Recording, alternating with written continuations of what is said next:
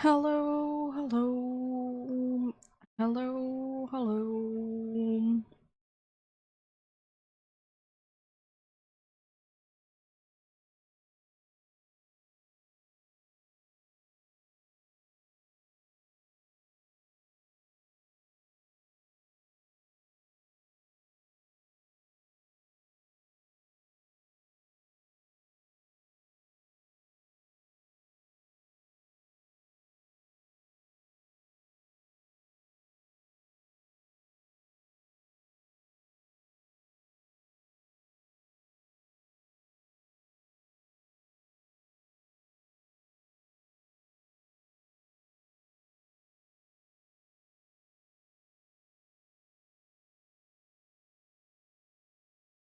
So today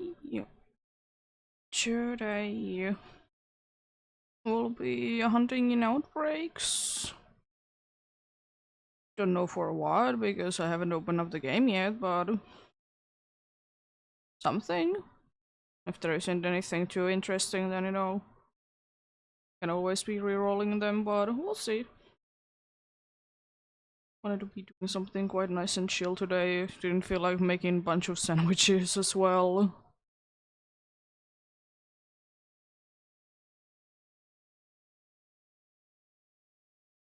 Nice and chill indeed.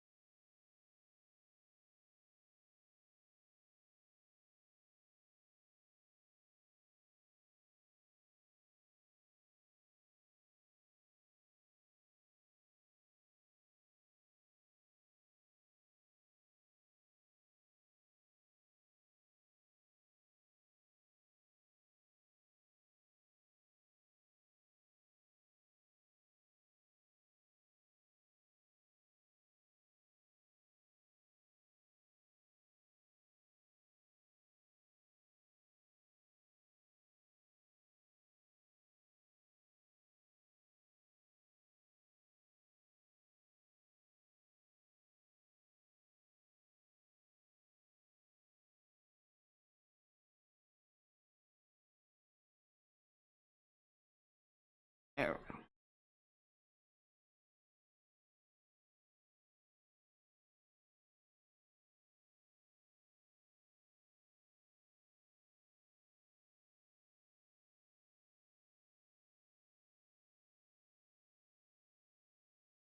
I keep forgetting to be emptying my boxes in here, but I have room.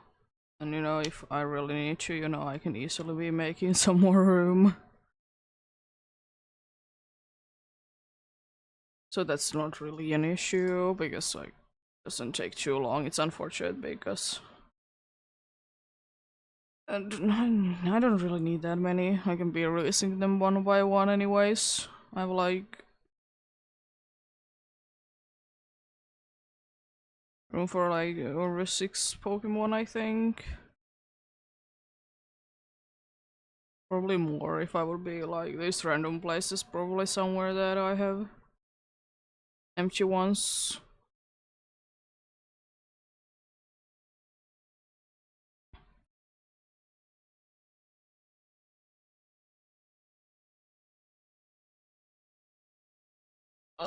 Yep. Um, let's get going. If there isn't anything too interesting in like few checks or resets, then can figure out something else. But I'm just not in the mood of really doing any sandwiches today. That's why I want to be doing outbreaks. And also, as I said, I most likely will be taking a break from the far-fetched hunting as well. Continuing it after Safari Week. Starting here. Fetchling, don't really wanted Meowth. Eh. Varoom is a nice one. I wonder what that question mark can even be. It's all the ones that I can think of, they can't really beat.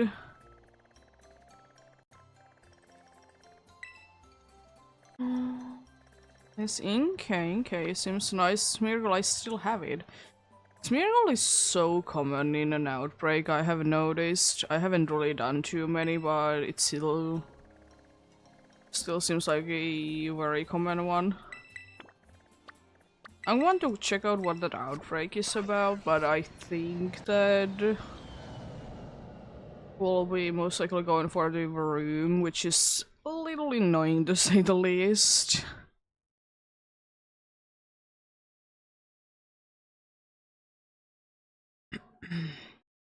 And you know, as it is with any outbreak, you gotta see like what kind of area it is anyways. Like it might be a good like seeming like a good place, but then like terrible in actuality. Oh, it's the yellow one. I was thinking that I have it in the decks, but I don't have the yellow one, I see. Because I know that for a fact, because I have a shiny of the white one.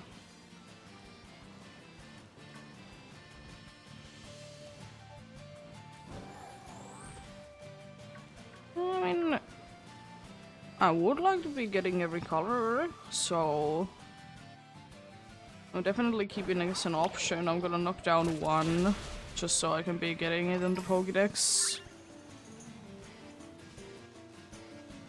That isn't too bad of an option. So maybe going for the yellow one. Hopefully that mark will be a one that the game knows how to be getting rid of. I hate when they just have the marks there.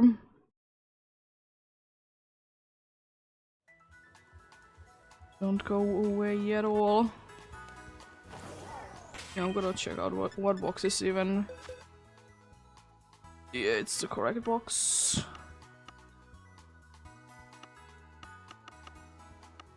I haven't really been hunting for most of these things, but it's kind of surprising that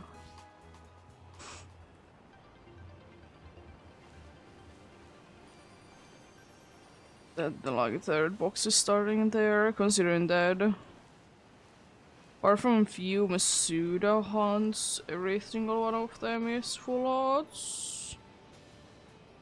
Most that I've been using is to be getting a sandwich to be boosting a type, if there is something.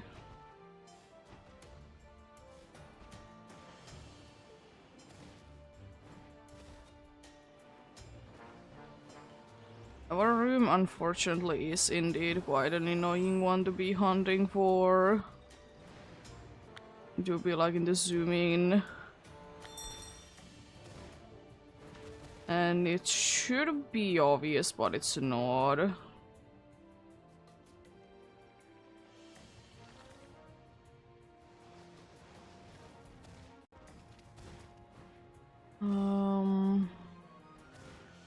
Maybe this would be a better place.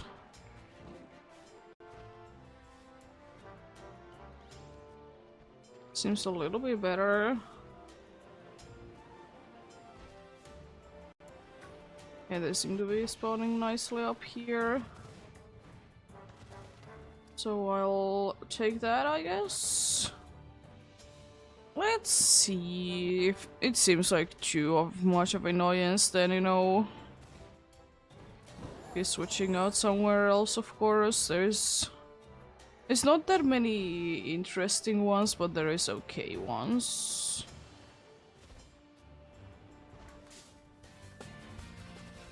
Oh yeah, Earthworms are a thing in here. The dudes that you're randomly running into.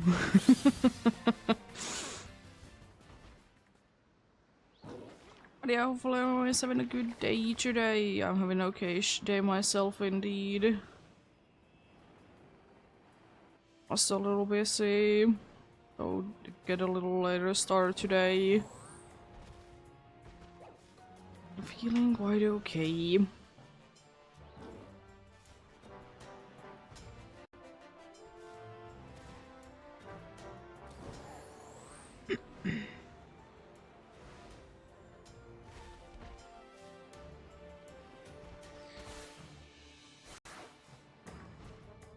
Yeah, indeed, the thing is that Varoom is one of the few Pokemons that the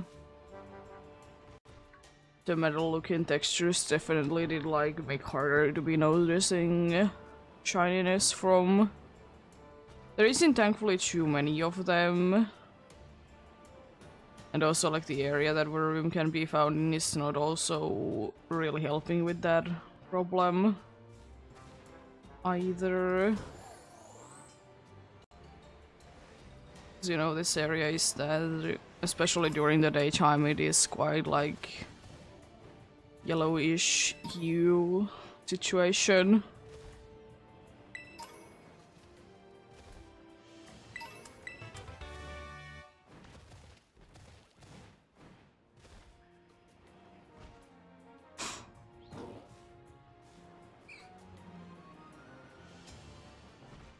What a nice shiny, if you can tell it apart, that's for sure.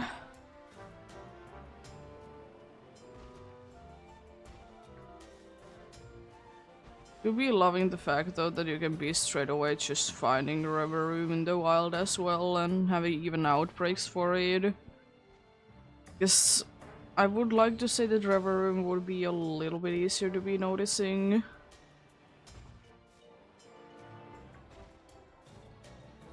Nothing like shiny wise, they are quite similar, but it's just the one of them is quite a bit bigger than the other one, so the size usually helps, you know. And the shiny is not the most noticeable one, the size do be helping a bunch.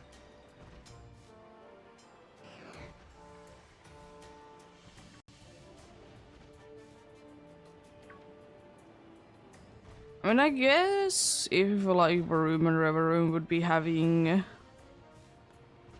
like something else also be changing rather than like the entire thing of gray to be or silver turning into gold.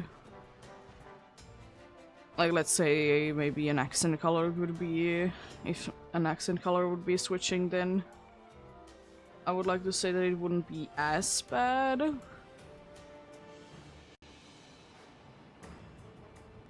It would still probably be like harder, definitely to be noticing, but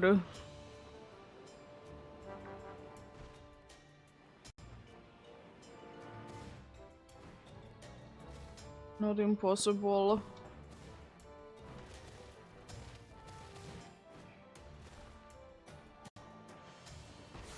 I was about to say that you seem small. Room was one of the Pokemons that I did kind of want to be using on my team, but didn't really have room for a new one.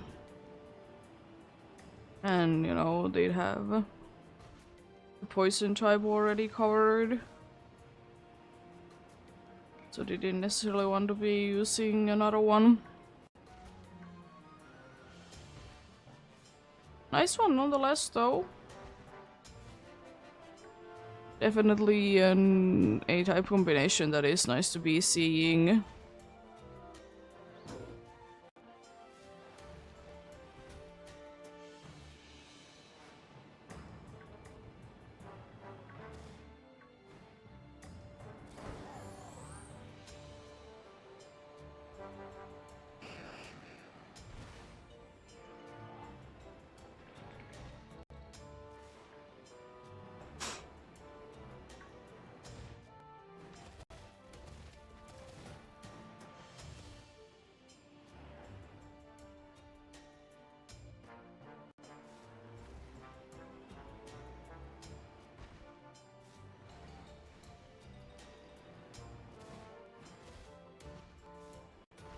Nice group spawn.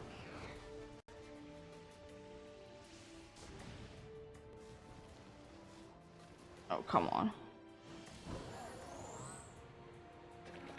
If a room wouldn't be so hard to be noticing if it's shiny or not, definitely Varoon would be one of the ones that you could be using the flying method for. You know, fly abouts and do things faster because of that. There's so many duck trios here, jeez.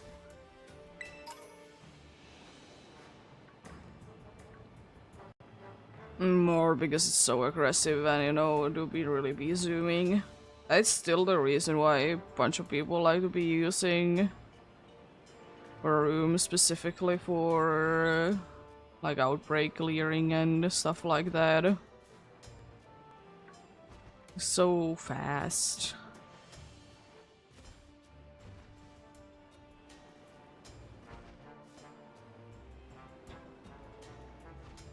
It's so fast and it's so nice that it's so fast.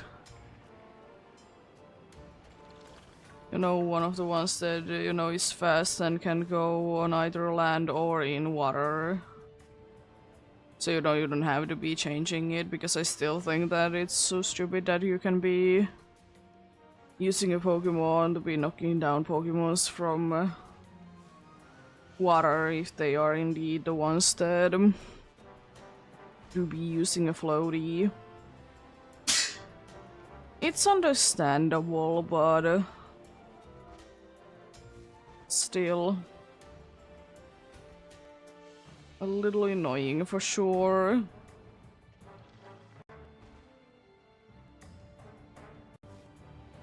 A little annoying for sure indeed.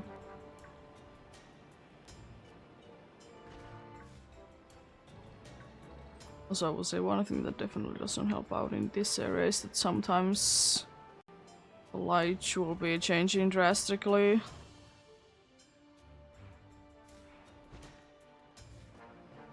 That doesn't like help at all.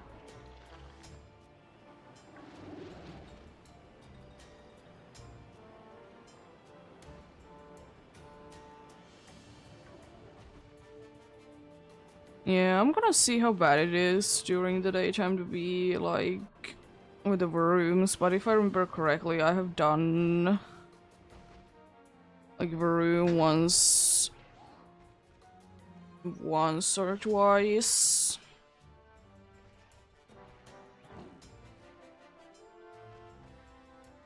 And if I remember correctly, I don't want to do them during the daytime. As I said, with a yellow hue. I might be doing something else. It seems too bad.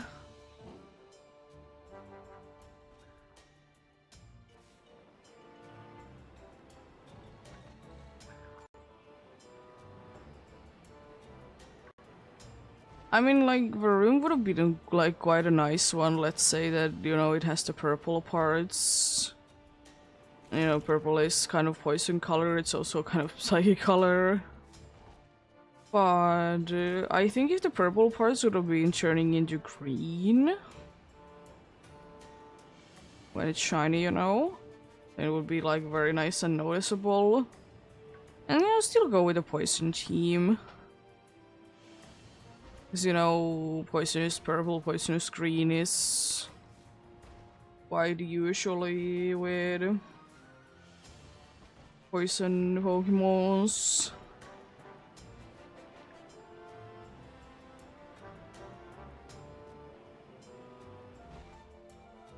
So as I said, like if something like that would have been a thing, then I don't think that Varoon would have been so bad. And of course I don't mind the purple, but just saying that I think green could have been working as nicely.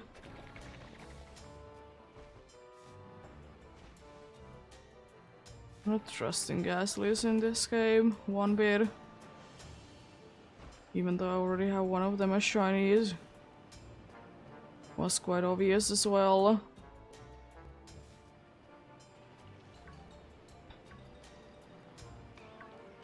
Still don't though. Still will say that I don't need the sound myself, but just have a Let's Go kind of sparkles around the Pokemon. I will be completely happy with that.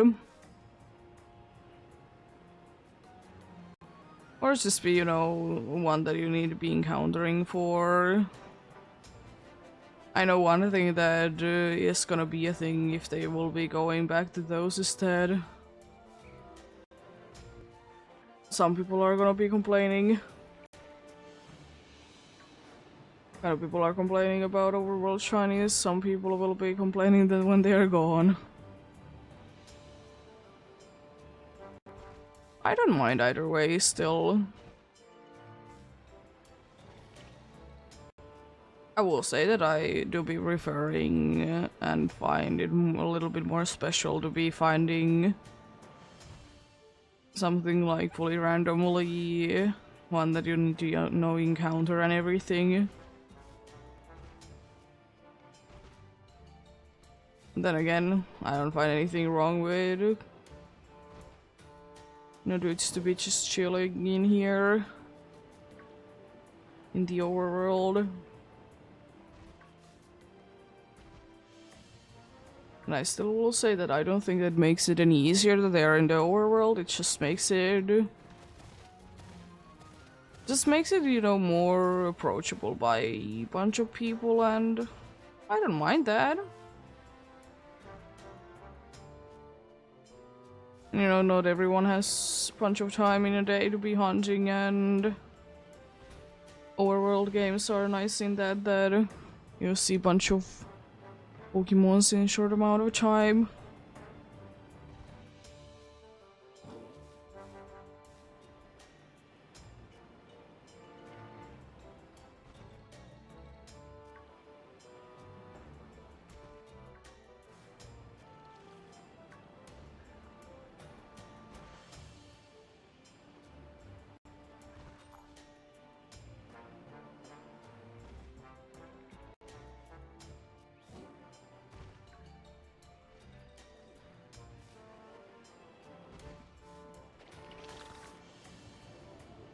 I still will say that I find Dictoleta and Dugtrio to be weird Pokemons because they seem like they will be like running away from you, but in actuality they're like going hiding and then surprise attack. It's kind of annoying. But then again, it kind of makes sense for Diglett and Dugtrio to be doing that. A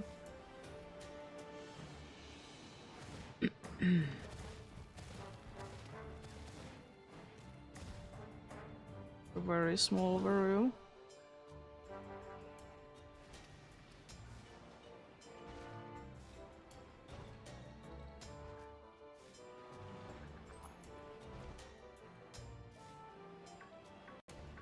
But yeah, as usual, if you haven't noticed, just running about in the outbreak and not knocking down anything.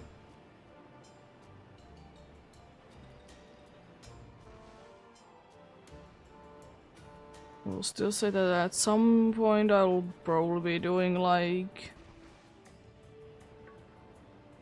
non-nicely boosted hunting for sure, but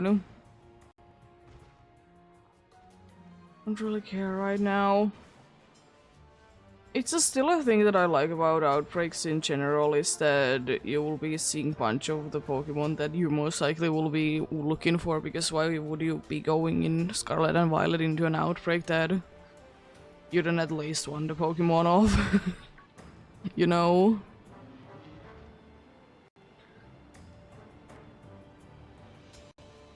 It's definitely a thing that I wonder some way or another either continuing being a thing that you can more or less be isolating Pokemons.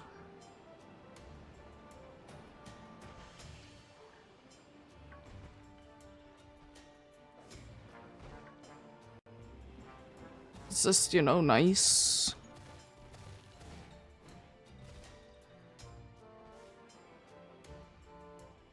But then again, would I be too shocked if they would be gone? Not really, but I will say that I will be disappointed.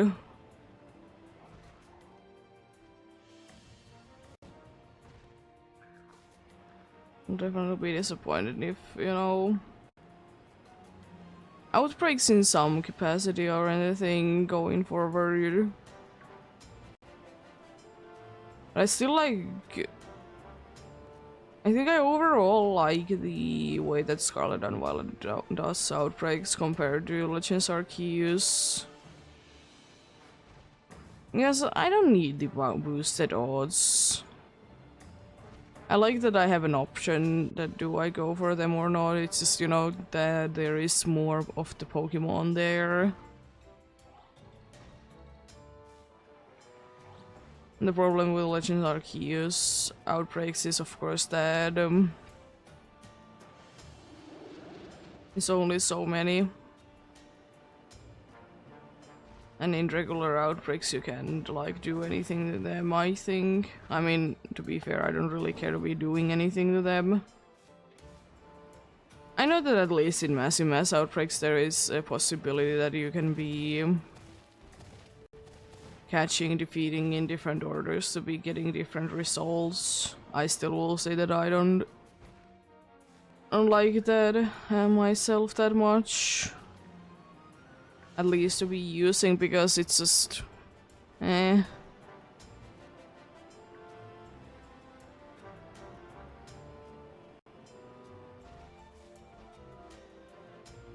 In my opinion, it takes too long to be checking every single possibility.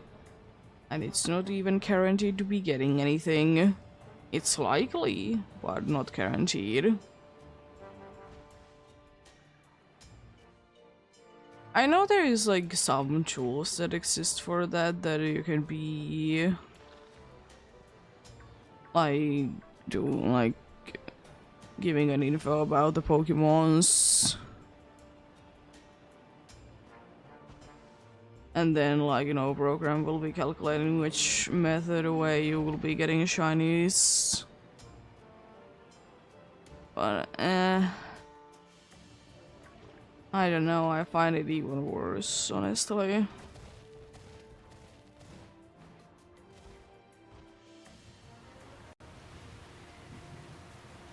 I mean, nothing wrong per se, but, for me... not really the biggest fan of that either. If you want to do it though, I still will say that I don't mind. Everyone do be doing their hunts their own way. As I said, you know, I understand that not everyone has a bunch of time in the day to be hunting. And no one to be getting results.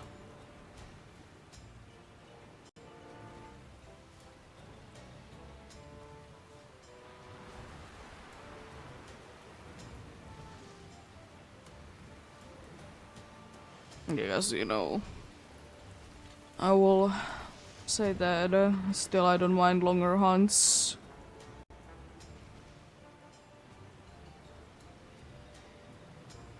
They are what they are indeed.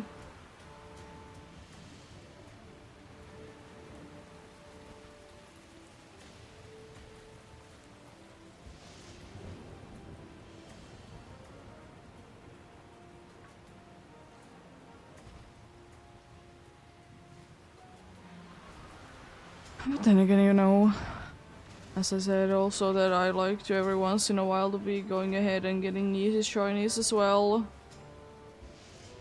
In its own weird way, it keeps me motivated on things. Not as much anymore, I don't do that because sometimes I might have been going to Legends Arceus and getting some shinies there, but I don't do it as often anymore. It's definitely, you know, a way that I used to get myself in the mood of shiny hunting. More in quotes difficult hunts. it's still a thing that I don't really like when hunts are called either. In most cases, the hunters are called either easy or hard.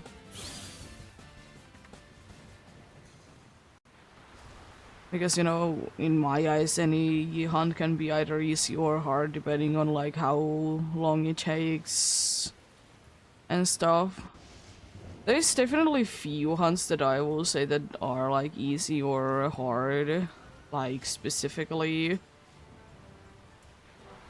But like hunts like chain fishing is considered easy shinies. I would like to say that yeah. The odds of fighting Pokemons are good, but if you don't know how to be doing chain fishing and stuff, then you know it's not that easy.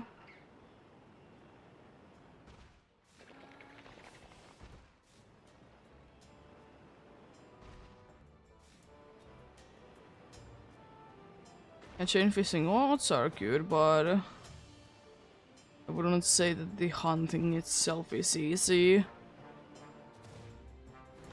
And in my eyes, at least, there are two different things. Same it is with, I don't know, Pugirator is also kind of the way. In the sense that when you're building your Pugirator chain, it's gonna be like requiring a bunch of things that you need to be doing, you know. But after you get it going, it's like not that bad because you will be like fastly resetting things. Same with like something like SOS calling. Because like SOS calling wise, if you depending on the way you want to be going, do you want to be going with the level berry strategy? Or what are you gonna be going for? If you go with the level berry strategy, then it's quite easy. You just need to be doing like bunch of preparing beforehand. But after that, it's not that bad at all.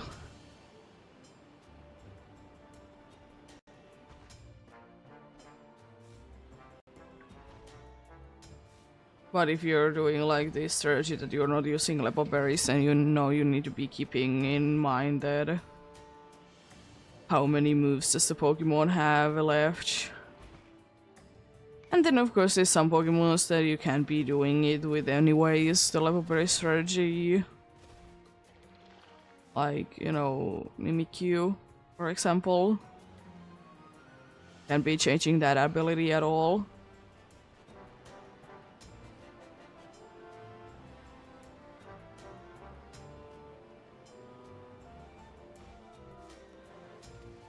I mean, I guess the method that I would like to say that is quite easy, because it's, even though, yeah, it is method because it's technically, you know, increased odds, and that's like, what is method anyways, but is Friend Safari?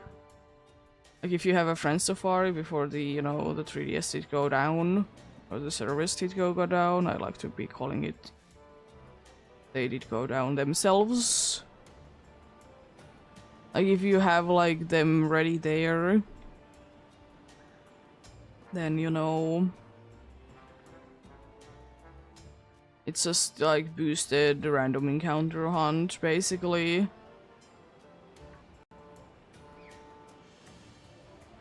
Sandwich hunting is, like, a weird thing that, I don't know, it is kind of easy, but also, if you don't want to be restarting the game always, you have a limited amount of time to be getting shinies before you are wasting your ingredients.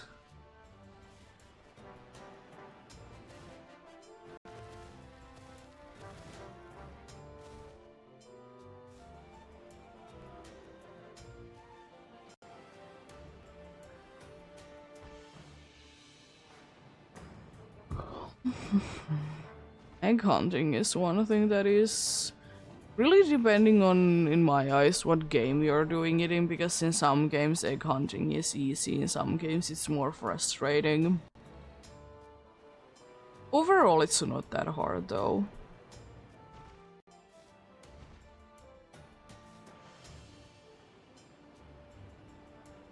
But yeah, hard hunts, no, hunts that I would be considered hard are the ones that you have only one check in few like minutes, and then you would need to be restarting your game and everything, kind of like something like a Manaphy hunt.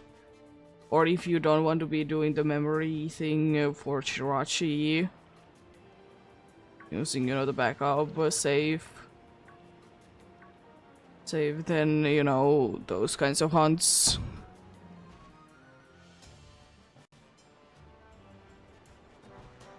One thing that I would kind of like to be going ahead and doing at some point, even though it is kind of a controversial thing that do people like it or not. For funsies, I'll be doing like, I would like to try my hands on the RNG manipulation. It unfortunately can't be done in too many games, so that's like a big flaw that it has. That, you know, there is in the too many games that you can be doing it in anyways. I mean, there's decent amount of games, but like there isn't too many like new games that it would be easy to be doing it in.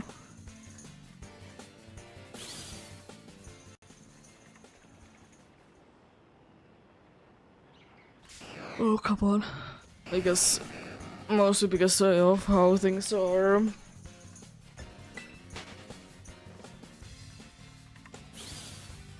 Like done nowadays.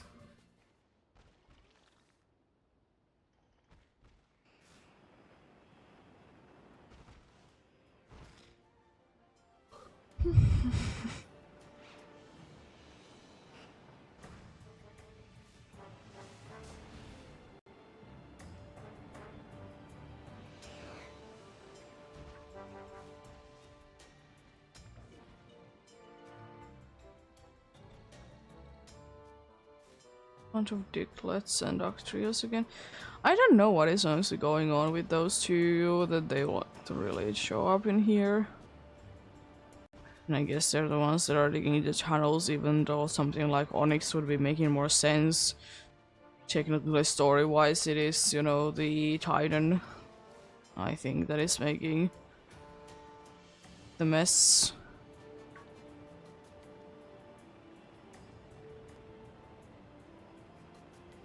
Oh.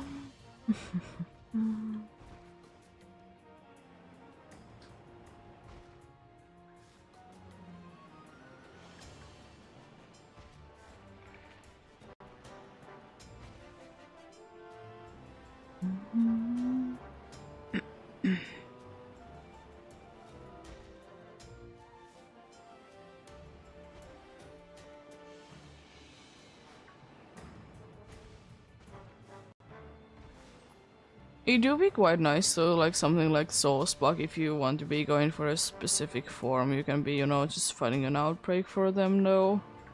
It's still a thing that I'm so glad that they did fix with the DLC, that they did fix the outbreaks.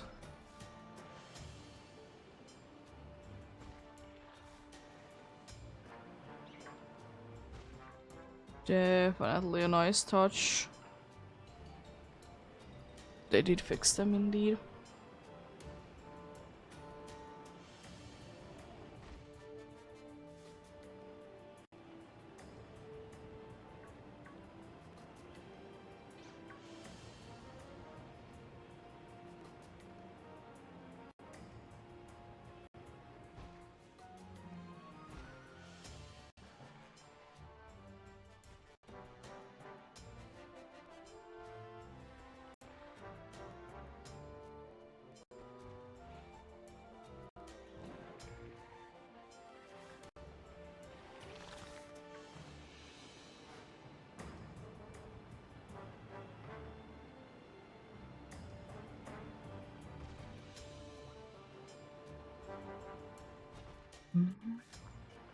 Yeah, I will say that this doesn't seem that bad.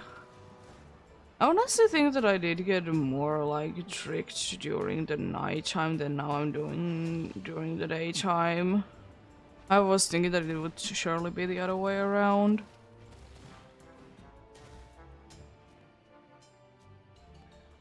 But yeah.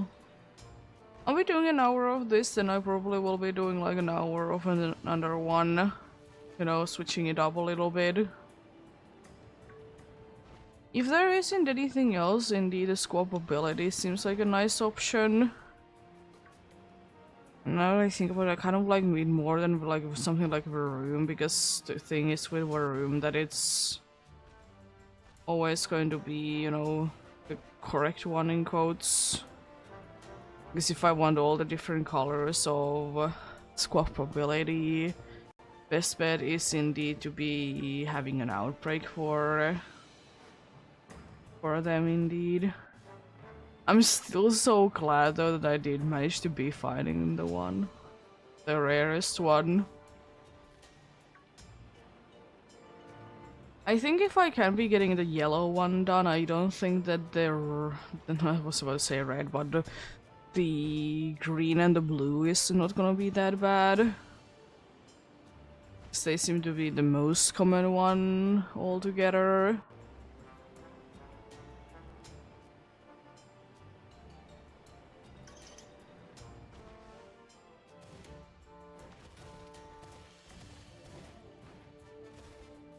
That wouldn't be too bad at all.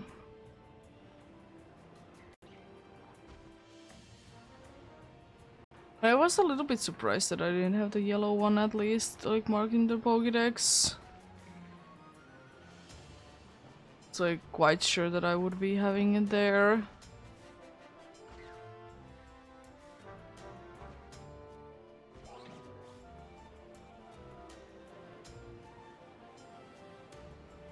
Being so close to the ground. What is going on in here?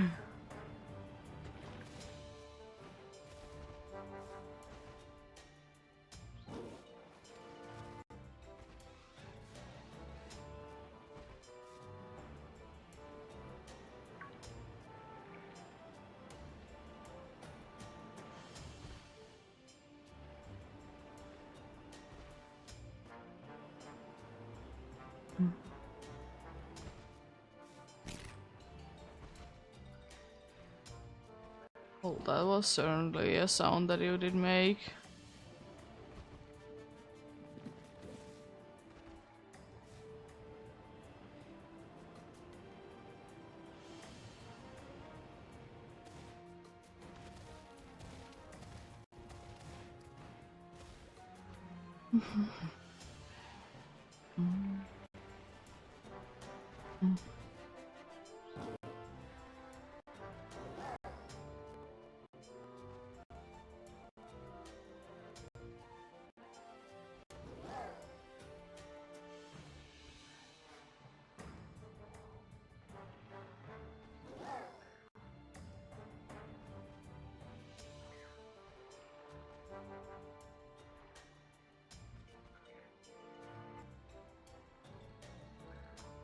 Oh.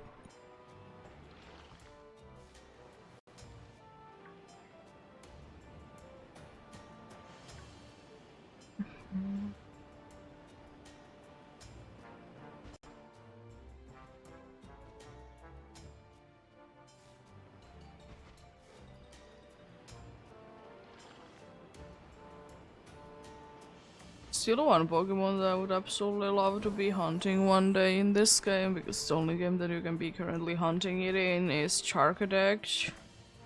But it's again like one of those Pokemon that I either need to be getting like finding a nice spot for them in like without an outbreak, or find an outbreak for them, because otherwise they're a little too rare for my liking.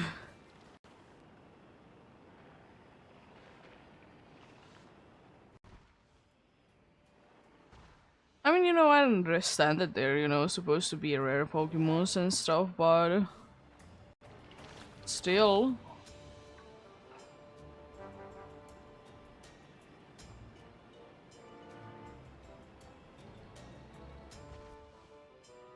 I do be fine. Indeed.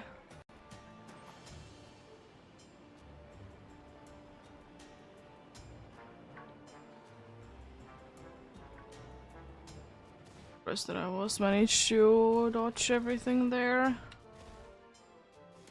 Sure, sure.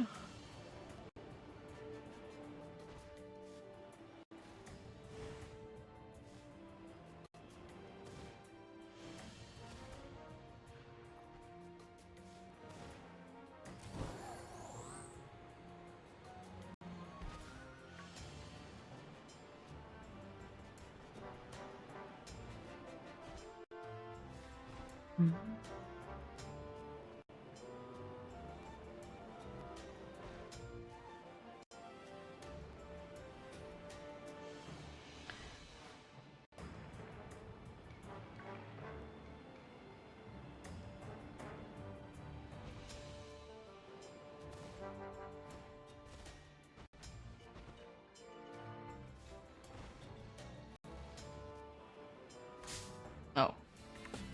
I was thinking that I could be avoiding that. Oh yeah, the floating Pokeball. It is kind of weird though, like why is the Pokeball like rendered in still? And the person itself isn't loaded in.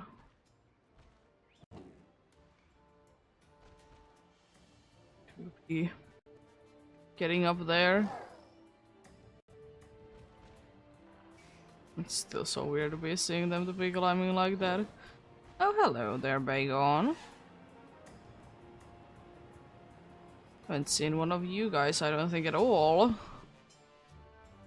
I mean, it would be rare, but still. A little surprised that it was the first one.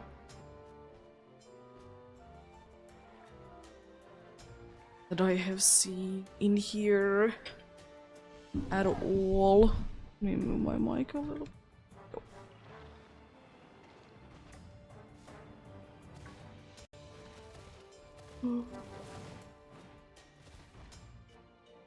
I guess Poison Sandwich would be like, even without an outbreak, would be quite nicely isolating these dudes, because for Steel I can think few Pokemons.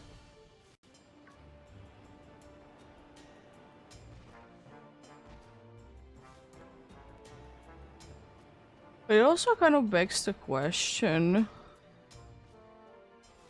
with Varoom and Reveroom instead.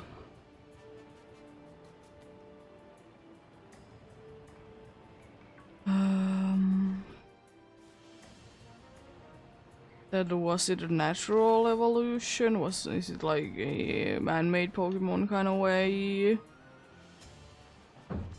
Considering the evil team in quotes. Team Star specifically. Because they did have you know, their own special versions of the Starmobiles or rubber rooms.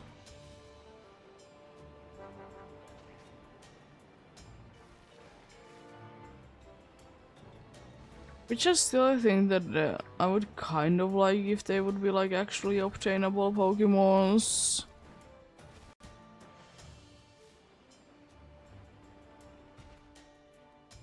They have very interesting movesets. Ones that aren't available with someone else at all.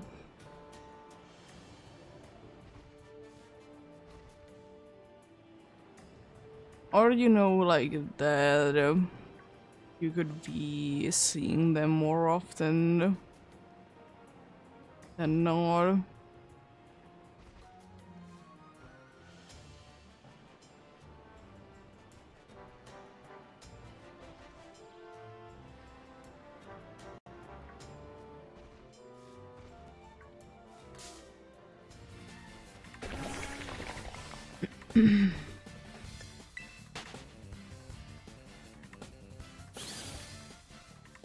Oh.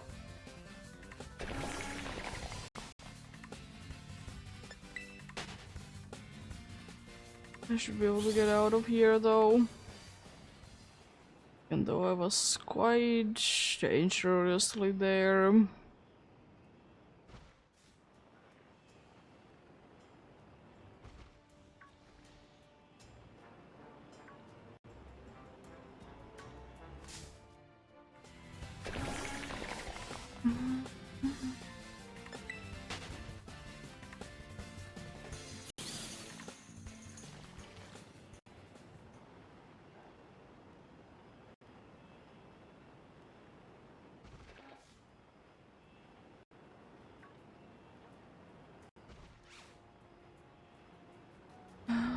I don't know how much attention I would need to be. I was like thinking about the squabbability situation. Like how much attention would I need to be putting into them? I'm kind of in the mind that not too much. This is not the most obvious or easiest trying to be seeing, but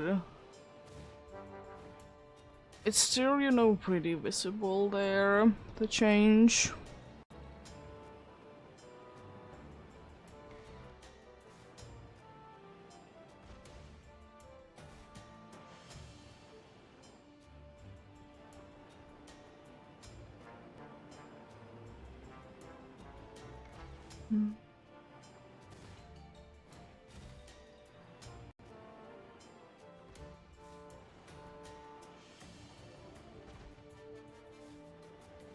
I've been the question, where did they all go? Does seem to be very small amount in here.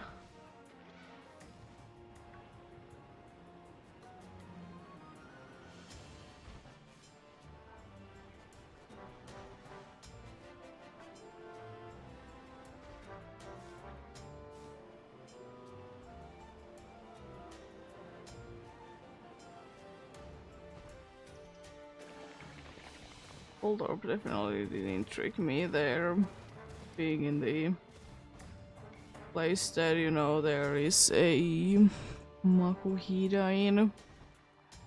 Ah, couldn't be.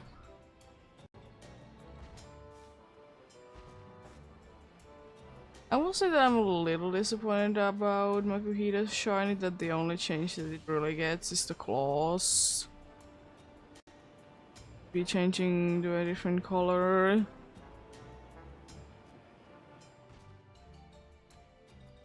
I've been wishing that the main body wouldn't been changing, even if it would have been just ever so slightly.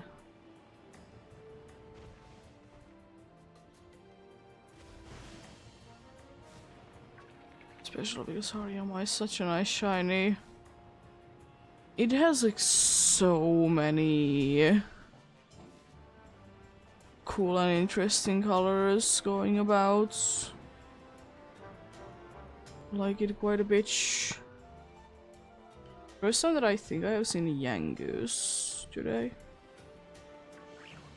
Again, there isn't really that much space that can be spawning in right now anyway, so fair enough, I suppose.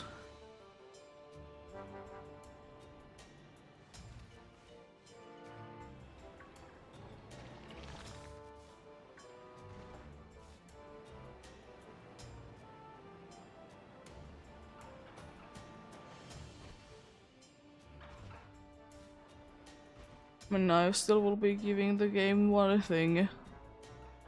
At least the outbreak could have been in a worse spot. It's still not, as I said, too ideal. It's kind of in two different levels. And it's not too ideal to be that way. But at the same time, it could have been a lot worse.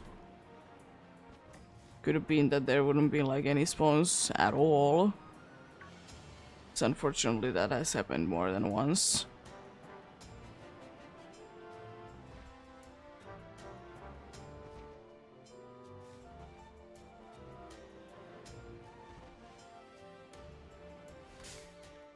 I didn't even see you there. Please don't have arena trap. Thank you.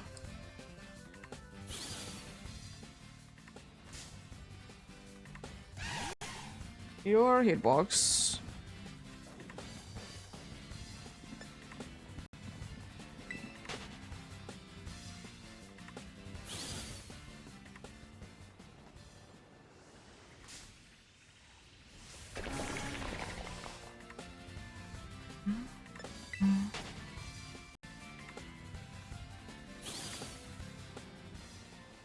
There we go, I now can probably be getting out of here without getting into another battle. I would like to say.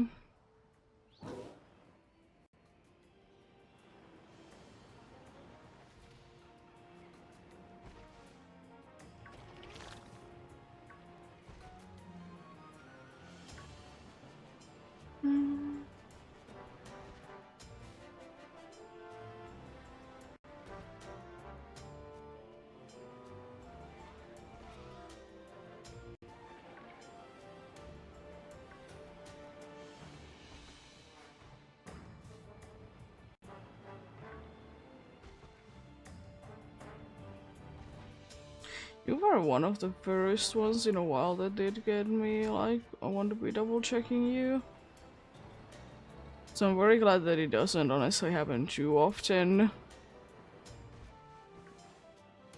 Because I know and I have seen like from other people's like hunts for this that,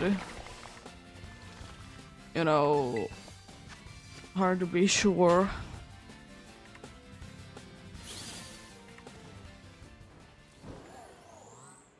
Hard to be sure. I don't know, what is it then? Am I just like so confident that I can be noticing it and I end up missing one anyways, or what is it about?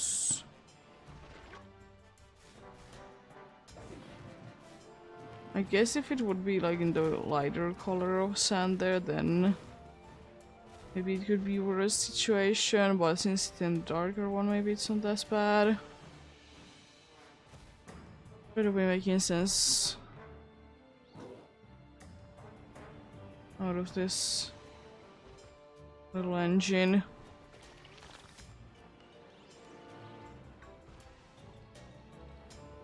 Might is easier than it seems like. Just run away from them a bunch.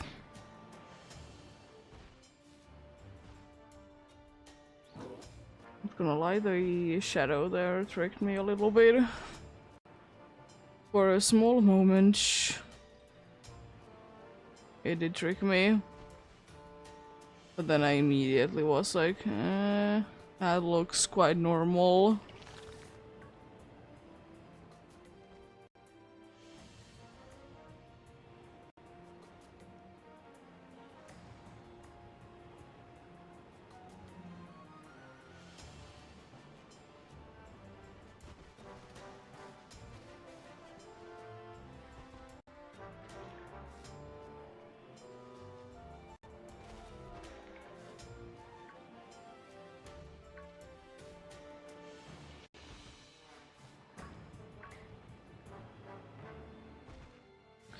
I will also say that I remember the rooms being a lot more annoying, as like in general.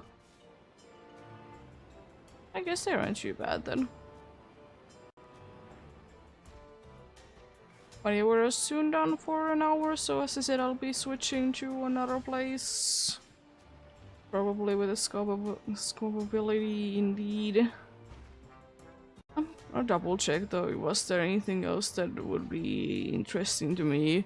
There was few, but I'm like quite sure that they would be like certain time of day only there.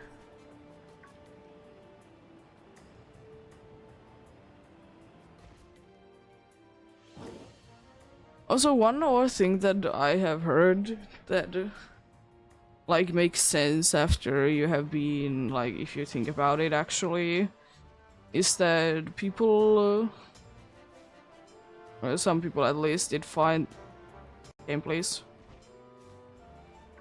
that, you know, drill burr distance spawn in sometimes during the daytime, especially like if it's like outdoors area. But if you think about it, drill borer is, you know, based on the mole. And moles aren't specifically found of daytime. So it makes sense why if it's outside of a cave, it's a nighttime exclusive.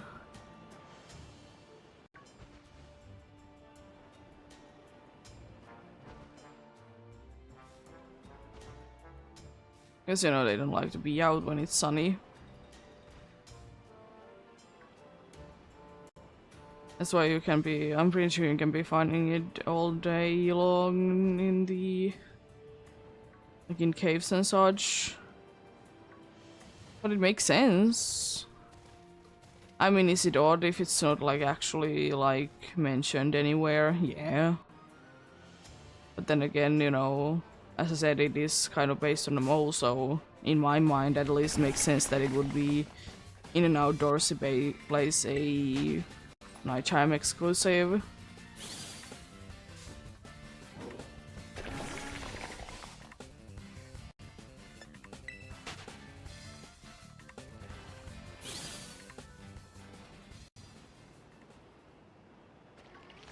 I mean, I will say that I'm a little bit surprised that it's available in the in the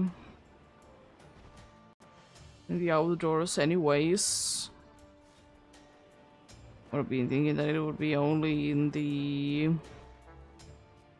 caves and such.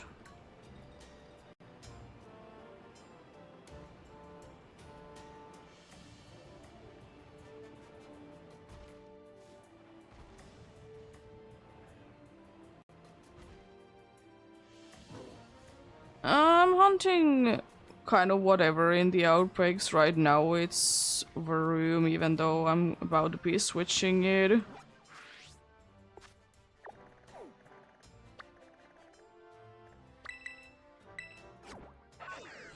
Gonna be switching into squab ability.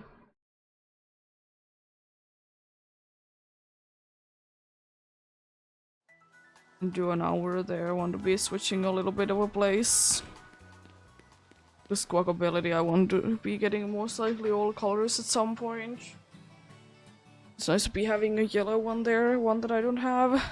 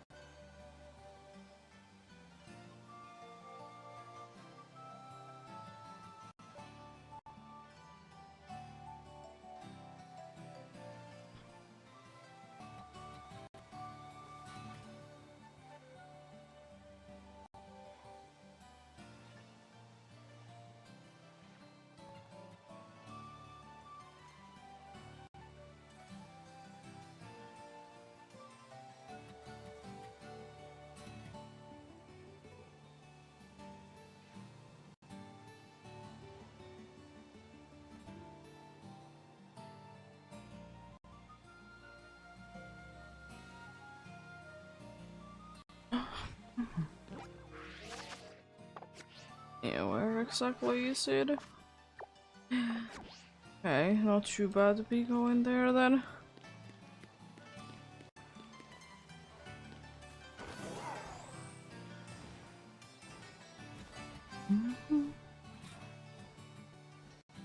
Was there anything else really that I was looking for in today's? I don't think that there really was.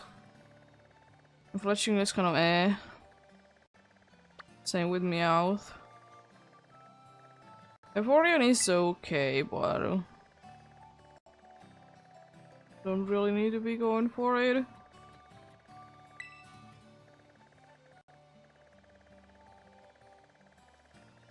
Smeargle maybe, but I already have one, so I don't really need to be going for it. Thank you for the follow.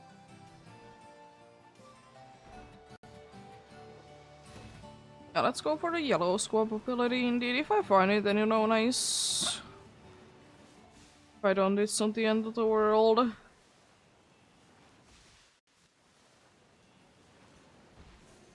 But yeah, most likely I would like to be going for all the colors of these anyway, so... Nice to be getting, you know... an outbreak for them, so, you know, can be getting only one color. Otherwise, it's kind of annoying to be going for a specific colors.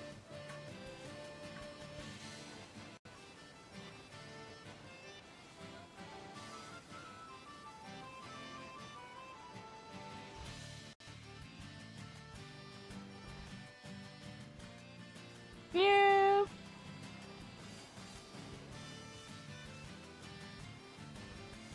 It do be sometimes like that, you know, don't really feel like doing hunting.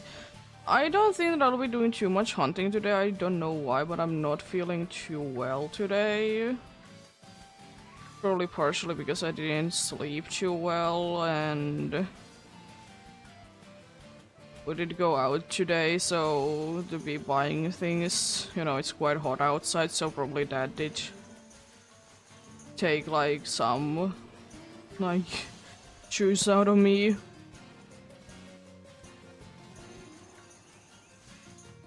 But still, I would like to say like a few more hours. At least like I would like to go for 4 hours if I just can.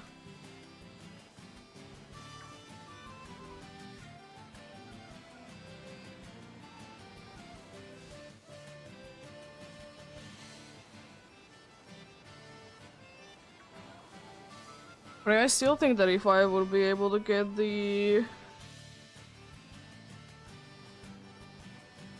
I will be able to get these then. The yellow one, then, you know, the green and blue one aren't gonna be as bad. They're more common.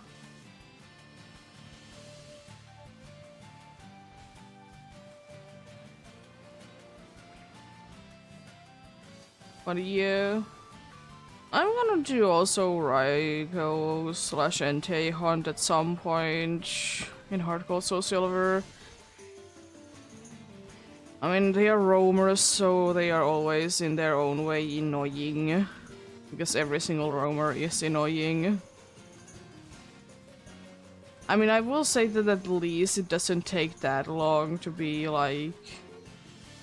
getting Raikou slash Entei to be roaming about. Because sometimes there's like ridiculously long cutscene. It's so annoying to try to be getting it even started.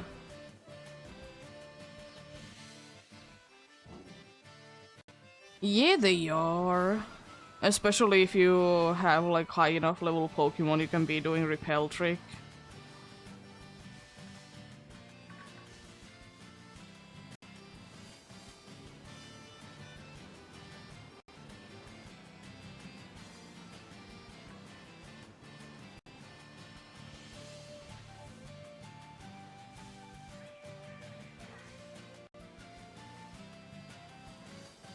I still, if I remember correctly, I haven't done any of the roamer hunts myself, but if I remember correctly, Mesprit is one of the worst ones.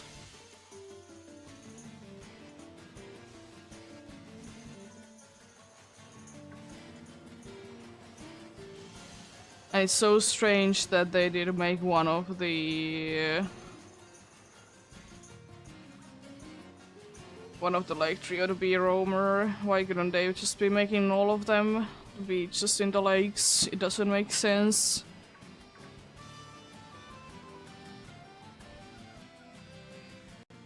then again, I do already dislike them, so that doesn't change my opinion on them, to be fair.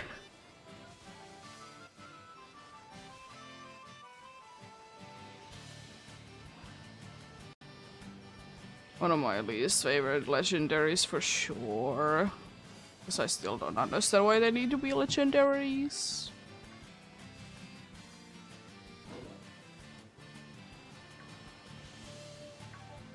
Because I think that they would be more fitting as mythicals.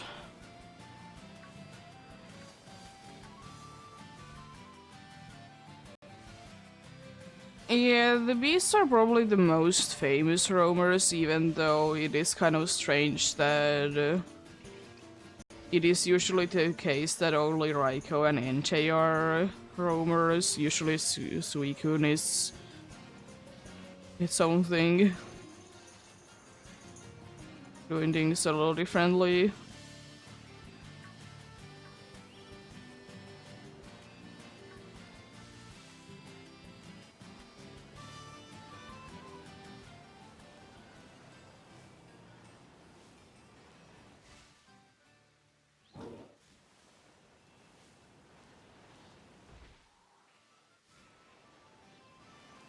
But yeah, in general, roamers aren't really too liked. Is they're annoying. I know people like as roamers, the Latios, aka Eon Duo, but I just know that also they kind of hate it because they have just terrible stats always. Which is a fair enough, like, point, but then again, I don't personally care about that. But it is kind of, like, annoying that the only, like, way to be getting them is, like, guaranteed bad stats.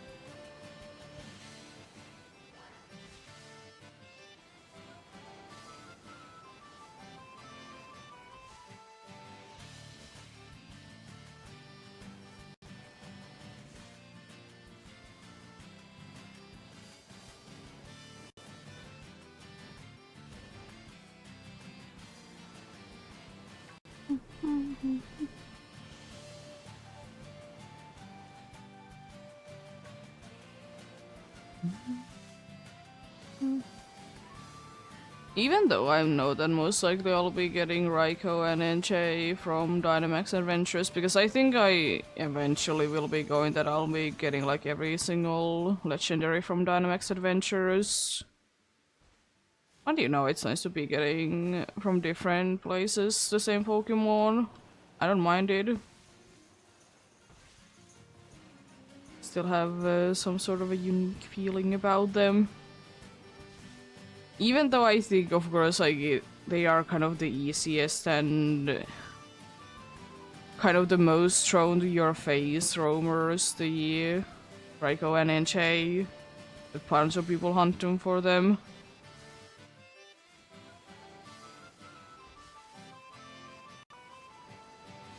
Yeah, it's understandable. Unfortunately, if you want to be getting every shiny legitimately, then the A's are for some Pokemon the only way that you can be getting them right now.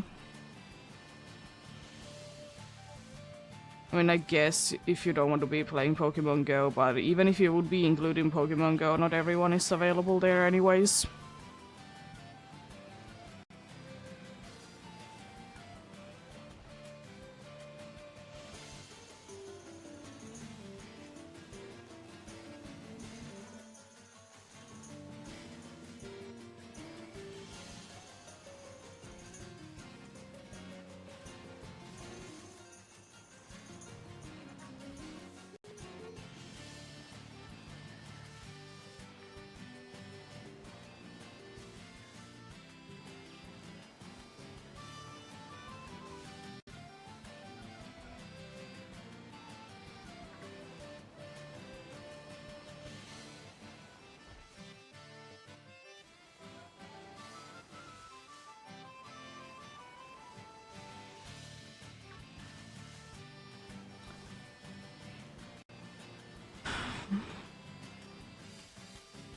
I think that the only ones technically only locked in the Ace, if you include Pokemon Go, is Solgaleo, Lunala, and Zygarde.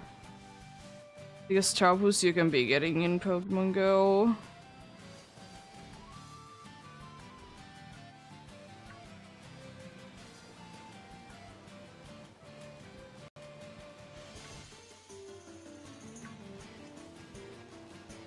But then again, I can't be bothered with Pokemon Go, so the Ace.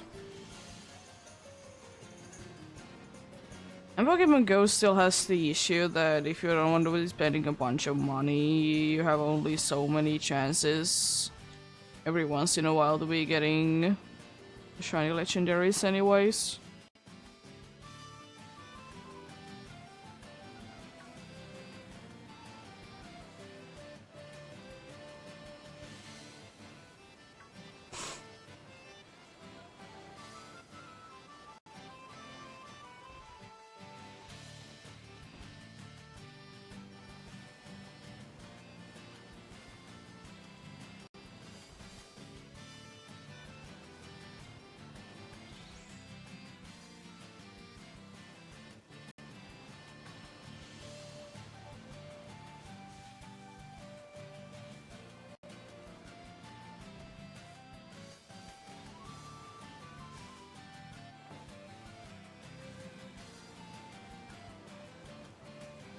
But yeah, indeed, if not sooner, the next time that I'll be hunting in Hard Gold, or specifically actually Soul Silver, is the Safari Week then. Which isn't too far off. I'm taking it along with, you know, Great Marsh in PDSB. Hopefully I have quite a good layout from last year that I'll be changing a little bit for this year because I'm including the Soul Silver if I can somehow be able to get like nice okay-ish quality of, you know, recording of it. I mean, it's gonna be, of course, you know, camera shoved to the DS screen or 3DS screen in my case. Which usually looks okay. I will need to still like do things for it. Test it out. Mostly because I haven't used the camera in years, so you know, don't know how well that is holding.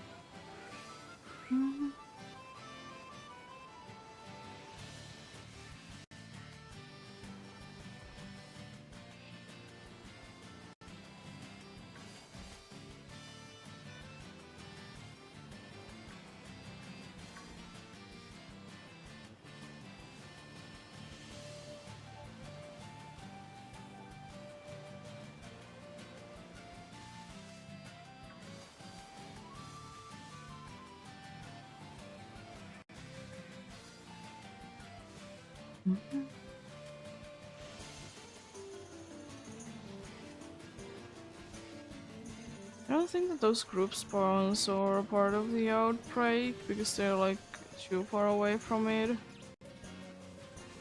most of the time that I'm doing outbreaks that I don't do too much of, seems like there isn't really group spawns. It's usually individuals. I don't know. They're alone anyways. Yeah. Solo spawns, you know. Which kind of makes sense for outbreaks. technically could be going in and out of the town, but the problem is that I think I might be getting too many like group spawns happening with that. But I could technically be doing that because the play, you know, the city is there, like nice and closely. That could be, you know, done.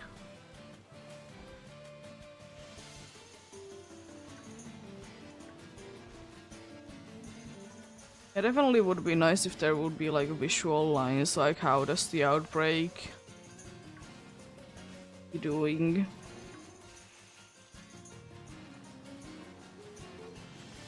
What are the borders and whatnot?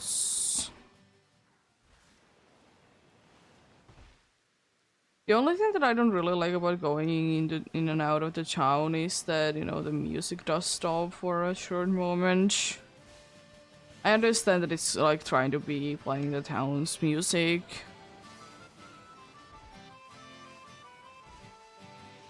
But it do be a little annoying, to say the least.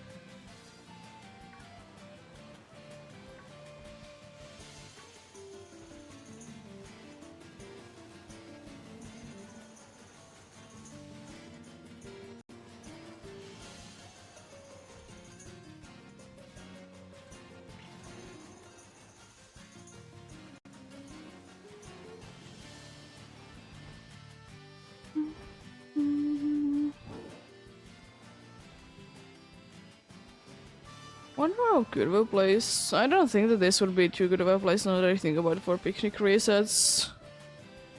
Not that I couldn't be getting a bunch of like spawns in, it's just because there is the hill there. Even though it's nothing too big, but it's, you know, still enough to be blocking the view a little bit.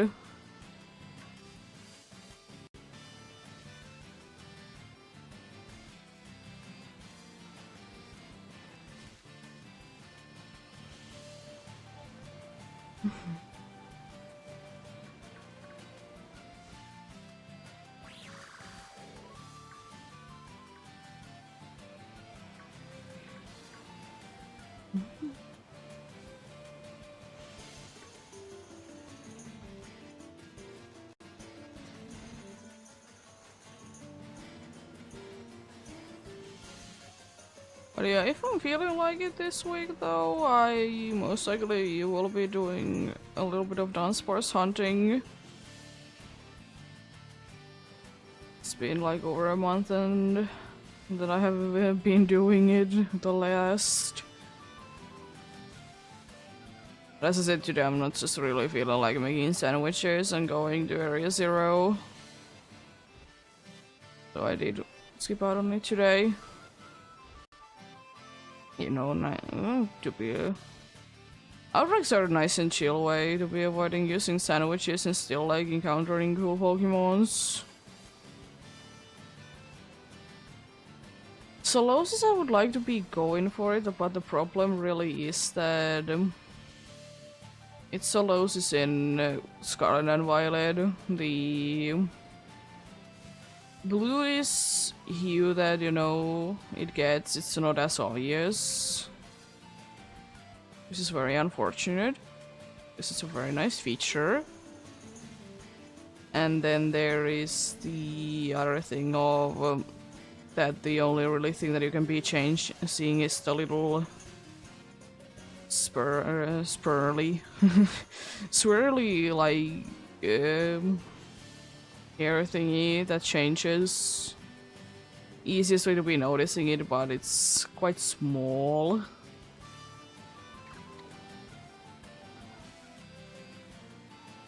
And I will say that I don't remember how does the first and exclusive thing be going.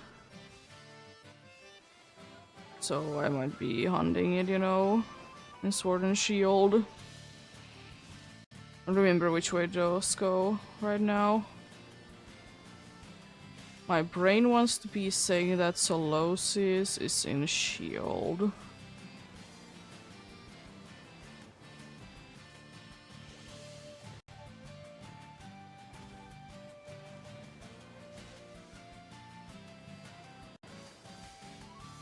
Double check it though.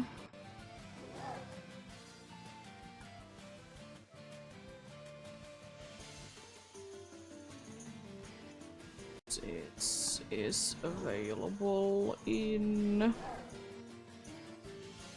Shield.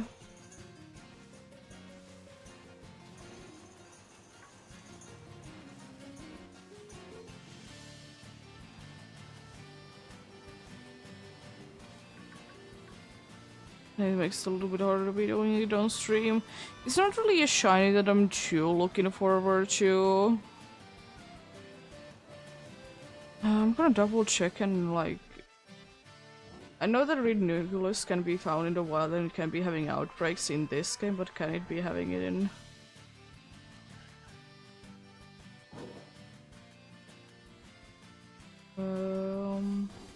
Outrage...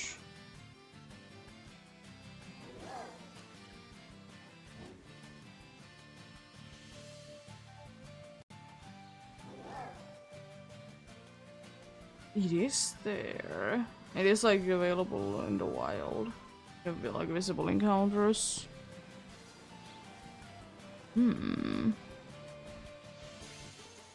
It's definitely, you know, a possibility.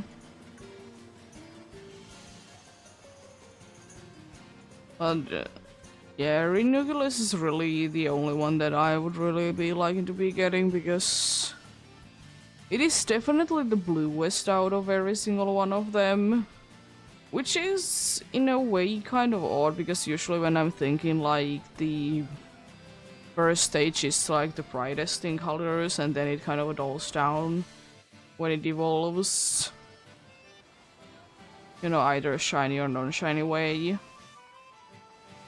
But, you know, Solosis line definitely seems like really Nucleus is the brightest of them all, shiny-wise. Regular color-wise, they are quite similar in color, so it's like one of the cases that it's quite interesting that it changes so drastically between the stages.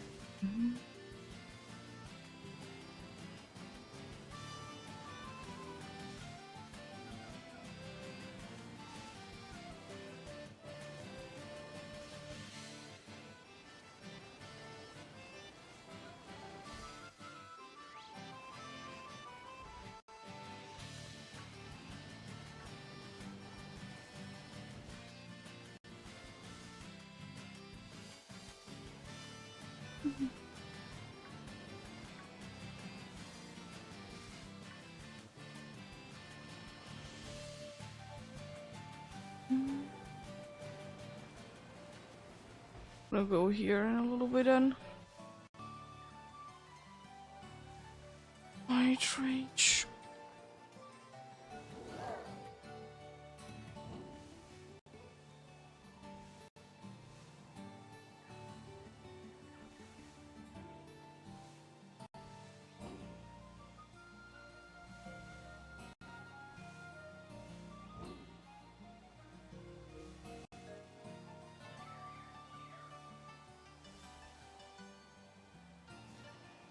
Probably trying if that, you know, helps.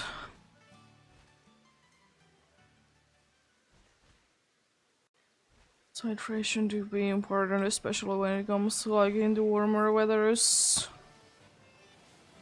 Is the thing to be forgetting.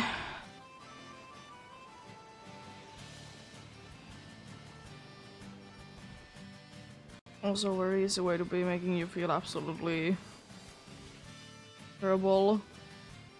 Every single time that I'm seeing the widest capability, I'm like, need to be really checking them out. I don't know why, because you know the shiny one is a shiny of the squabability line. As I said, it doesn't change between the different ones, so it should be fairly obvious. But I guess it's kind of more of a thing that, you know, it's normally quite similar color-wise.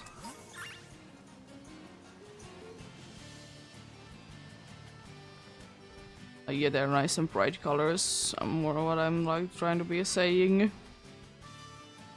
And then the white one is kind of odd in a way that it's not like a bright color or bright colorful color. I didn't even see you there. Not my berries. I'm holding into a magnet. I can be eating my berries.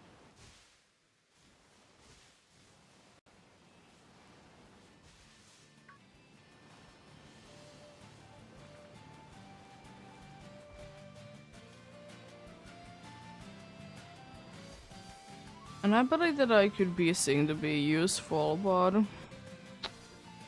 at the same time not really. I can definitely like see why one would be using it, but I wouldn't necessarily be using one myself.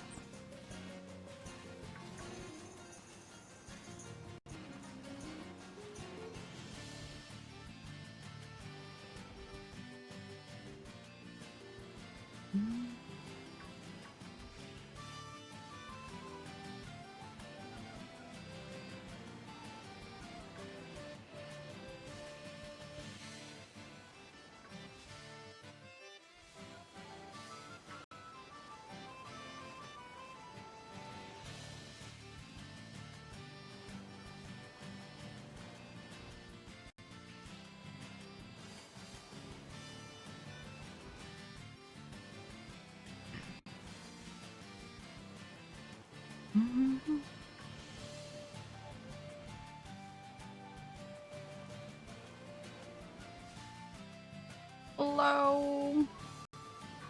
How are you doing? Hope you're having a good day.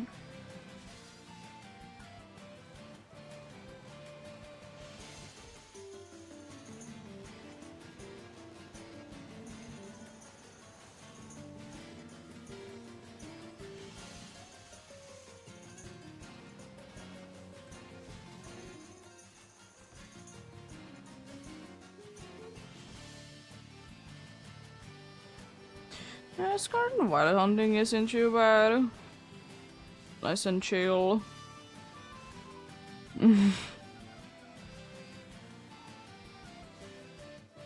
Isn't chill indeed.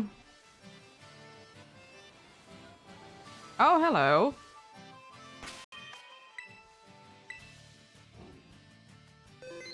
They're not really a thing from the outbreak.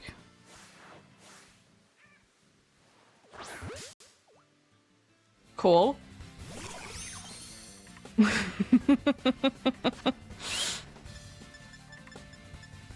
Heal ball.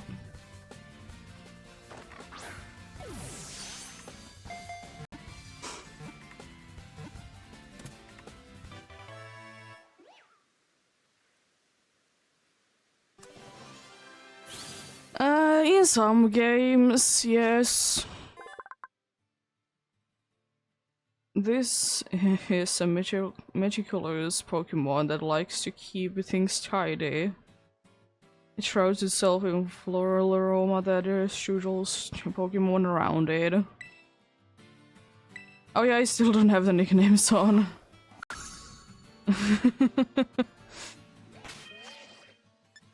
Probably should be switching that the nicknames are actually on. And also that.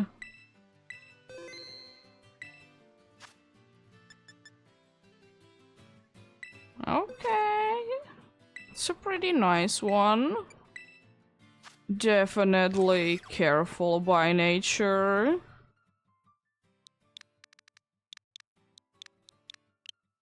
Wanna be nicknaming you.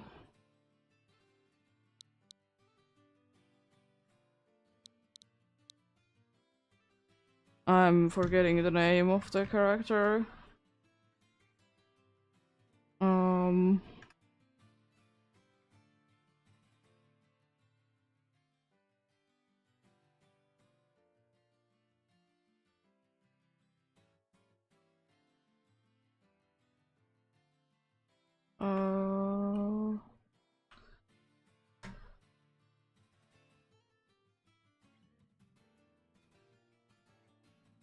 Getting the name of the dude. Oh, Gala is the one that I was thinking about. It's from Animal Crossing.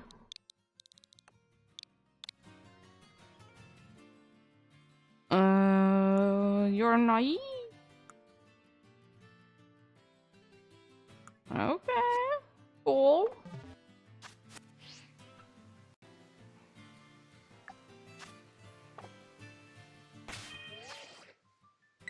Save again. Yeah, I don't know. I don't really get it in this game, as I said. I do be getting it in some games, though.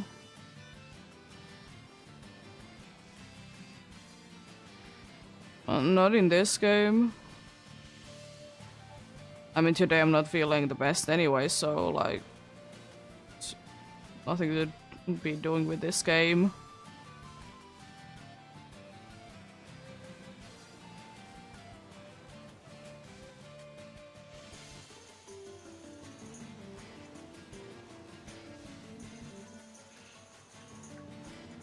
But I found something today. It wasn't really, you know, the dude.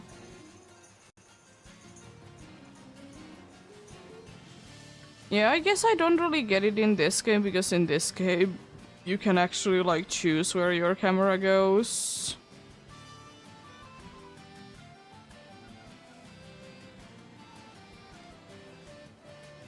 If it's a game that the like I have a zero control over the camera, I might be getting sick from that, but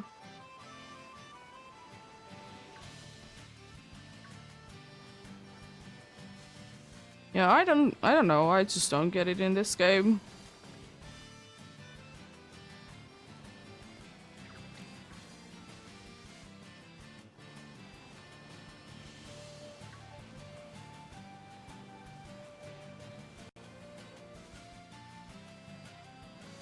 Like, weird way that I will be getting sometimes. It's not really a motion sickness, but sickness that I get from games from sometimes is that if it looks too good, like too smooth. Which I find very odd. That I'll be getting that out of it, but eh.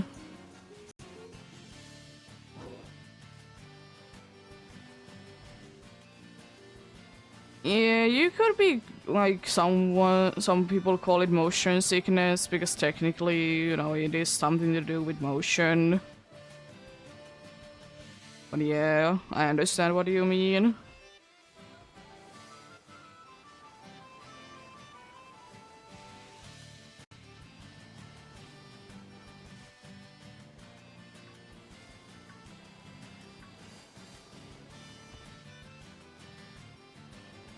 It is unfortunate. But then again, you know, nothing that can be done most of the time to that. It's just unfortunate.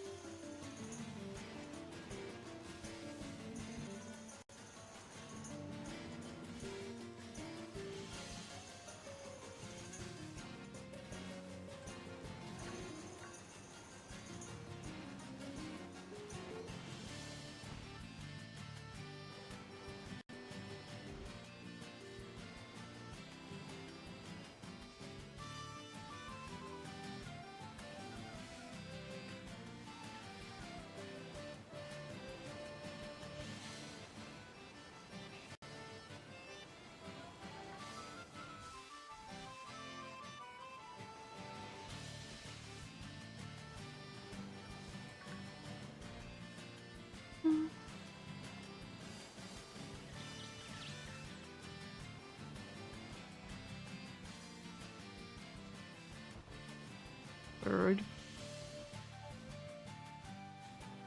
Good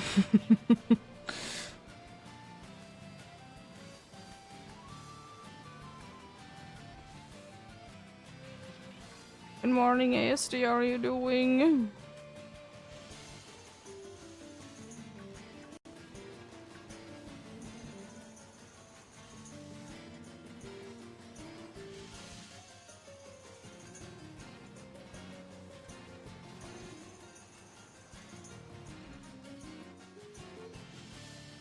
Yeah, but you know, if can't then can't, nothing that can be done, unfortunately.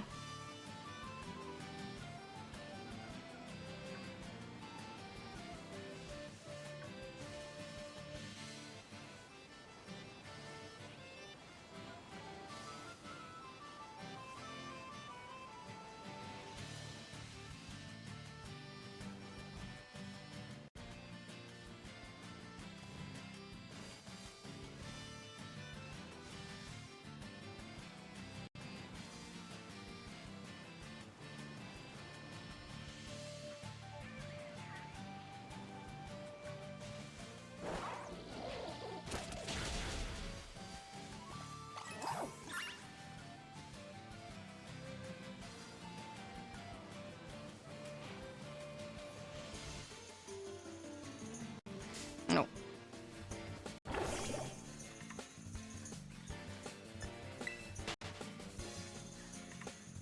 Be kind of cool to be fighting the male one as well today. I doubt it, but possible.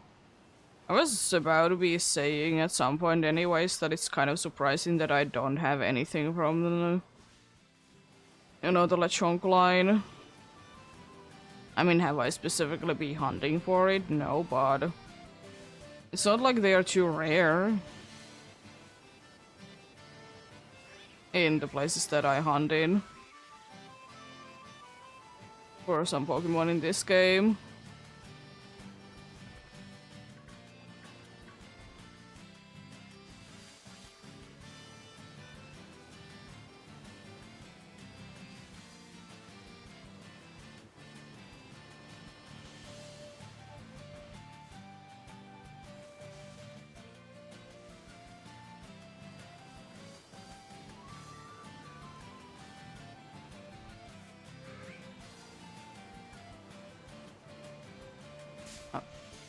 Did notice you too late there, buddy.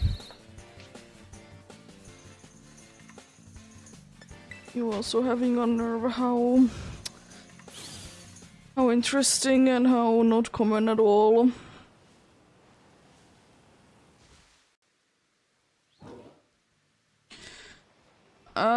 Yes, that are available in the DLC. I have captured all of them. Not shiny, but you know, have captured them anyways.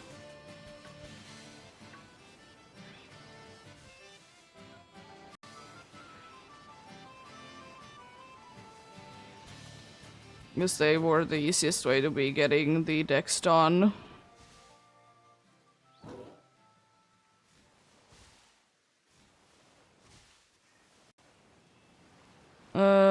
Paldea wise, it's one of the only ones that I have really like. Have gotten a bunch of them. Is Quaxly line is completely done, the same with Sprigatito line. But Sprigatito I'm gonna be looking for one female one. And then I need 2 more Fuecocos.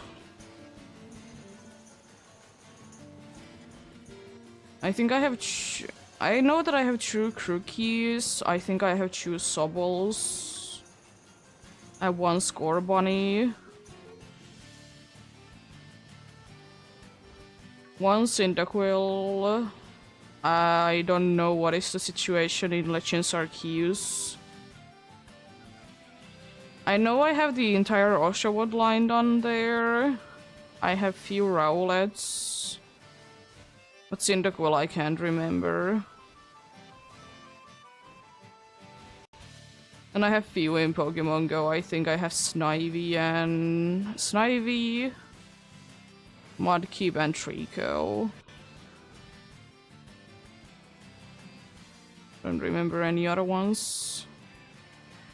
Oh, maybe some comedy ones, but I don't really count them. I keep forgetting that there is those.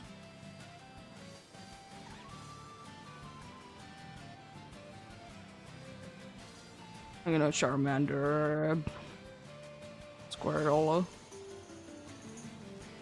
I don't really remember the comedy ones because they're so common there.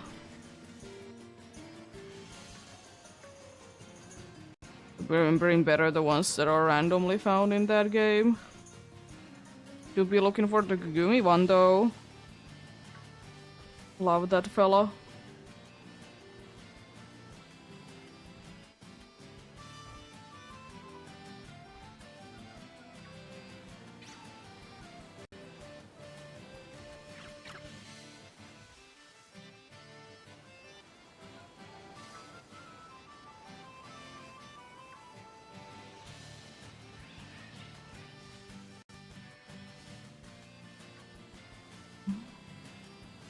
But yeah, definitely I'm gonna be doing hard gold, soul silver.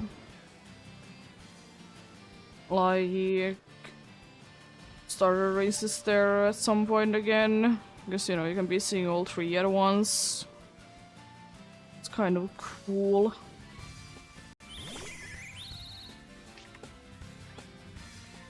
Did they get the Cyndaquil there?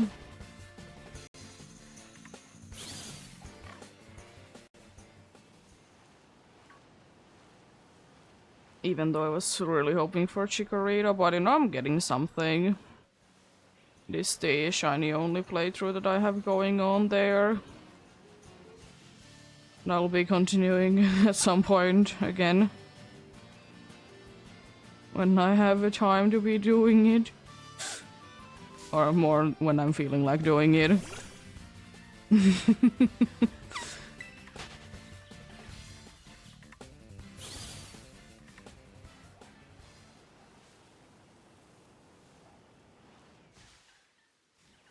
Issuing Typhlosion is quite cool.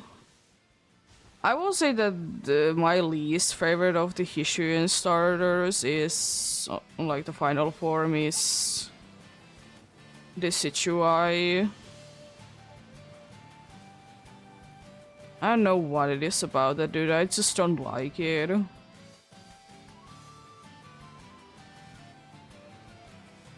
I know that a bunch of people absolutely love it, I'm like, eh. I have used it as well, but I still don't really like it.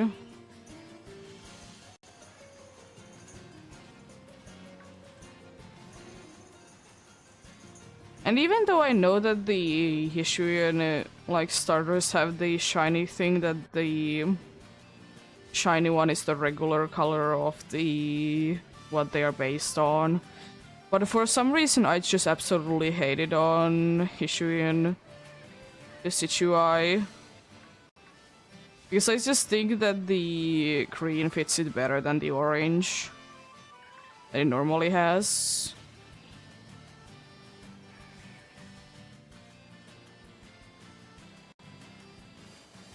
I don't know, it just kind of feels like the green comes out of nowhere. Probably why I don't like it as much. It's not a bad one though, it's just eh. Least favorite of the three.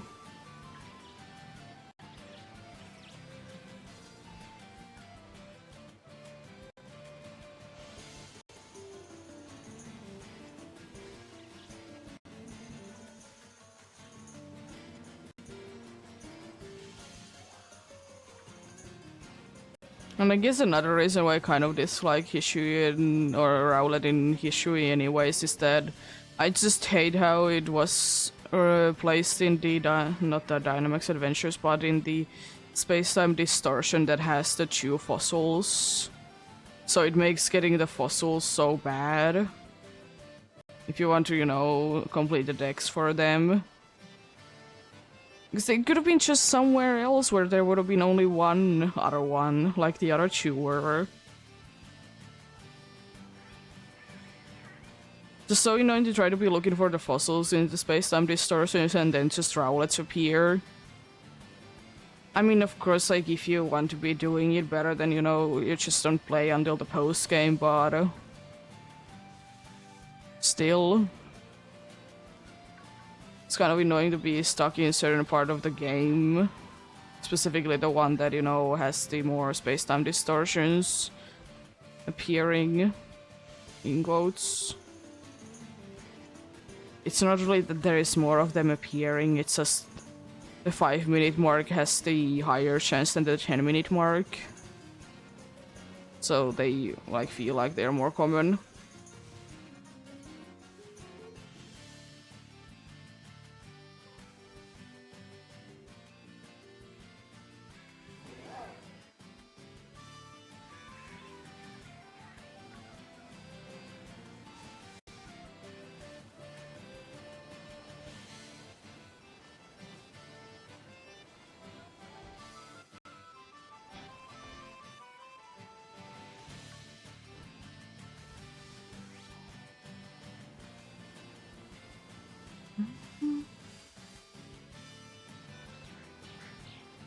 Gonna be interesting to see what is gonna be Legends EA starters.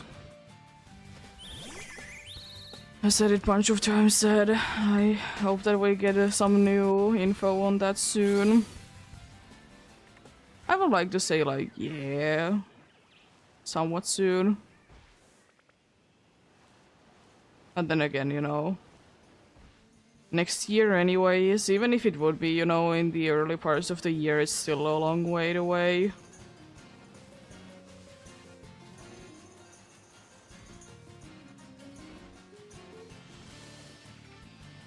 I would be even happy if they would be telling us a little bit more and say what quarter it's gonna be coming in.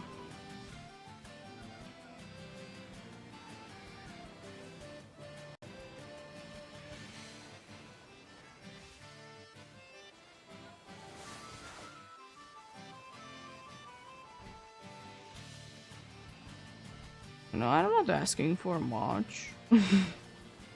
Just a little info.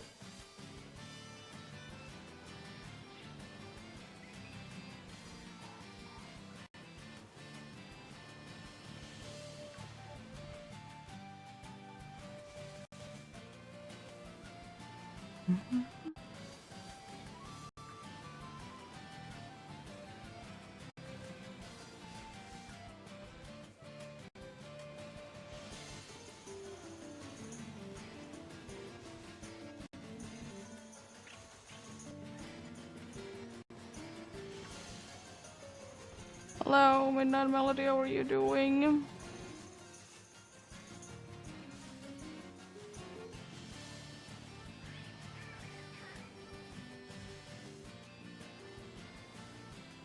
Oh, jeez, the lag. I'm not doing the best today, but I'm managing.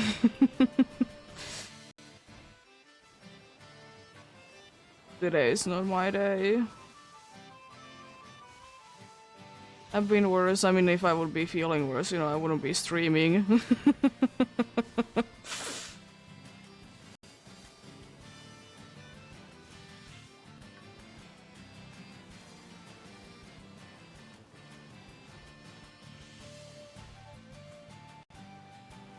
This is unfortunately not that uncommon to me to be having bad, feel like I'm feeling bad in the summer times because, it's just too hot. And stuff.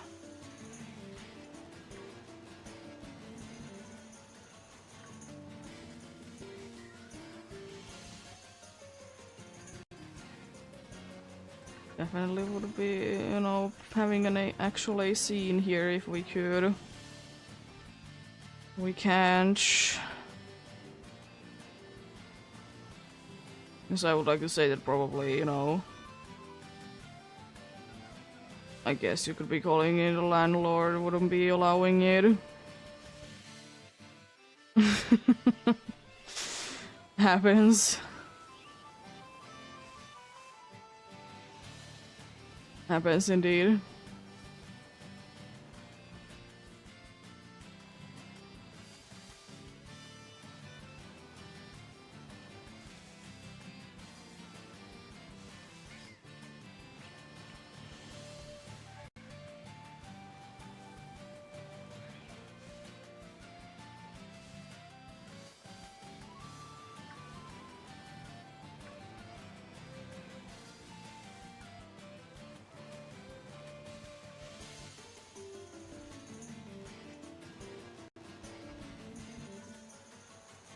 I don't even know where our cat is in right now, probably at the balcony.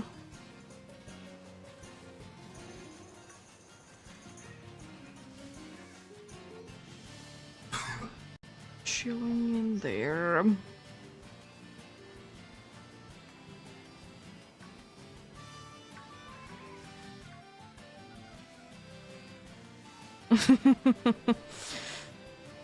Yeah, I don't know, our cat doesn't really do that.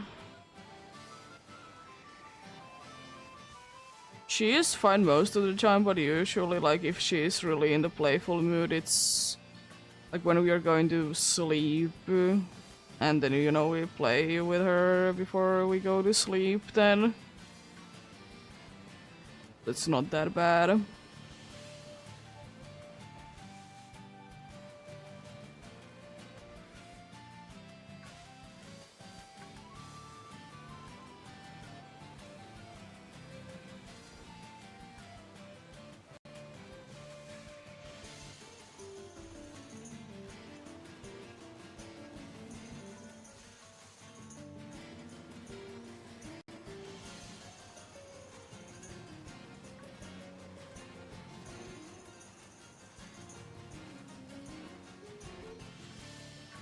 She hasn't really been though in too much of a playful mood lately because, you know, it's so warm in here. It takes quite a number on her as well.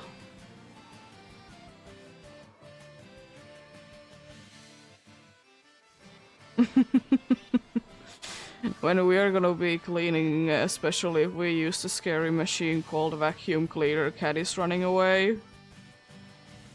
And if we use any sort of like spray bottles to be, you know, using chemicals, then, you know, also she is out of here.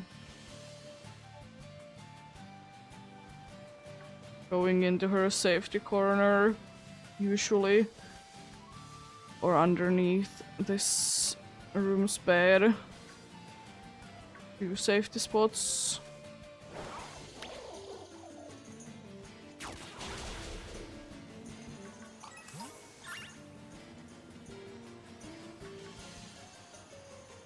It has been soon an hour-ish of hunting in here, so I'm gonna check out if there's someone somewhere else that I want to be hunting.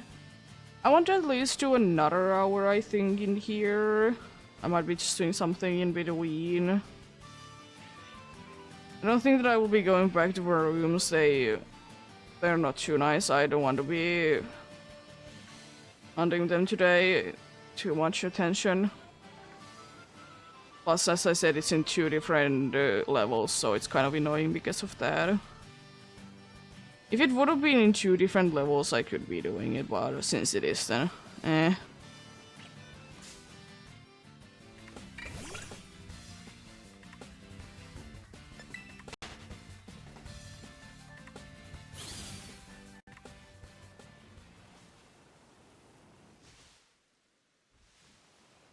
In case, kind of tempting though, because I kind of want to be doing a hunt in the terrarium, and in case one of the only ones that is really like interesting to me. There is few other ones, but I can't be bothering with them, like Solosis and Saucebug.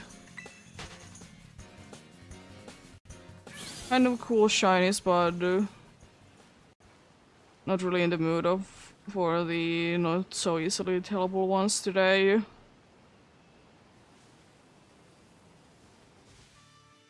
I don't have the brain power for it today.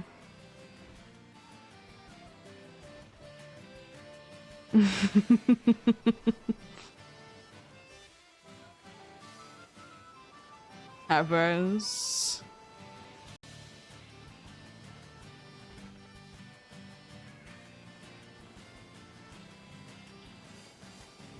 Even they usually are curious, like walking with us to places, especially if it's somewhere close to her feeding time.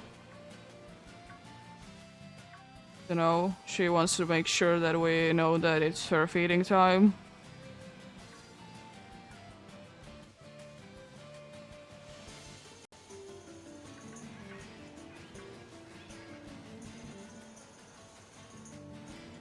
Yeah, I'm gonna be stopping hunting there because ads are gonna be in soon.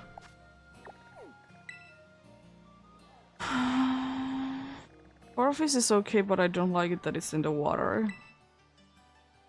Even though that body of water isn't too laggy. Yeah, I think I will be going for the Inkay.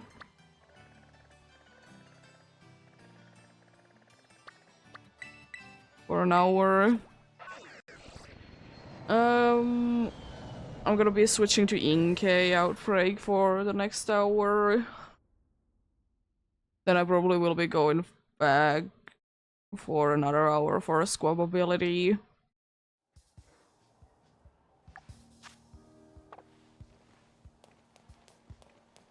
I'm gonna be taking a little bit of a break because ads are in soon.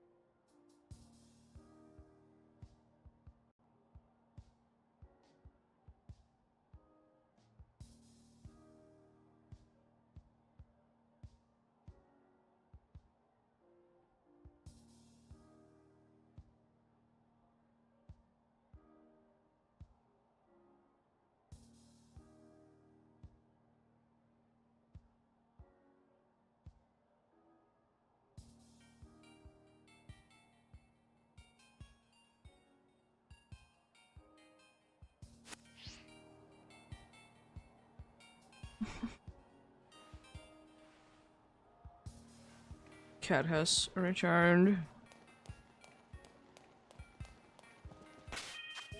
I mean, the good thing is that we're not gonna be leaving today empty-handed, though. Quite a nice shiny, very well fits the heal ball as well.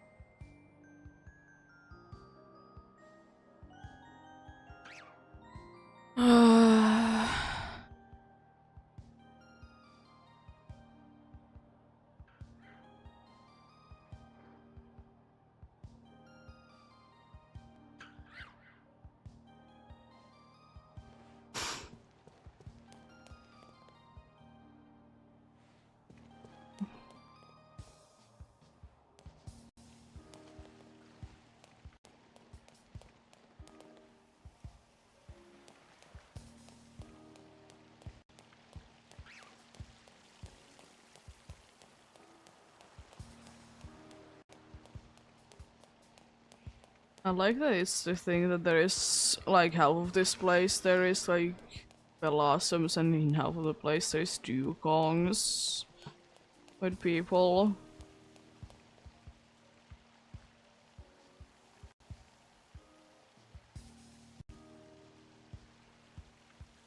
Nice. Very nice that you're gonna be using theirs.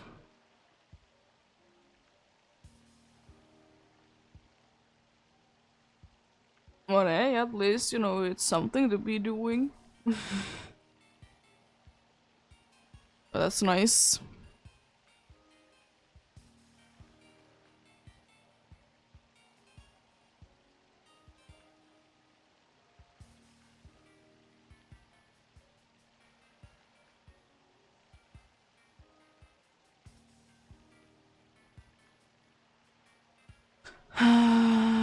The thing is though that I wouldn't mind to be getting a Malamar as well from this in K1 if I'm lucky enough to be getting two.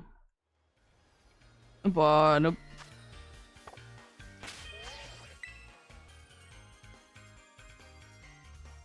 what do you?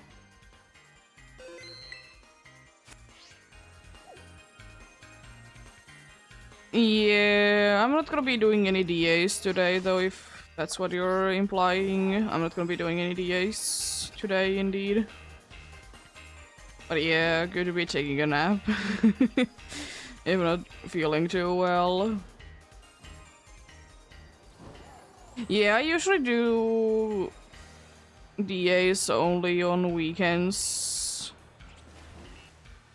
Be doing some other hunts over the week.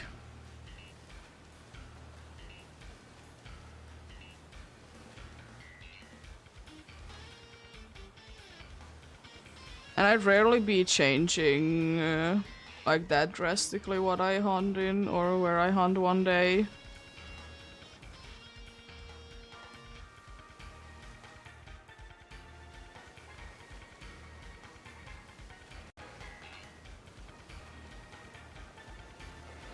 Yeah. I mean, technically you don't really be needing to be speeding through if you just want to be unlocking the DAs, because as soon as you get access to the first wild area, you can be doing DAs. Because then you can be going into the area. Because thankfully you can be losing the first fight, so you know you can be continuing on. That is how some speedruns do be doing easy things in this Sword and Shield. They do be doing like the first DA, get Suicune, and then you know be destroying the entire playthrough with that.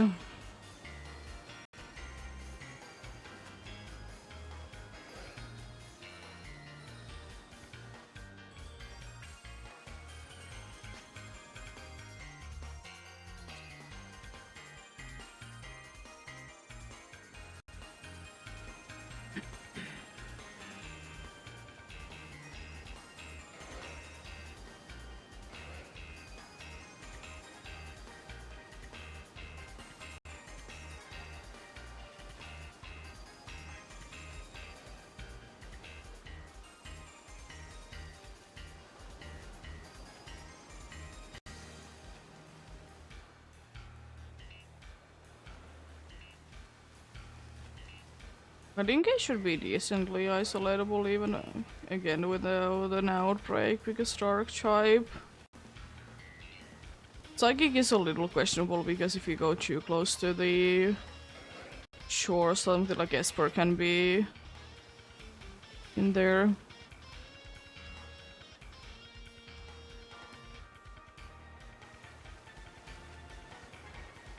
Indeed.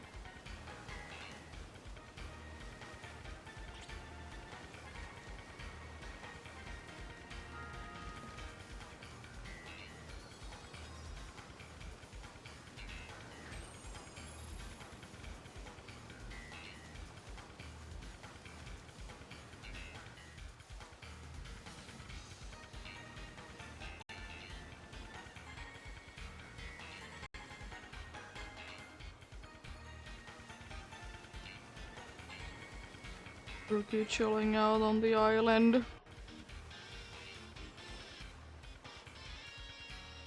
So, you know, one does.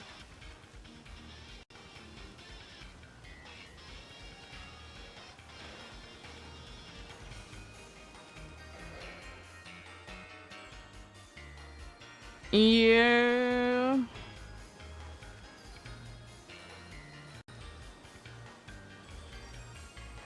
It would be nice if the DLCs would be for both of the versions. Knowing that you need to be buying them twice. I know that technically there is different Pokemons in there. Not that many, but there is still.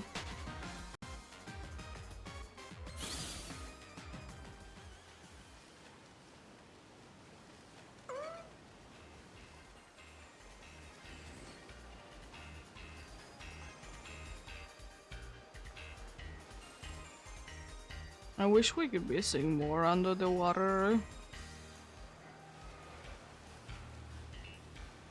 And I will still say that it's kind of a disappointing thing that we didn't get Corsola in this game. Would be fitting so well in here.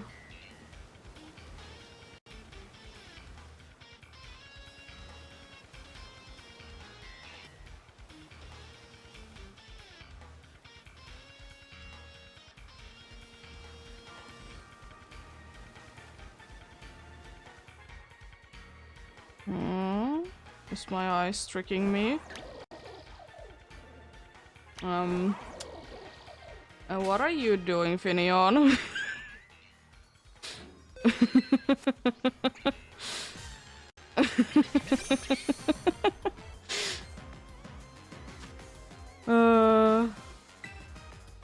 Heal ball, I guess, for you as well.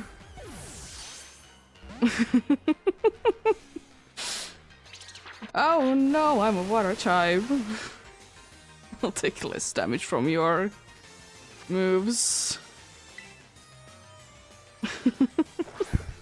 I like the female one better anyways, because they have a gender difference. Female one has like the bigger fins.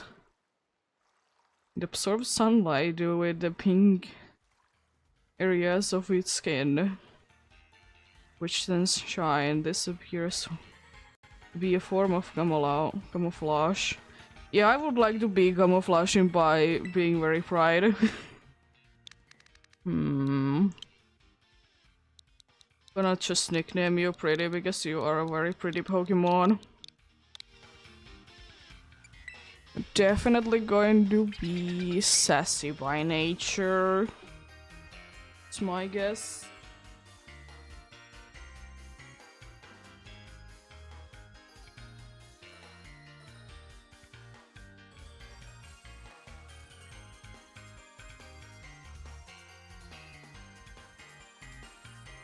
Now I've been getting a random shiny while looking for the squab ability and for the Inkay. This one is the careful one. The Swift Swim. Is careful for the last one.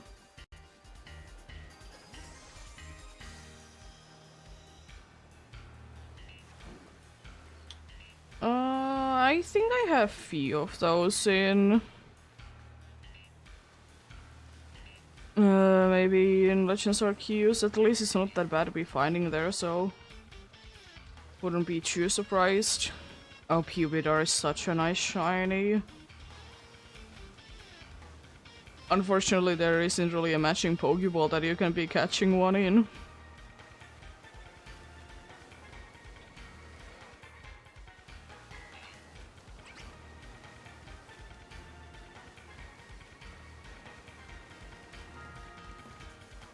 And you know, technically, even though the same chance to be finding something in the outbreak as it is to be finding something in the wild, technically I have a higher chance of finding, you know, one from an outbreak just for the sheer quantity that you get them in. Or are you gonna be evolving it then?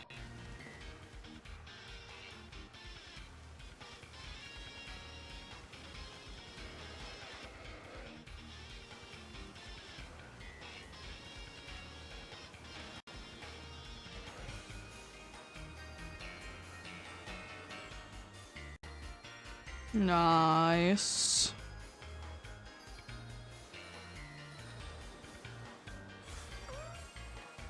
I think you're a normal one, but I would like you to be coming back up, but I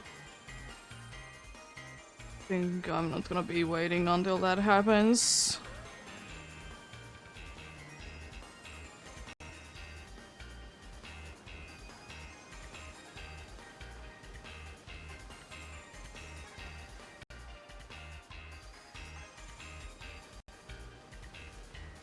Yeah, it is still quite funny that like one day I did for some reason have Finion's cry stuck in my head.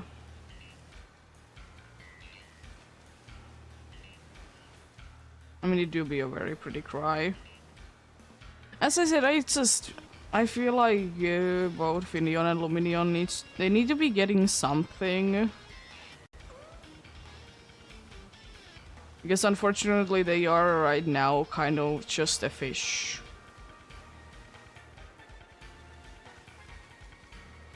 It's just the other problem is that usually they are available too late into the game. As well.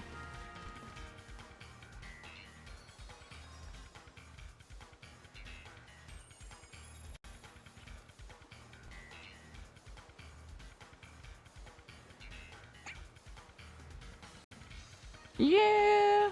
Of course there's different ways to be playing the game.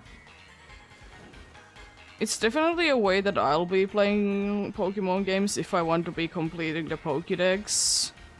That I catch things when I see them.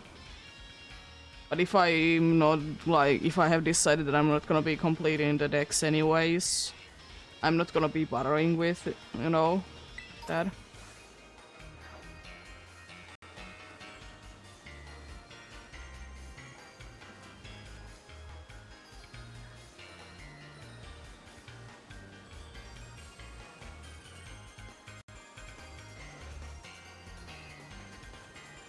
Oh yeah, another shiny starter that I forgot that I have. I have Poplio.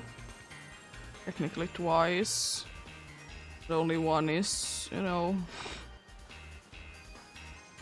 actually there because my Ultra Sun playthrough, my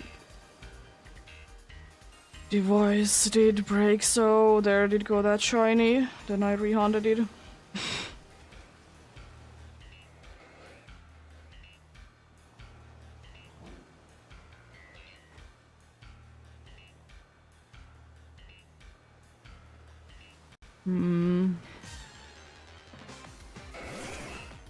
I think there is something wrong with some website that is telling us temperatures. Because they are saying that there is 135 Celsius in here. I mean, maybe in Fahrenheit it could be close, but in Celsius, no. Jeez. And just to point of reference, 100 is the point that water is boiling.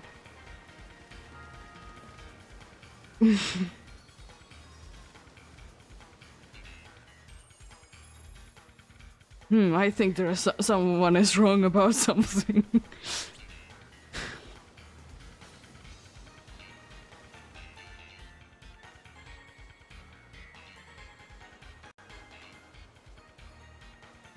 Yeah. I mean, Brilliant Diamond, Shining Pearl, it doesn't really matter do you finish the dex or not if you don't do eggs for a higher shiny chance. And in Legends Arceus, you can be getting technically the shiny charm without completing it, in quotes. But yeah. Like, there is more to it. Like, if you just want to be getting the dex done, then, you know, you just need to be capturing every Pokemon, but, and then Arceus, but if you want shiny charm, you need to be getting everything to research level 10.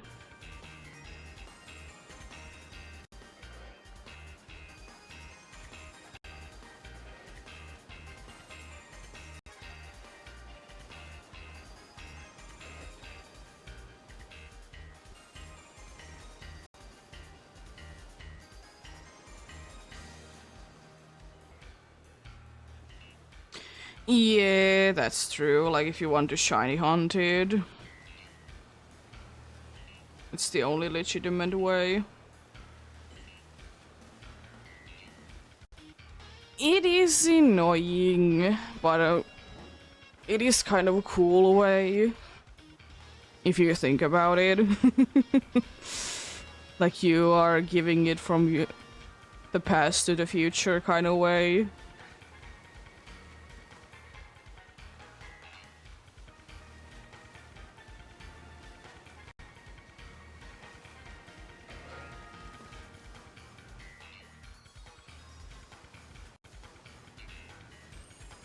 I like the concept, but yeah, I can definitely see like why it is annoying. Thankfully, I've done it already. Just not too sure. I think that I will be single hunting them though. I know multiple people look to double hunts, but I think I want to be doing single hunt and hunt something else.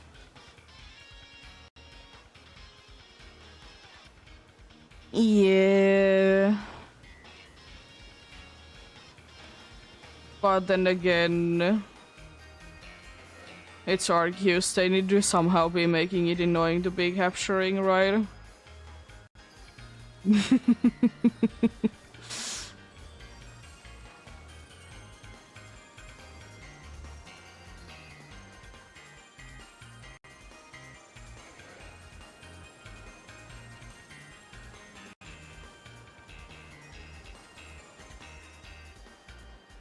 And they probably needed anyways, like some form of a way to be getting like it to be annoying as well, because you know in the original Shino games, Arceus was never like released outside of events.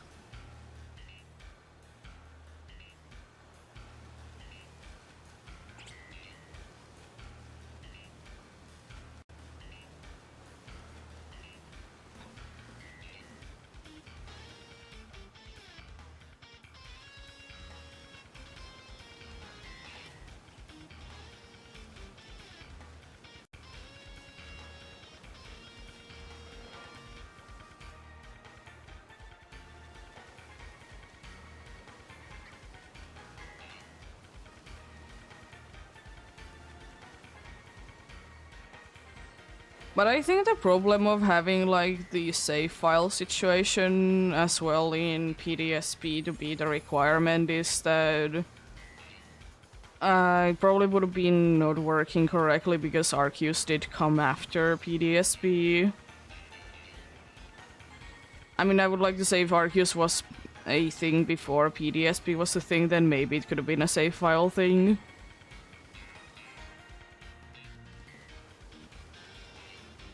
And I guess, you know, if they want to be having like more of a special feeling as well.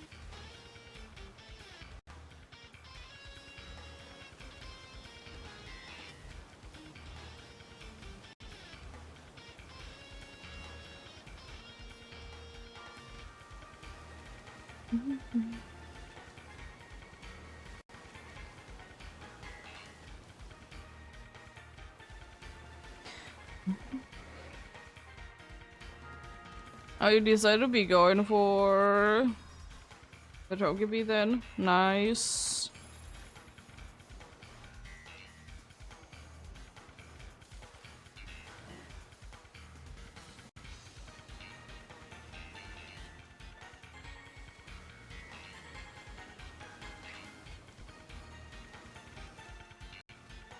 Yeah, it's not the worst hunt, definitely. There's worse ones for sure. Like I talked about yesterday about the Primo eggs that I think I want to be hunting at some point. They are even worse. Because of course you need to be hatching the egg and everything, but before that you also need to be you need to be entering the passcode every single time that you want to be getting the egg.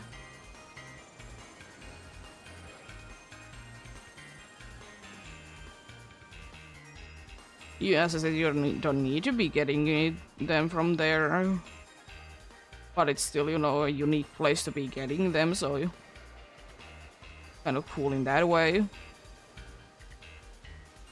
Yeah.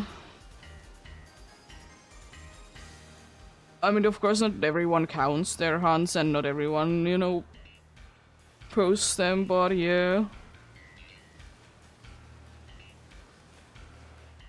Yeah, I think I have kind of heard a similar stories that for some reason the Togepi hunt is somewhat easy.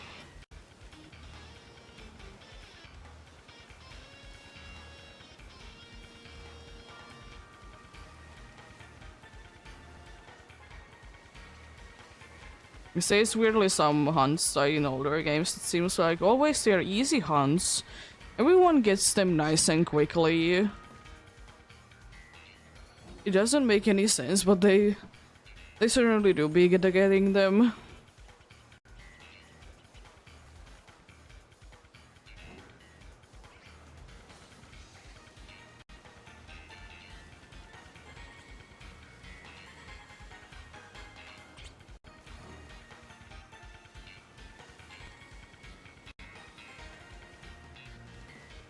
Probably one of the greatest examples is always gonna be Hardcore Soul Silver starters. They usually are quick ones. Just because, you know, you can be seeing a bunch of them at once. Yeah, of course.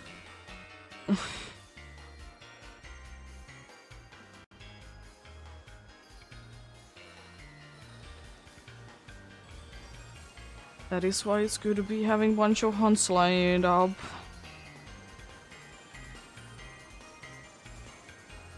You can choose what you want to be going for. You can switch between them. You know, pushing yourself too much.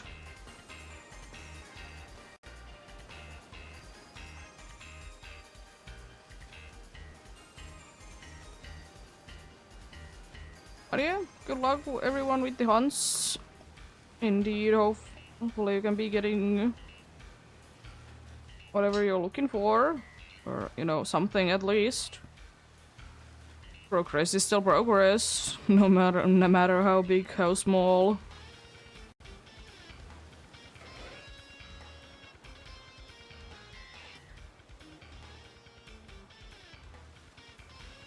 Yeah, but they are considered one of the easiest one in 4K shiny, not funny 4K, one in 8K shinies. Still, because they are fast and you can see 3 Pokemons very quickly. Like, it is the hunt that people always recommend to be doing.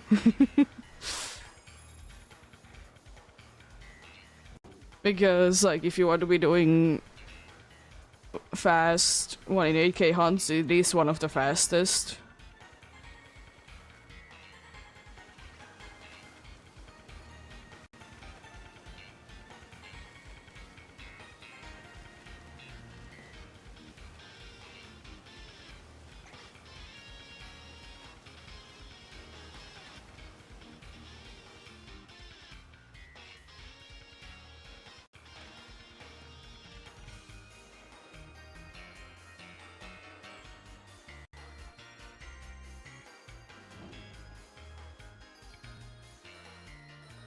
Yeah, fair enough, fair enough.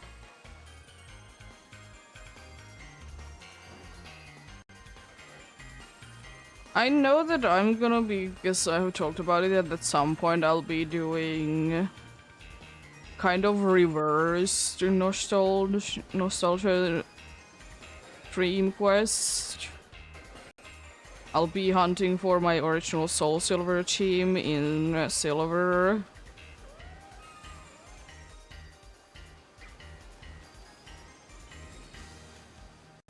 also, you know, Chocobi and the starter are gonna be kind of annoying because, you know,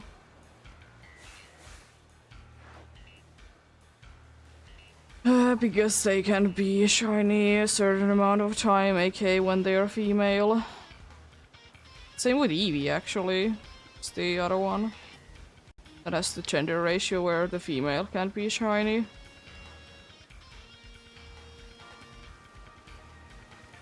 It's usually nostalgia dream quests are ones that you do in remakes to the hunch. But I'll be doing like yours. I'll be doing it in the original ones instead.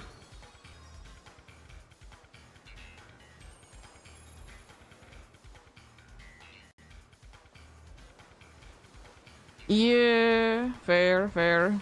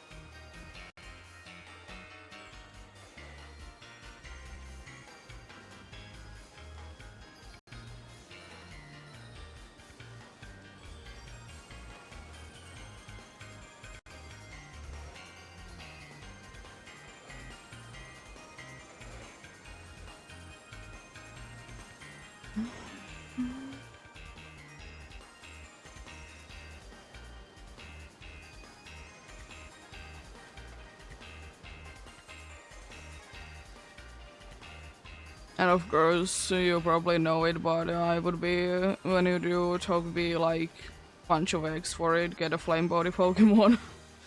Or something similar that works in Gen 4.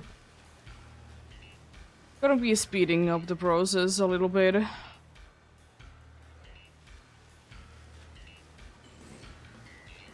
think Magma Armor works as well.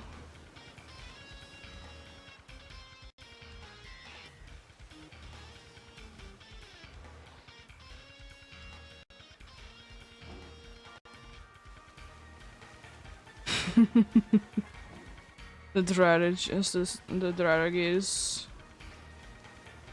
can be doing double hunting.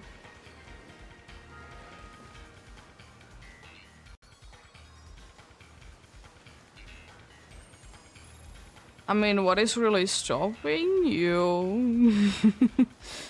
Like, if you will be getting your Japanese version of, you know, of hard gold, you could be like moving one of your English Chokibis into that game, and that would be also Masuda, right? You could be doing double eggs for Chokibi. If you just have the systems to be doing it, of course. I mean, assuming so, because the way that you're talking.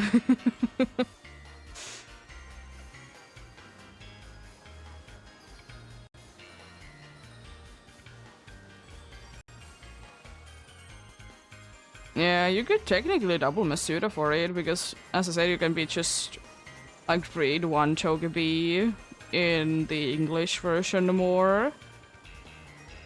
And then just do, you know, in both games an English Chogebi and then Japanese Dicho.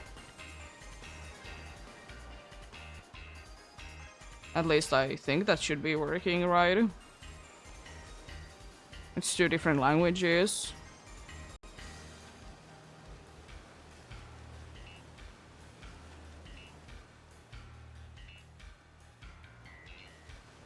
Yeah, you could do.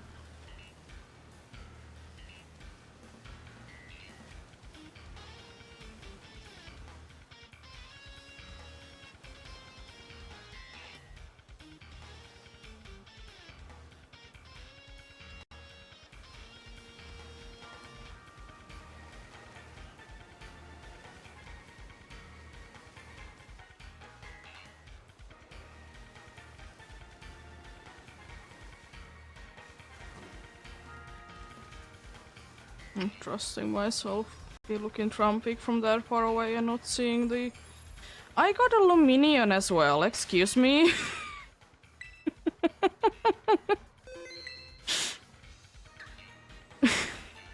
What are you doing? This NK outbreak.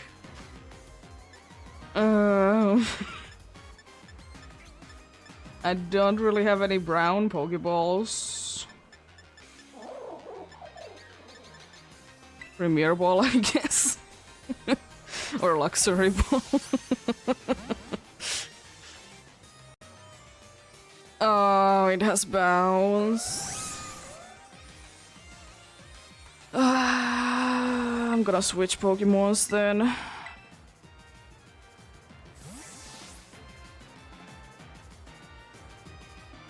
Yeah, they are quite a bit cheaper, the Japanese ones.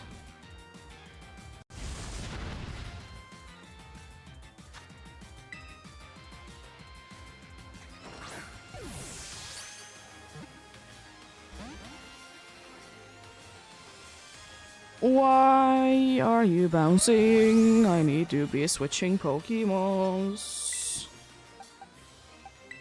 And you're bouncing. Because I'm not gonna be risking attacking.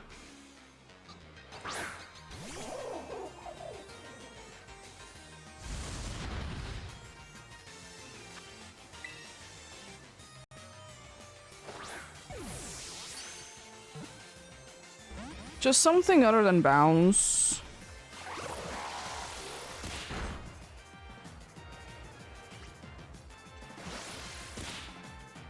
That works.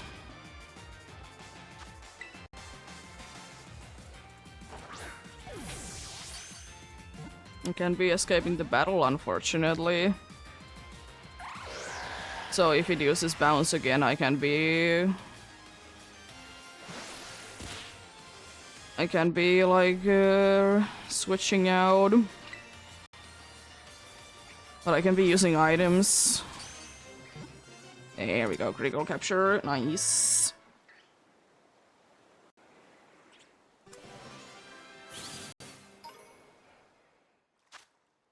Aluminium swimming in the darkness of the deep sea look like stars shining in the night sky.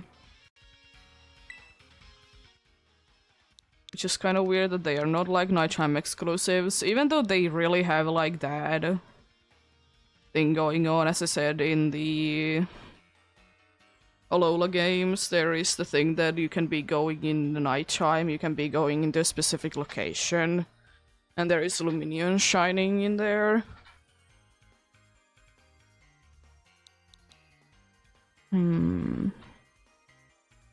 Of course, nickname suggestions are welcome. I'm weirdly just wanting to nickname this Edgar. I don't know why.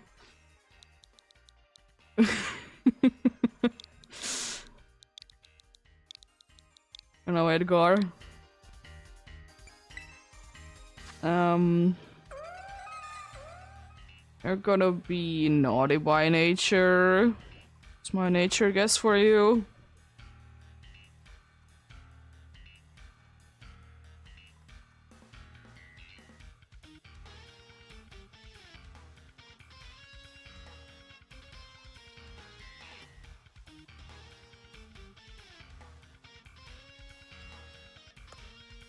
It's naive.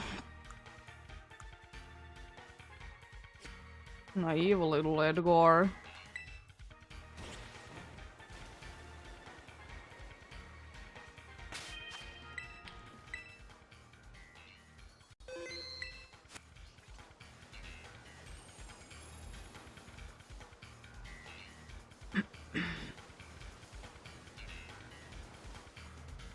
Can I get an Inkay next?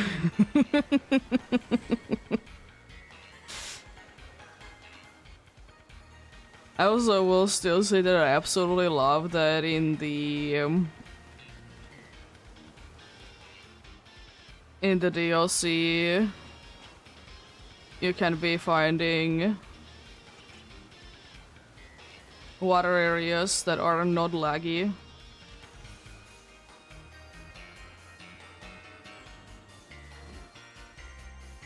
Then again, I don't know what's wrong with the savanna biome because it's so laggy. I think it's the grass that is causing it. I mean, technically, if I find a female Lumbinion and a male Finion, then I have the entire line with gender differences. But I don't know, will I be going for it, but technically... I mean, I guess Finion works with both genders, because then I can be evolving one into a female one.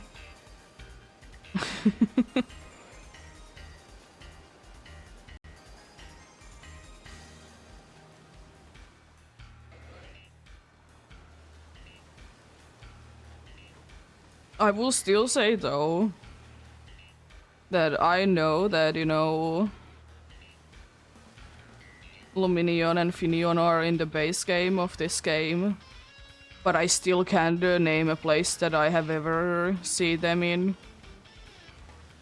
I mean, to be fair, do I be in the water ever? Not really, because water is annoying in the base game. But it's so fitting in here, I love it. I have hunted for some starters in this game. I've hunted for starters in other games as well. I have Masuda hunted everything but Shufue Cocos to be completing Paldea starters. And I want one Sprigatito to be female, so, you know, cat. Be nicknamed after a cat indeed. Which I will be doing for most cat Pokemons that I feel like are fitting for her.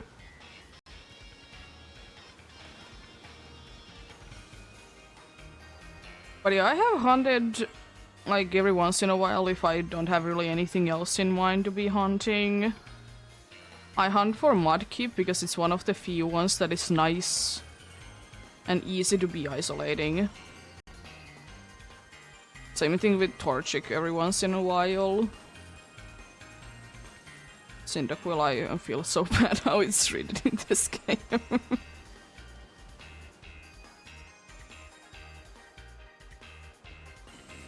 Yeah. Masuda hunts are absolutely devastating to be losing.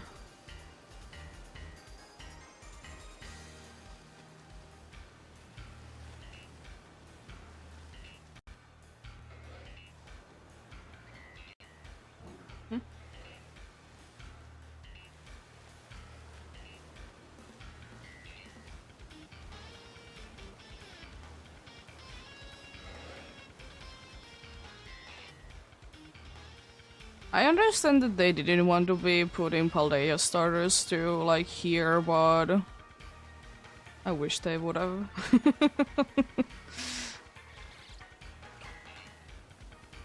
Yes, I absolutely hate eggs.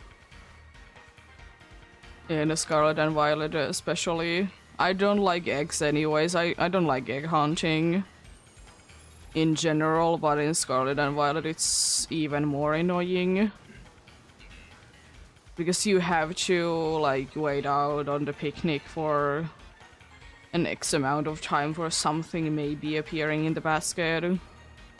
And you kind of have to be having a meal power going about, because otherwise you can't be getting any eggs. At least the hatching is easy. I mean, it has quite been easy for quite some time, to be fair. Which makes the collecting part even, like, so much worse.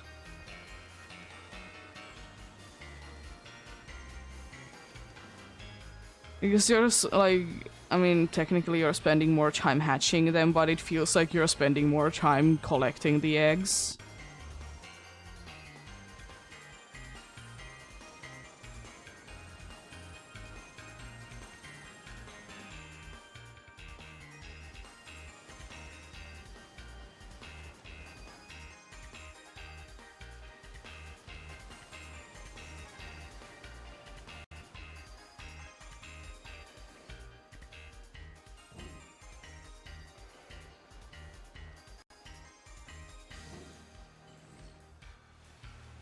Yeah, it would be nice if the information would be in the cartridge. Huh? I thought you were underwater. Yeah, it would be nice if the information would be on the cartridge. But, you know, Switch relies so much on different profiles. There's technically some ways that you could be recovering your data from, like, a broken Switch, but, like, either you need to risk it, do it yourself, or send it somewhere so they will be doing it for you.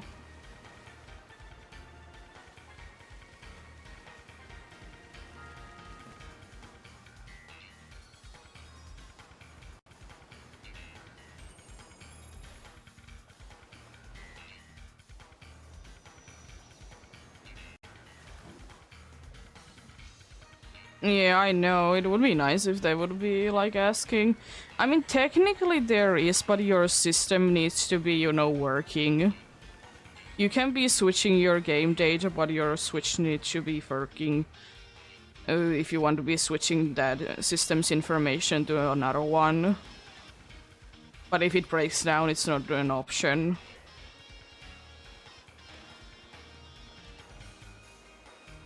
Because I know that some people do be doing that they play on Switch Lite and sometimes they want to be playing docked in, you know, regular Switch. They switch the game data. But as I said, you need to be having both Switches to be working for that to be working.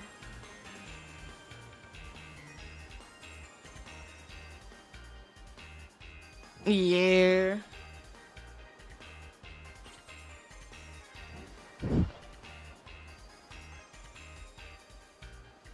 Speaking of that, I remember when my 3DS did break. Or 2DS XL technically. Same thing. It did break. And you know, because it did break and I couldn't be like removing my account information from that Switch, I needed to be contacting like Nintendo to be saying that, could you please disconnect this account from every single like 3DS because I can't be using it because it's broken. It did take like a few days and they did do it, which is nice. Because you can't be having the same like account on 2 different 3DS. You need to be creating a new one. I mean, it doesn't really matter anymore because, you know, online features are kind of gone. So it wouldn't matter anymore.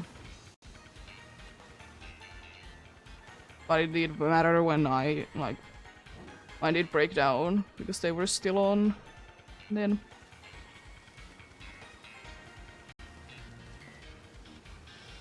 And the weirdest thing is still that we don't know even what did break it. I mean, we kind of do know what did break it. It was that it was either that it was so hard that, you know, something did like remelt itself, you know, or for some reason like the little fall that it did to was enough, even though it was in a place that there was a bunch of like clothes in there, so they should be helping with the hit. Yeah, you don't need to. But if you wanted to be like downloading anything from the store, do basically any kind of online things, you needed to be having like an actual like account attached to your 3DS or 2DS XL or whatever things.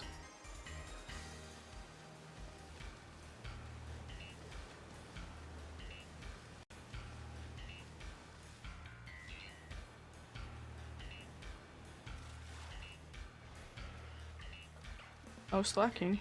I don't think that I have ever seen you spawn in here.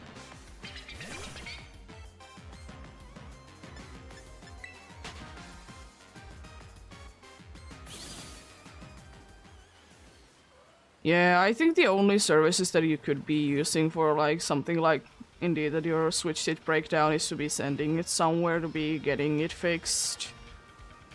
I don't really know where those places are. I have heard that they exist anyways. You mean homebrew weed?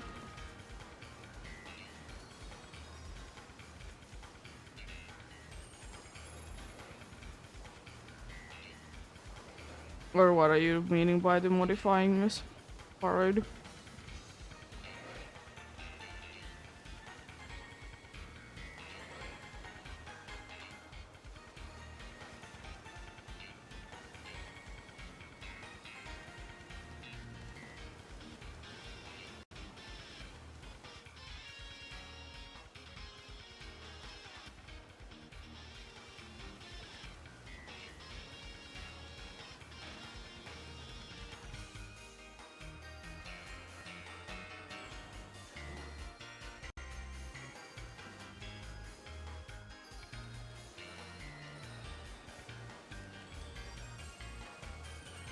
Yeah, I don't know how something like homebrewing works nowadays.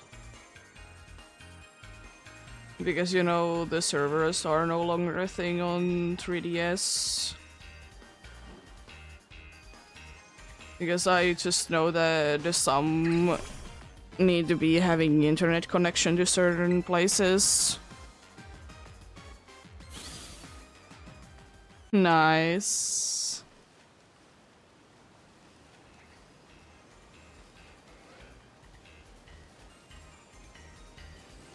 Yeah, I don't really know how homebrewing works now that the 3DS servers are down, because I just remember the way that you would need to be connecting to certain places via the internet. So I don't know how it works anymore. That's why there was so many like videos about it a few months ago that said that modify your 3DS now before it's too late.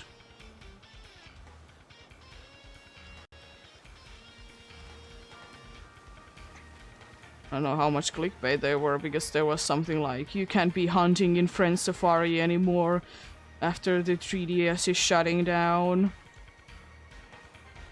Which is not true. You just can't be having more Friend Safaris.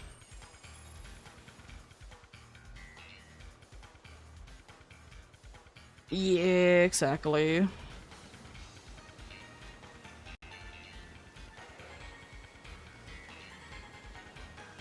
I mean, I will say that it's not that hard. I have done it a few times myself.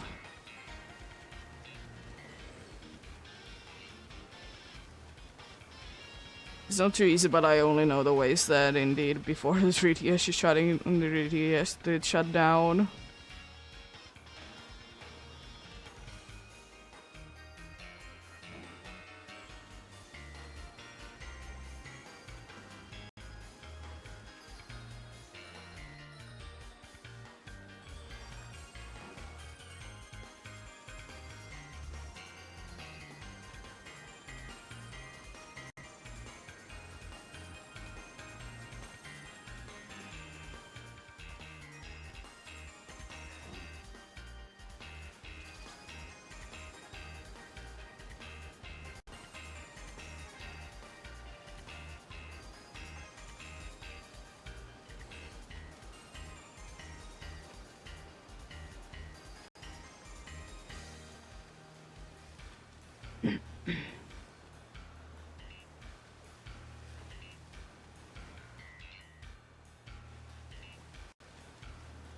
But yeah. Because if you talk about modifying your 3DS, like I know that you most likely are meaning like homebrewing it, but technically it could be meaning that you want to be adding like capture card or like controller mod to it. I guess that's a possibility that you can be doing. I mean, I will say that I still would like to be having a capture card on my 3DS, but the problem is that it's not really too easy to be getting them in here. Because the customs are quite, they're quite like not really liking if you bring like modified systems over the border. And it would be considered as a modification. But yeah, soon an hour in here as well.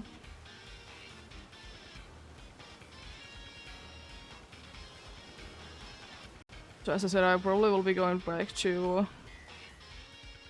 At least for a little while. I would like to be getting also Inkay, but then again Inkay I can be finding in other games, so...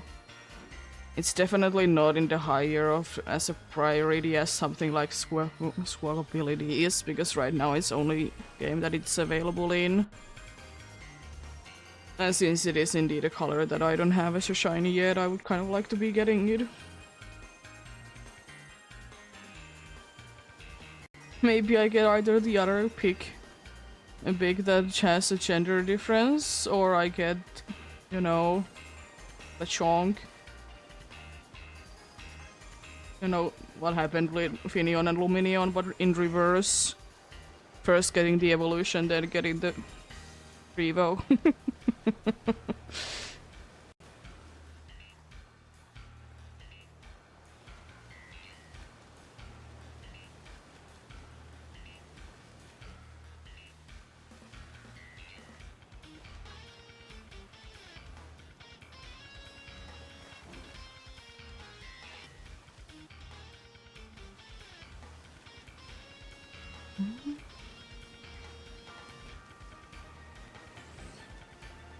Hello, Blossom.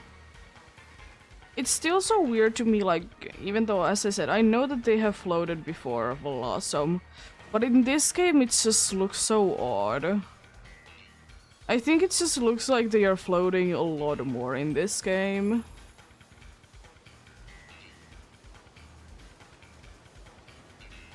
It just looks so odd that they are, like, floating so much.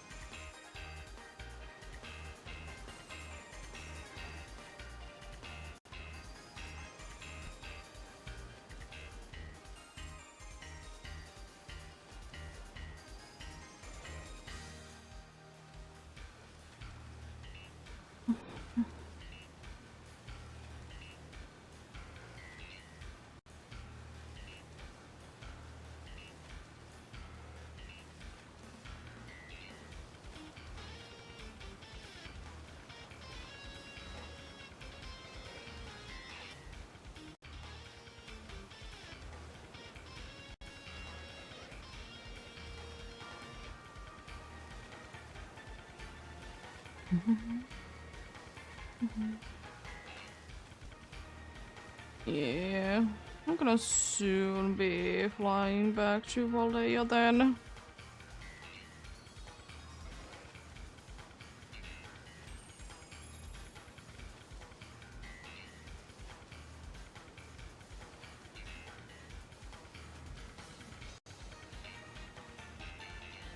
Like to be checking out a few of them.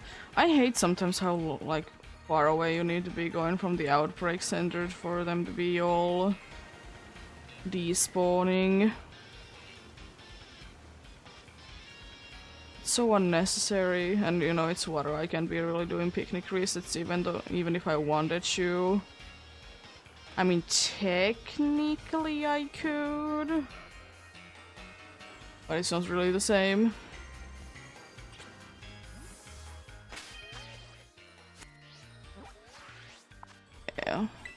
go ahead and fly back to the grass stream down then. Since it is kind of their place.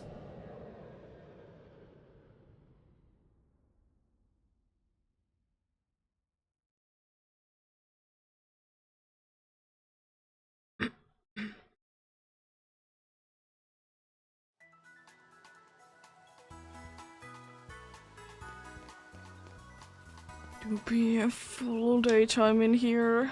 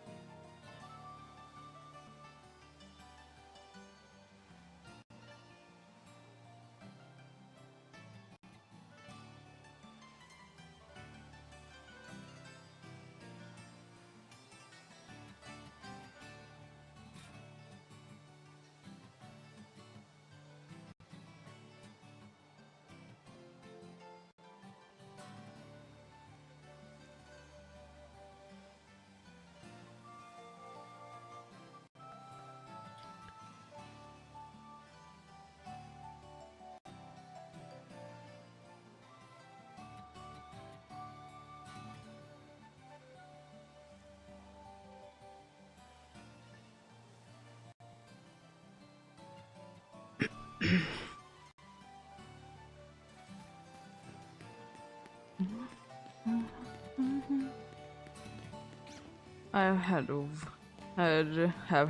have hatched very many eggs in here. One of my favorite places to be hatching eggs. Nice music and somewhat large areas to be doing circles for whatever mesh shapes you want. Doesn't need to be circles per se. It's just usually the easiest ones to be doing. Because unfortunately, no matter where you are hatching eggs, there's gonna be people there. I probably should be saving, even though it doesn't really matter, I know that. I said before I catch Telominion, so you know. It doesn't matter to be saving million times. Again with the young goose family there. Thanks, game.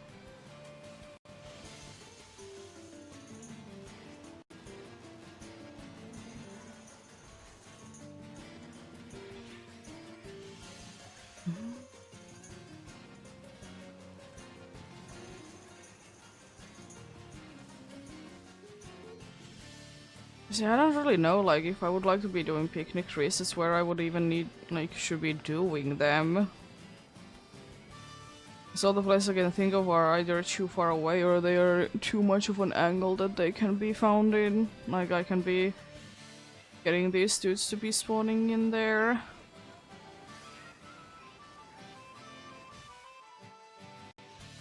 As I said, it would be very nice if the game would be telling you what is the radius of the outbreak.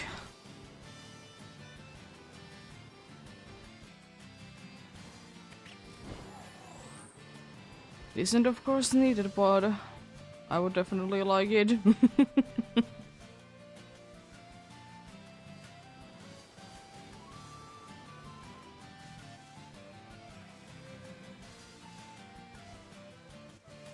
I guess if you do outbreaks a lot, you do be getting to be knowing how to be doing them efficiently. And for some reason I thought that one of them was green.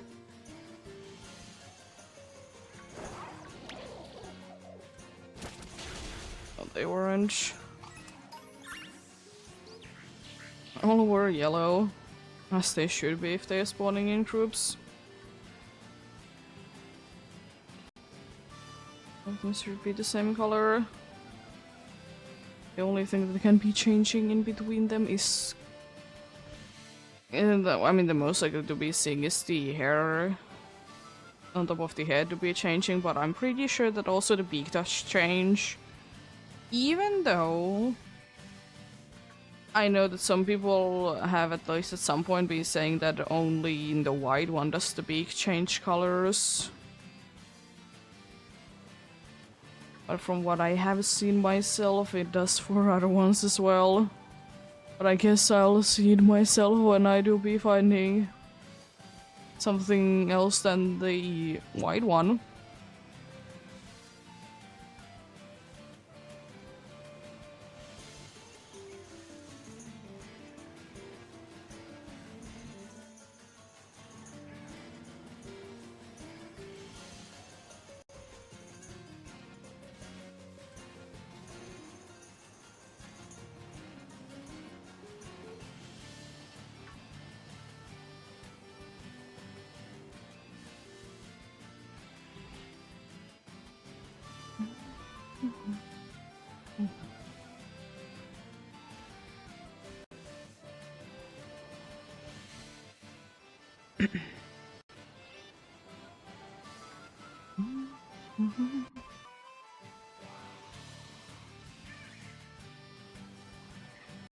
Probability could be also very interesting, even though they already have it going on that the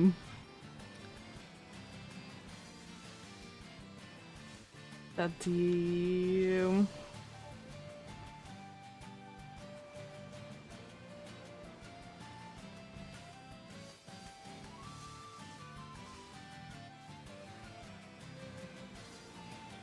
know, they have different abilities and everything. I think it could be quite cool, even though we have exactly that kind of bird already. I think it is Oricorio.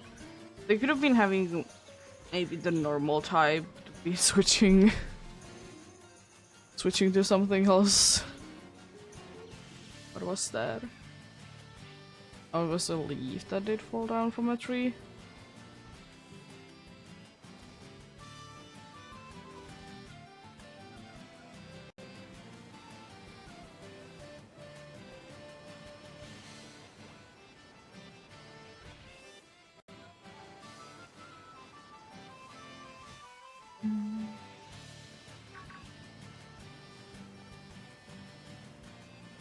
I will say though that I was definitely thinking that the squab ability outbreak would be worse, because I know that they are aggressive.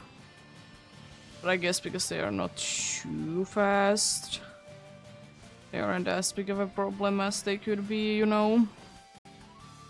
Which I definitely like.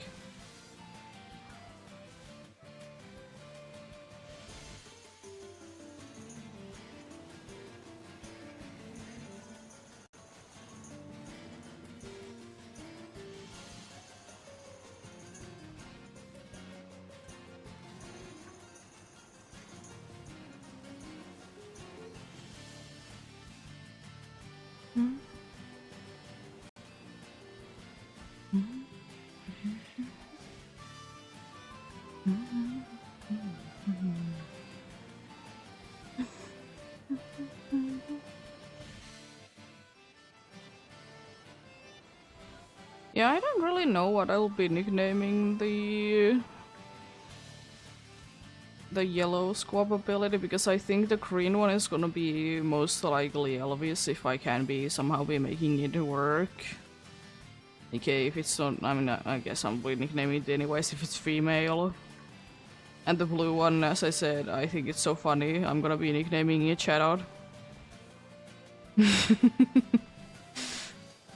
But a yellow one I'm not too sure about. What do I want to nickname it? You can be both. Yeah, you can be both genders. Just wanted to be checking that out.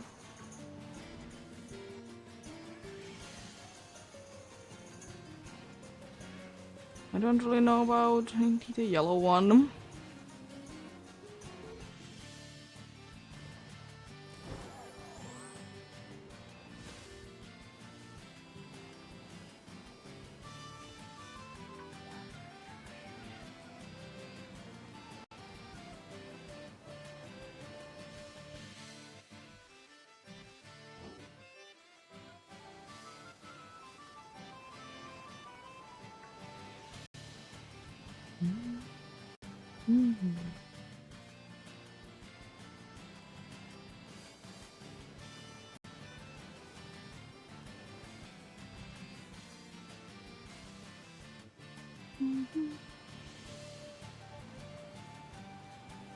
I guess I could be checking it now then when I see the green and blue ones. Do I have them in my Pokédex?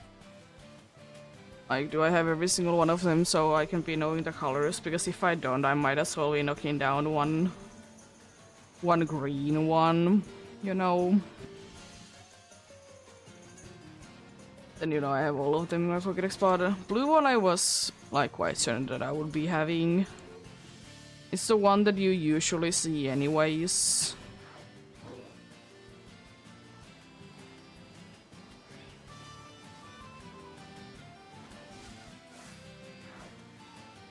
Oh yeah, I should be able to tell everything about these school abilities, because even though it's not these ones that I have captured, but, you know, yeah. I have, you know, the white one, as I said, captured. I just wasn't sure. I mean, it makes sense that squab ability will be one that wouldn't be having different, like, I wouldn't need to be capturing every single one of them because they're technically the same one, and then just be changing, like, what color they are, basically.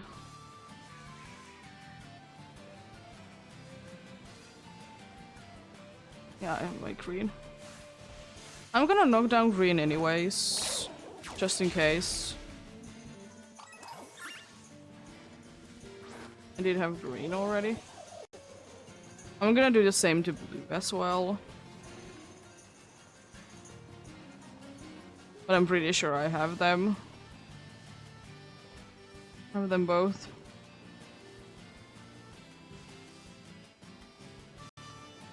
It's a surprise that yellow one. I guess I don't really run into too many yellow ones. Walla come back.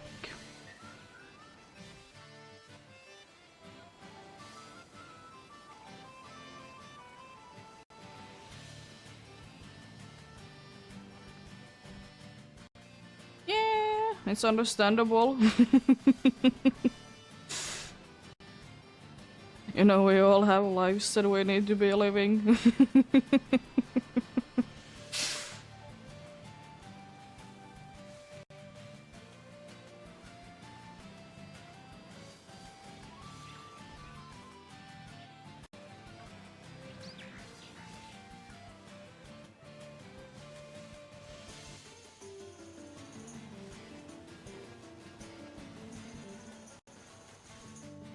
Oh no.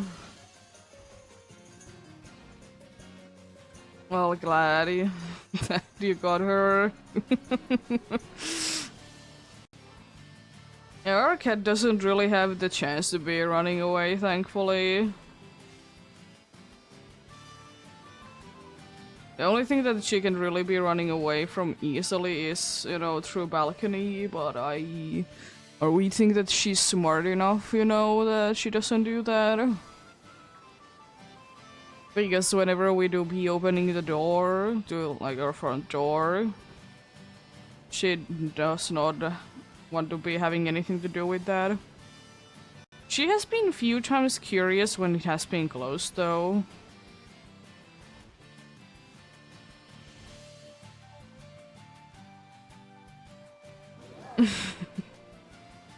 Yeah. we think that probably our cat wouldn't be doing it anyways because she is a rescue, and we think that she doesn't want to be outside alone anymore. Even though she, did have her brothers and sisters, but still.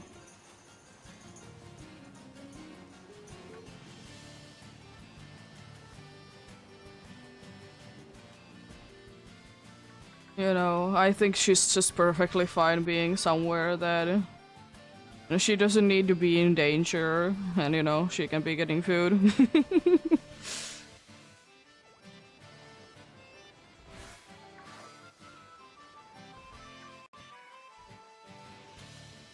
Yeah.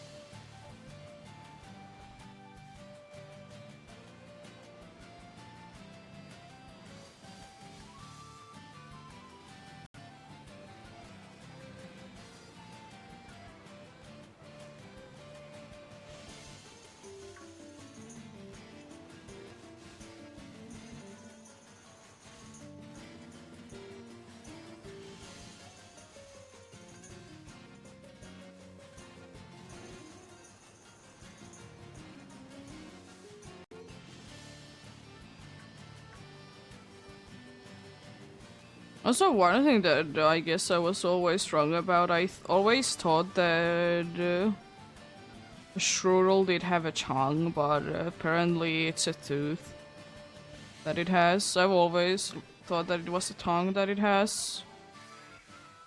It's the blue one. I'm just gonna be knocking down one, just in case. Yeah, I did have it in the Pokédex.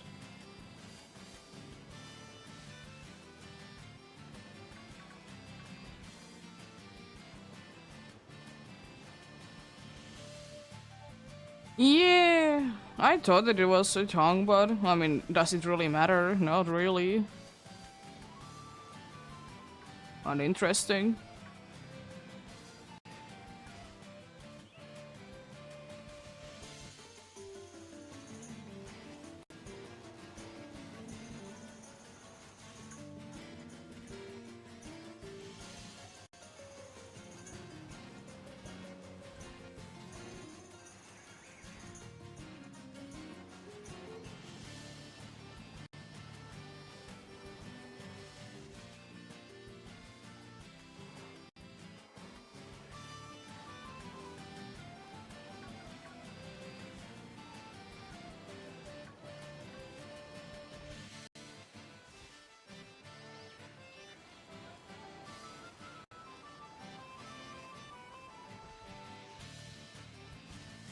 I mean, if you have a cat that has a lot of fur, then yes.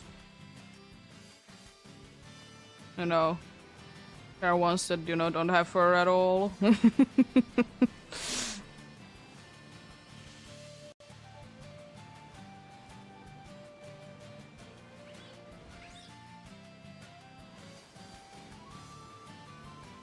Which are apparently the best cats to be getting if one of the dudes in the household is allergic to cats, because it doesn't really be giving the things that do be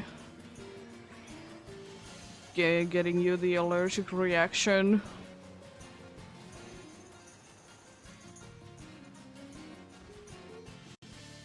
Nice. We only have one cat.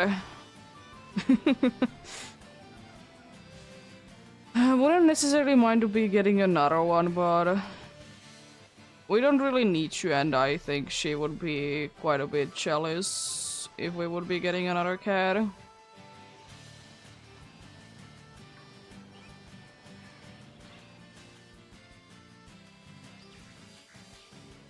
And also, in quotes, we don't have room for it. We would be having room for cats, but at the same time, I don't like to be having too many animals in apartments, so This dog is the thing that I don't think that I ever want to be getting a dog into an apartment. Because I don't want to be an annoyance to my neighbors. I don't want to be going in the middle of the night down the stairs. AKA be annoyance to the neighbors. And also because there's so many noises that some dogs are very in high alert for.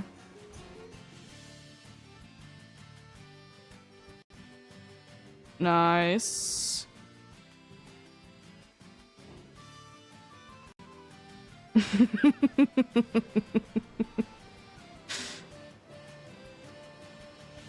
E-cats on Cobblemon.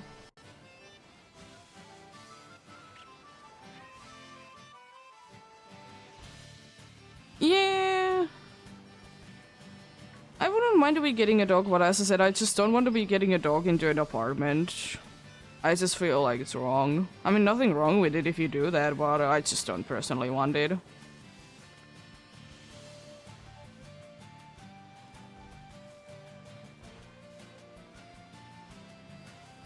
As I said, there's just so much stress while living in an apartment, you know. Doors closing, people walking, talking a lot. As I said, I don't want to be annoyance to neighbors, and also I don't want to be going in the middle of the night down the stairs.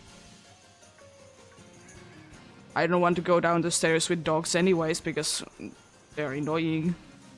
Be going down with two anyways.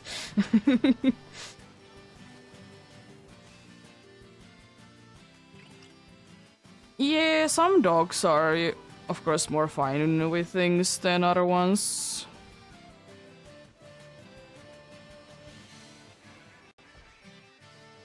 And I will say also that we have spirals there, so, you know, in this specific place it would be even worse. And no, it's only a 3-story building, and because it's so old, it wasn't required to be having an elevator. Nowadays, if it's the 3-story high, it needs to be having elevators, but this is so old, it doesn't have the requirement.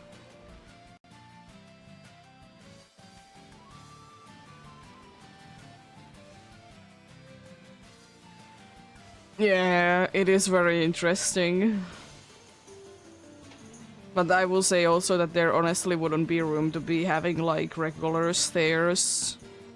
The in quotes hallway is so small. There wouldn't be room for regular stairs.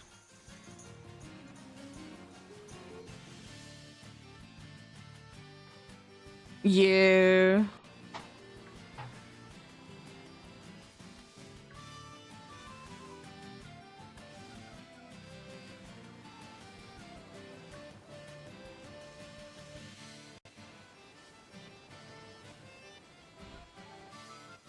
But yeah, going back to the dogs running around thing, is that it really depends on the breed, of course. There is some that are really chill and some that, you know, are more active.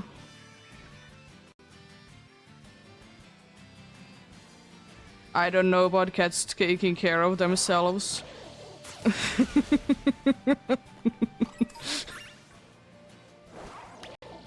Our cat definitely isn't like that.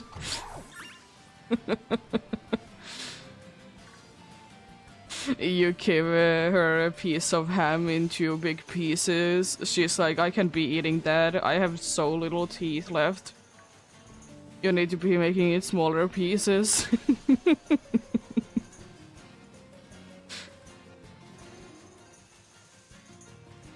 She has like 4 teeth left. So she's in quotes special needs. Not really, but kind of, in a way. There is still the unfortunate thing that I like to say sometimes is that that's still a thing that if we wouldn't be scooping in the cat when we did, she wouldn't be around anymore because it was too long in the place, so they would need to be, you know, getting rid of them. And no one wanted her because she looked funny. And you know, We don't care. More like a dog than a cat, though.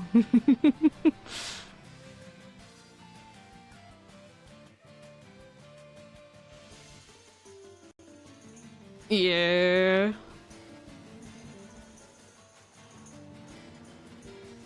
Did get some time though for her to be getting used to us.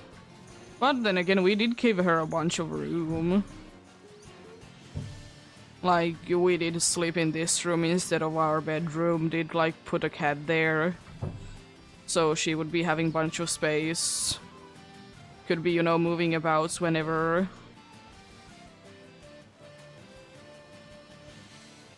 And then, like, within like a week or so, she did like come to us when we were sleeping, and then we decided that she's brave enough to be like coming to us when we are sleeping. We are gonna be going back to our bedroom to sleep. It did take like half a year for us to be able to touch her, though. Man, we didn't rush it.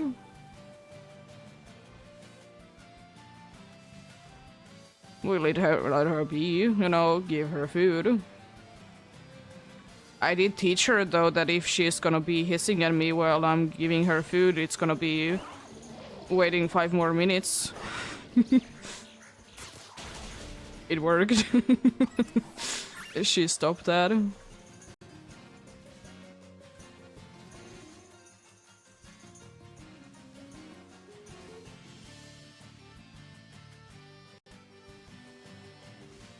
Yeah. It is always the case that, like, we'd be liking to be getting multiple pets. That how they react to each other. Then there is some pets that if you're getting them, you have to be getting bunch of them. Like fish, if you want to be having pet fish, you need to be getting multiple of them most of the time. Same with mice.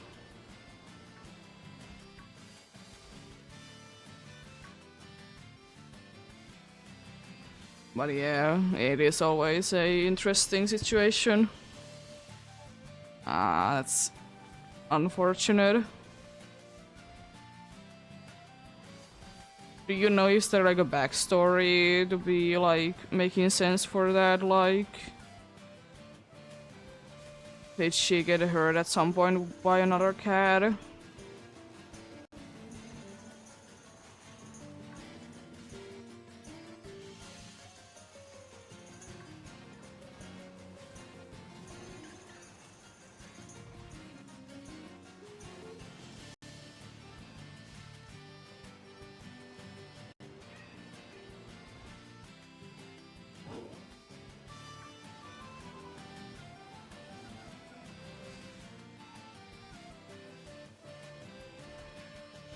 Okay.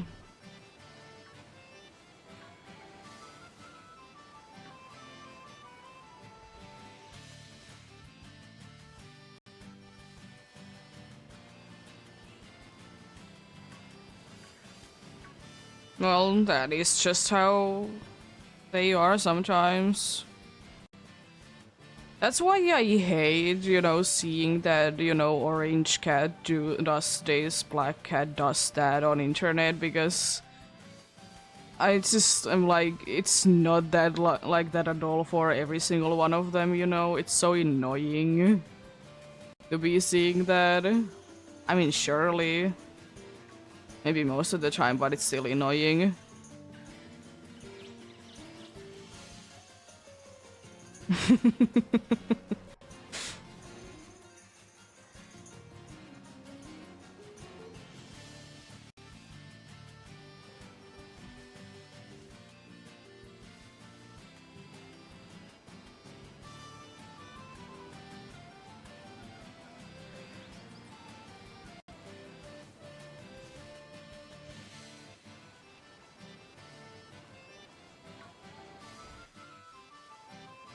As I said, the usual cat thing that cats be pushing things from the table doesn't really go with our cat at all.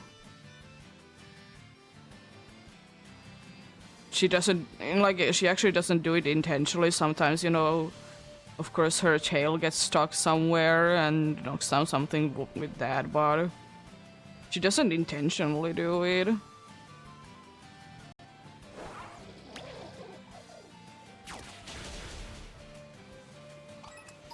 Then again, we don't really have anything that close to, like, in anywhere that they could be falling down anyways. Another thing that I have noticed a bunch of cats apparently be doing, that they like to be going high up. Not our cat. We have been putting her a bunch of times to a counter top and she like goes off from there in like 5 minutes max, usually in like minute. She doesn't want to be there.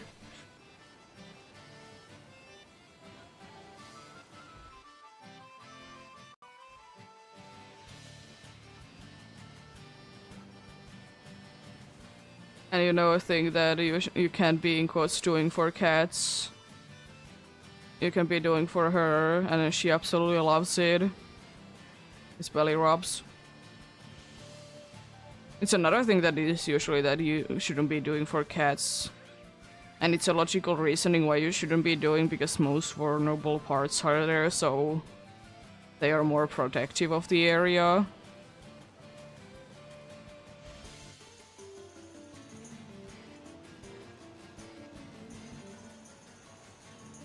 Sometimes if you do, you can be getting her a very playful mood though if you're rubbing her from the belly.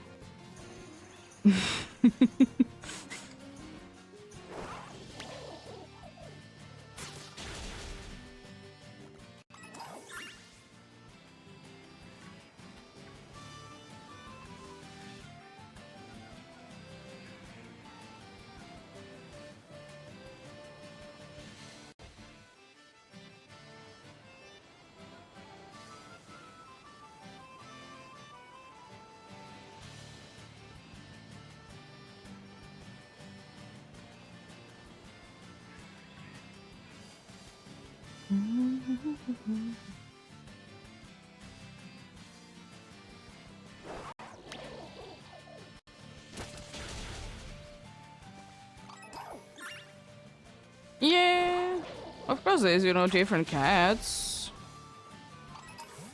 I mean, we wouldn't be doing it if she wouldn't be liking it, of course.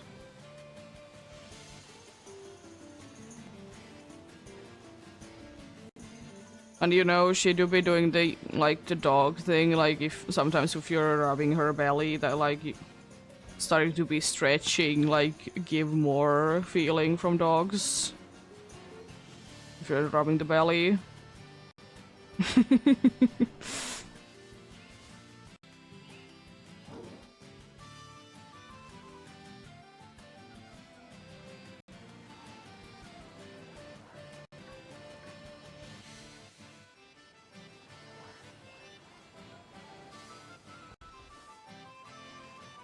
That is why, indeed. I've always hated like stereotypes anyways when it comes to anything and everything. Like, yeah, surely most of the time it's the case, but you know, still quite often than not, it's not. Yeah.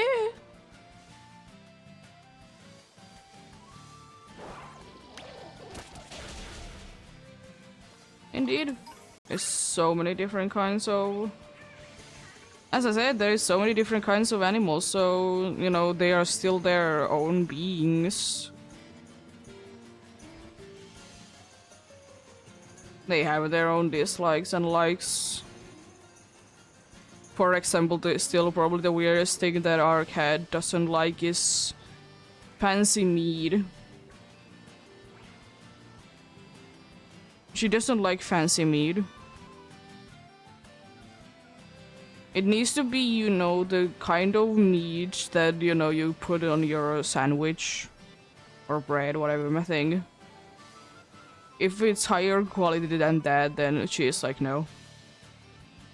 I'm not eating that. She does eat fish though.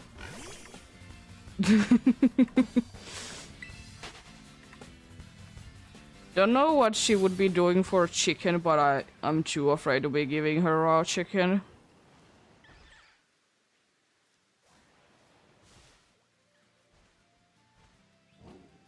Yeah, our cat is definitely affection all the time.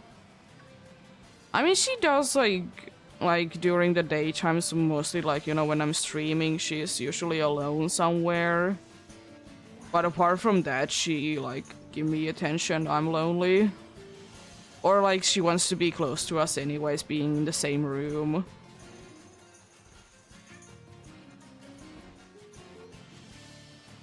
But she do be having separation anxiety. Then again, we don't leave. We're mostly home anyways. We leave every once in a while for maybe a few days. Which you're gonna be actually doing twice this month. First for we're gonna be seeing my grandma, and then we're gonna be going ahead and celebrating the midsummer.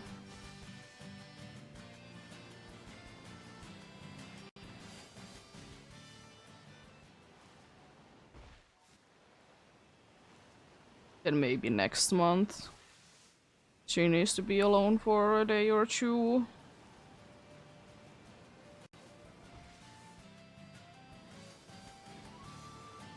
That's honestly one of the reasons why we're kind of thinking of getting another cat, so maybe, you know, it would be helping her separation anxiety.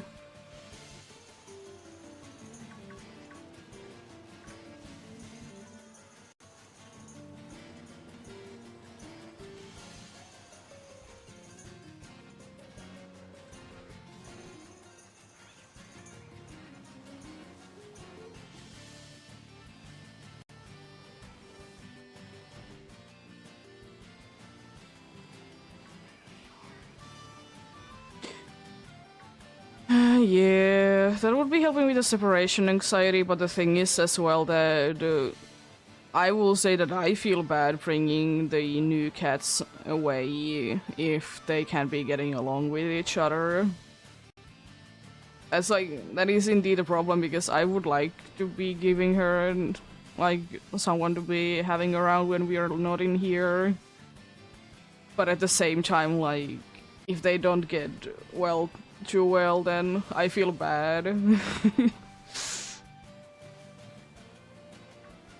You know, getting the dude away. And also, we would be bringing her to places, but she probably will be liking it more if she is alone in here than, you know, we bringing her to places. Because she hates being in a carrier box, most likely because, you know, her bunch of pets visits because her teeth situation. And also, like, she is the kind of, like, animal that really likes to be in one place, don't really like to be moving too much. It's gonna be interesting to see when we move out, like, how well she's gonna be taking that.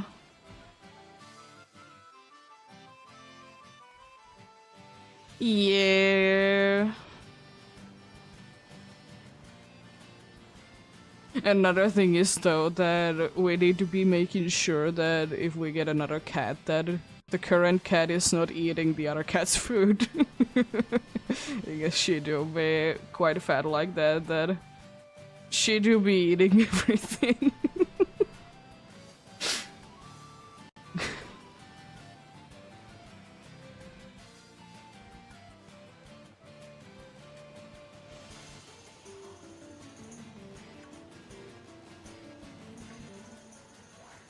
Just been very hungry these past few days because it's been so, like, warm in here. You know, she needs to be burning more.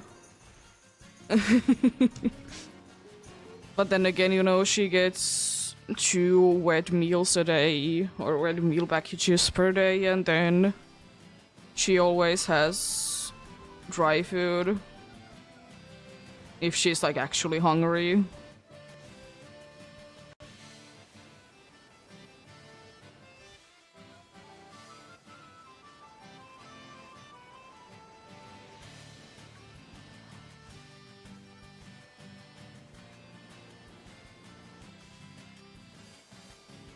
But also another thing is that because our cat likes to be, carrying things,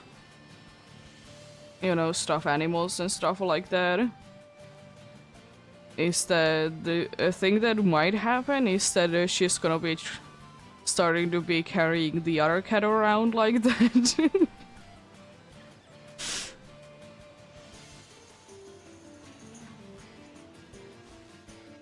I would like to say it's not likely, but especially if we get a kitten, it's definitely a possibility.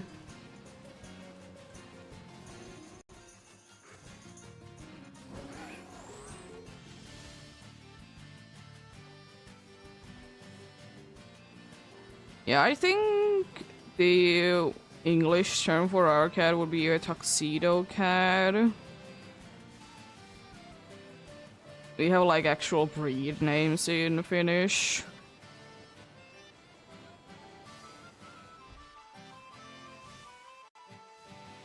And not just basically describing like what is the color situation.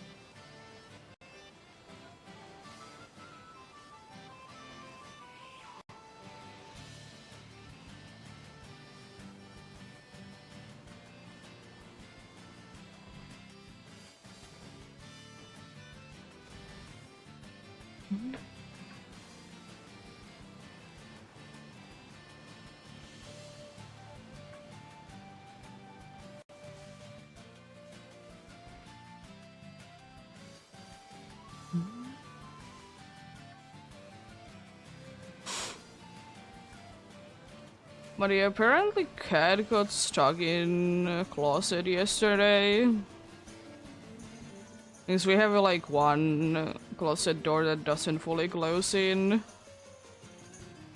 But it like is open enough so she could be like getting it open with her paw.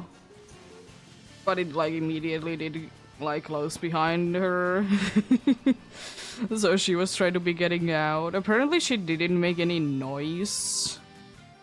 She was just trying to be doing the usual thing that as she does to be try to be opening the door by pushing it.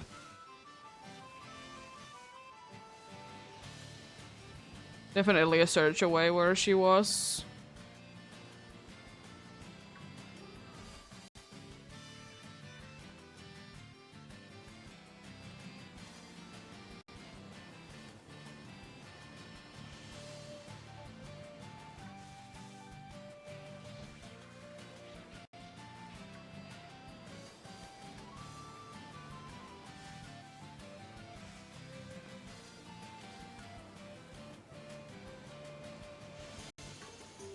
Also, another thing that I talk about a bunch is a thing that we definitely want to be building once we do be getting into our own place, not an apartment building basically. Is that we want to be building a cat TV outside of a window and, let the cat be watching it, bird feeder basically. And then have,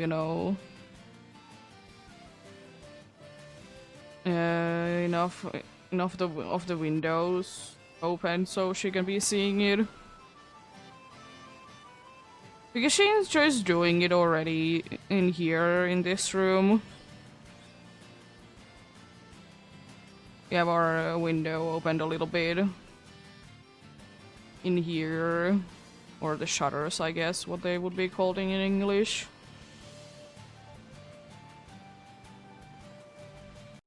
But then again, she do be lucky to be in the balcony, but you know, balcony door can be open all year round. But the, the shutters can be open enough so she can be seeing there. Usually there is bunch of movements only like in spring and in fall. Because most things are not moving during winter. Same with summer because they're so hot nowadays. As I said, we go from winter to from -30 to summertime +30 Celsius, of course.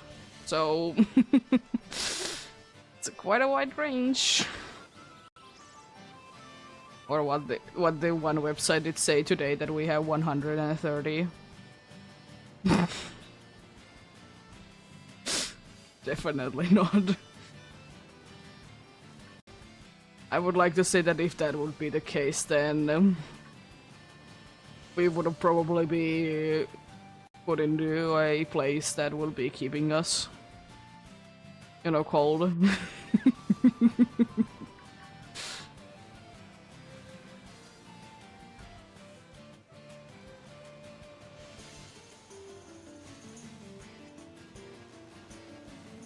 Because if the indoor temperature in apartment buildings goes too much over 30 for a certain amount of time, which is like, I don't actually know what the time frame is. But if it goes like too long in there, then either they need to be providing us a cooling system or we are gonna be getting reduced rent. Because it's in, it's unlivable situations. Same it is, if it gets too cold.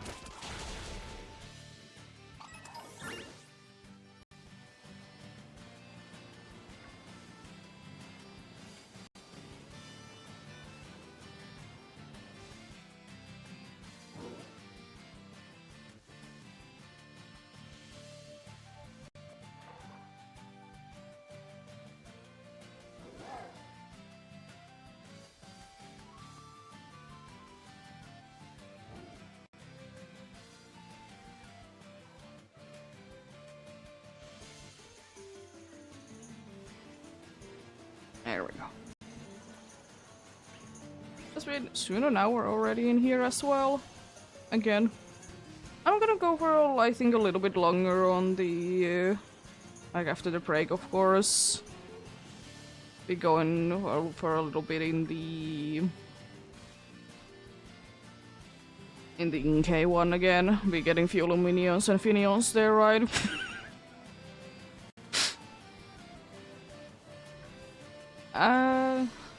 I don't really know what would be actually new apart from Inkay in there in the water. Most of the land ones would be new.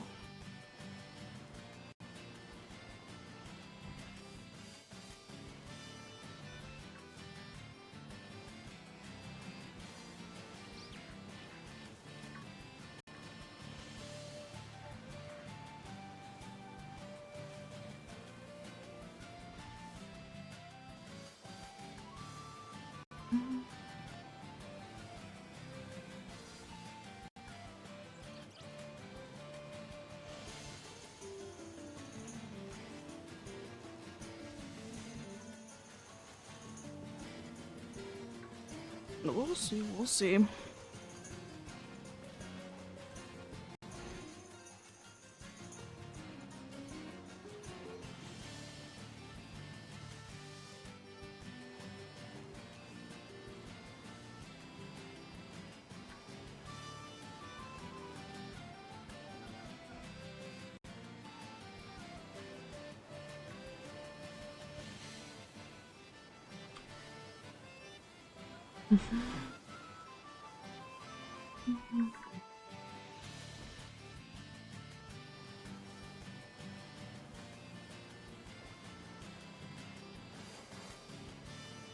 Oh yeah, going back by the way to the that we have like cat breeds that we call them in here. That for example, like our cat is, you know, a tuxedo cat. We could be having that in the same breed. There would be something like it could be an orange cat instead, for example, but it's still like the same breed. That's why I'm sometimes confused why in English you mostly hear like what is the cat's color when it comes down to like asking for breeds. Yeah.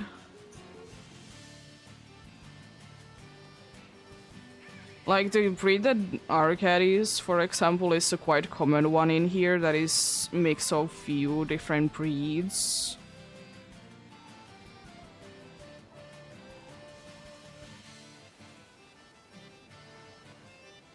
I don't even know what to be. Try to be thinking of a straight translation to English.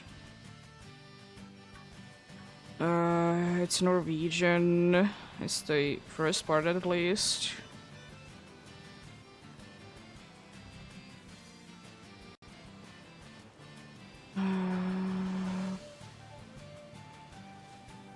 Because I'm trying to be like figuring out what do they like mean by the second word. Because it could either mean that it's like farm, like it is in farms used, or it's like meaning like ground, like earth, dirt kind of things. That's the problem because it could be meaning both, but I think it's more like meant this as a farm thing, the second word. And then it's just a cat in the end.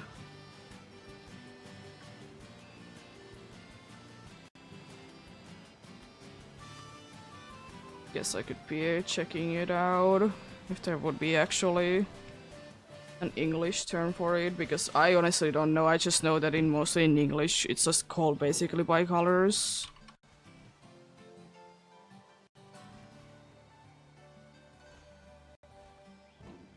Let's see, Wikipedia is always a good place if I can be translating it to English. It's called Norwegian forest cat, the breed of our cat. And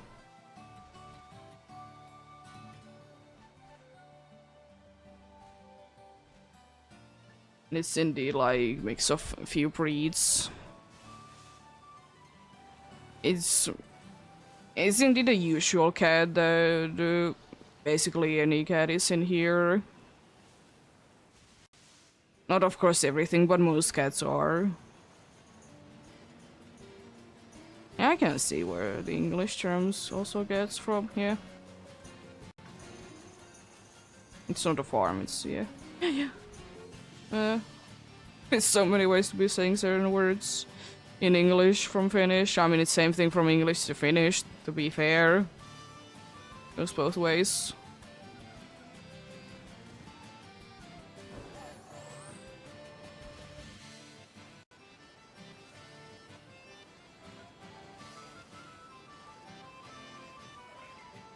Mario.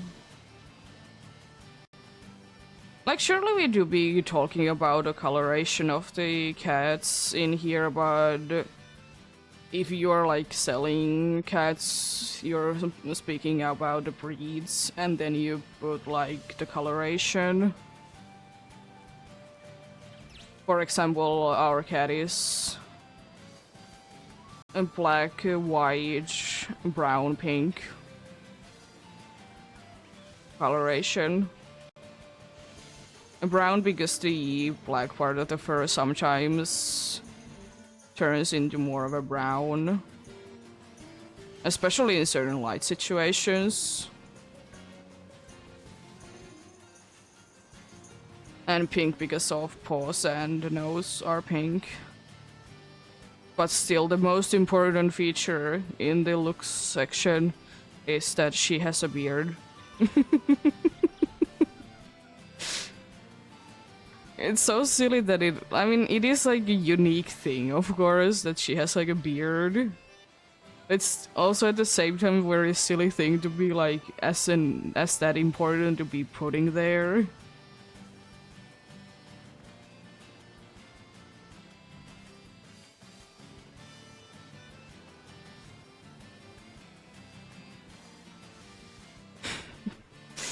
Beard.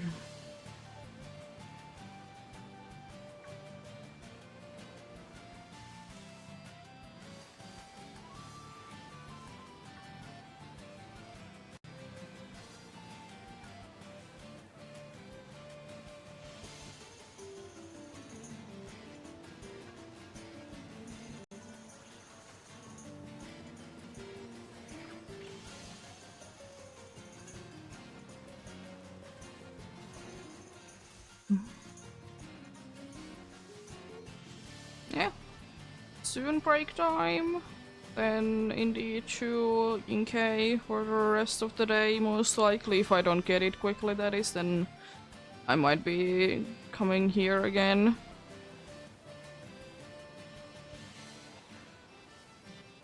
It's not that big of a deal. I forgot that I want to be hunting scope abilities, all the different colors. To be fair, it is quite a forgettable Pokemon.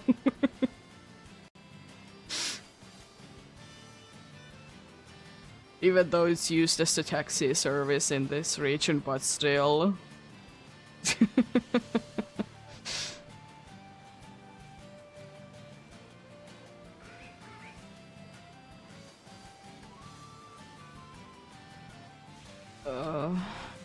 Like, if it would have been having something rather than normal as the secondary typing, then it could have been more memorable. But, I'm assuming that's Fahrenheit, because jeez, that's hotter if that's Celsius.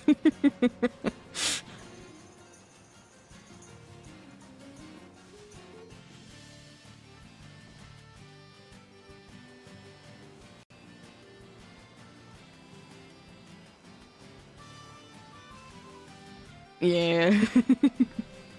Because as I said, 100 in Celsius is the boiling point of water.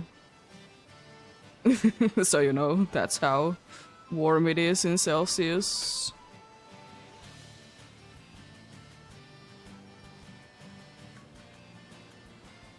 I mean, of course, if you're used to like that high temperatures, then it's not that bad. How dare you? Oh yeah, I can't be running away with that. This game.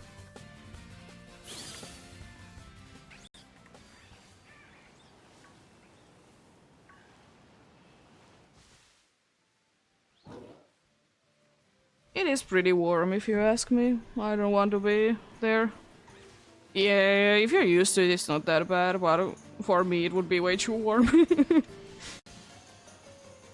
Because indeed today in here it's feeling like it's 34, it's actually 26 in here Celsius, and what you said, the 116, it's about 46 Celsius. So, you know, it is quite a bit higher than in here. In our balcony we can reach those kinds of numbers, but our balcony, you know, is in the sun anyways the entire day.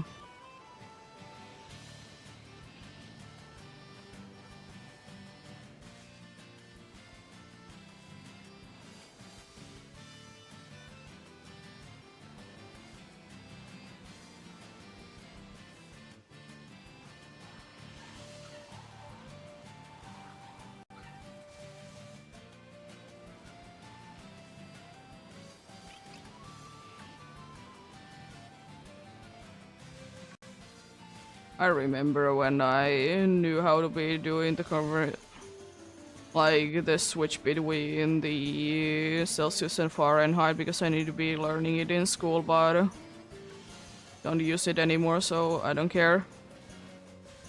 Yeah, me too.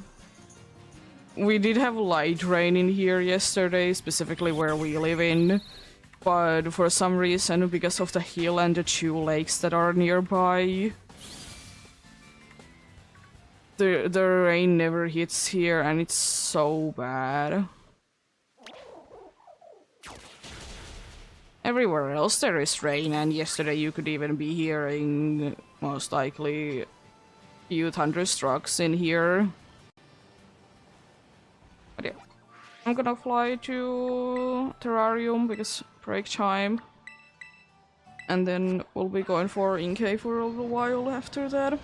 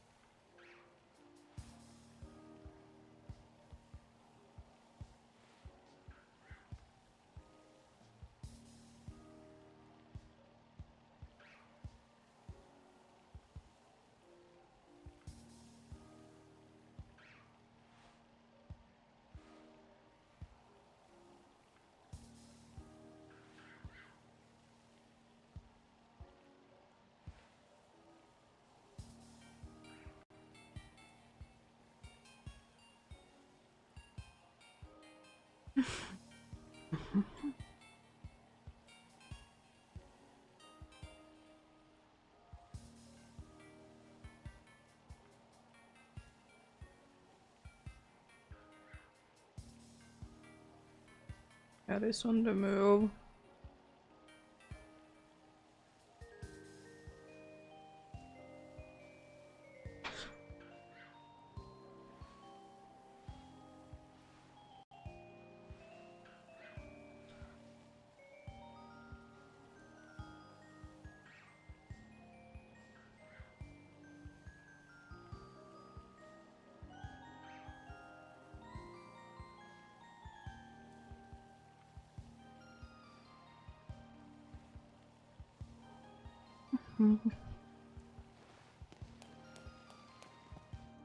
I guess I could even fly to there, though. Shoot the place in here. From here. My spiral logo there. I don't like that the walking sound that is like happening with this material is sounding like your headset's like popping up.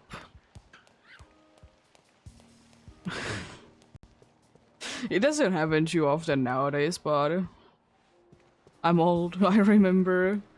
And that used to be happening all the time.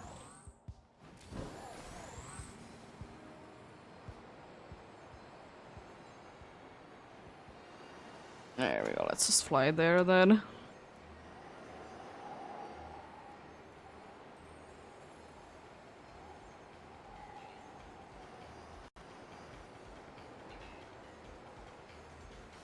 It is so weird though, sometimes like if you're already too far away from from the ground, the music actually doesn't play. And feels so odd. Why is it even a thing that the music can be stopping playing?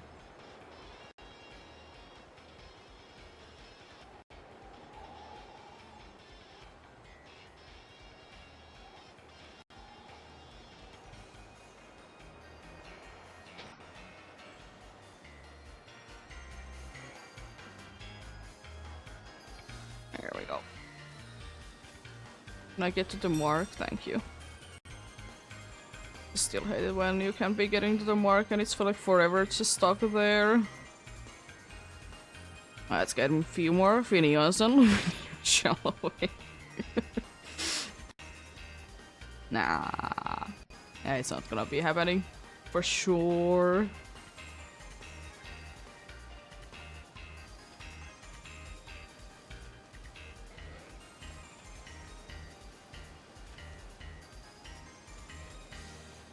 But then again, I will say one thing that is forever gonna be a thing. Temperature slash weather-wise. You're always wishing for the one that you don't have. I mean, sure, like for a few days, like the weather is nice and everything, but after a few days, it might be getting, you know, too much.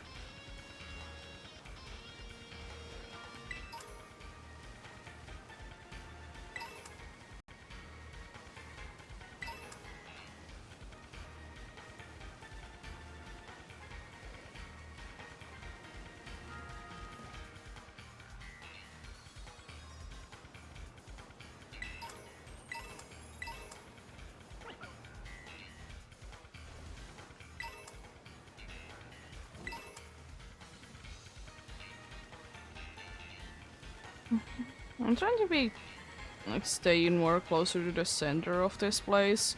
At least this outbreak seems like a nice one that I don't think that half of the spawns would be in quotes inside the wall.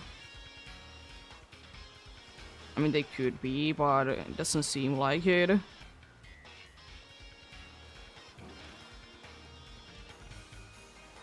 Seems to be always at least like one or two underwater there though. And even as close to the center as I possibly could be. I mean, outbreaks are not perfect anyways. At least I haven't been finding too many perfect outbreaks that it only would be spawning that Pokemon.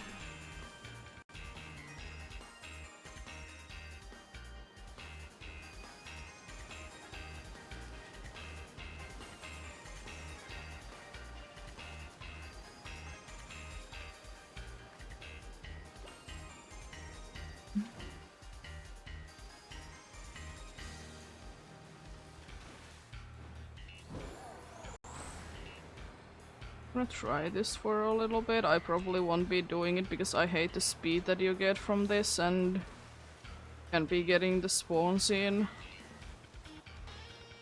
And also, yeah, too speedy. Would be good for group spawns. Since not doing group spawns, it doesn't really do anything to me. It's interesting that that Joy-Con is first warning me. It's usually the other one that is warning me first. Even though it's the Joy-Con that I use less, which, you know, logically thinking should be running out of the battery slower. Instead of the one that I'm always using. I don't know. Logic's certainly a thing.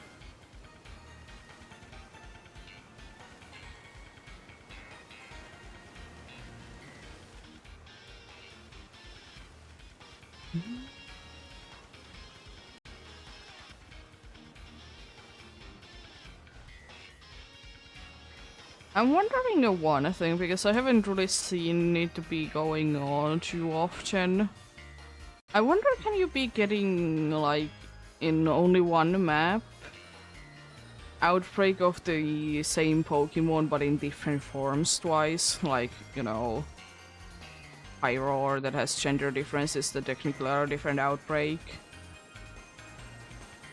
Tatsugiri or Squabability because they have different forms completely.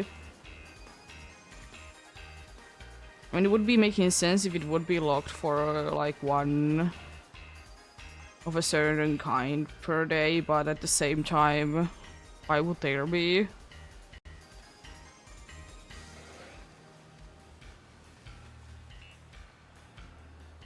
I could I be getting two, like a blue and a green Squabability outbreak, for example, for one day?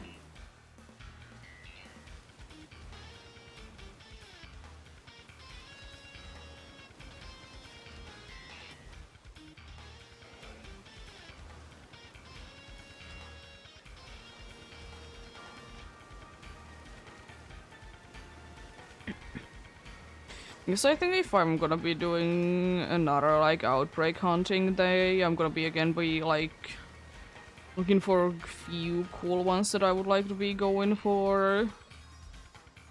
And then, you know, go from those. But I most likely, if I want to be going for very specific ones, then, you know, I'm be resetting. Most likely, so, you know, I will be doing that beforehand.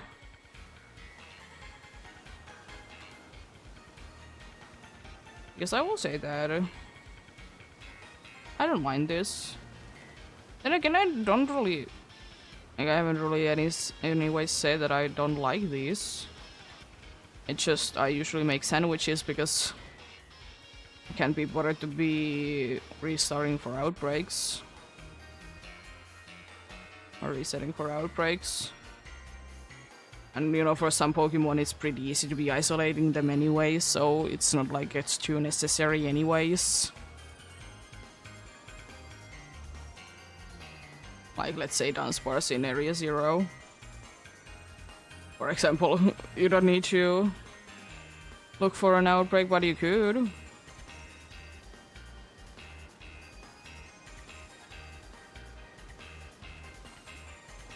It's not necessary, but you could.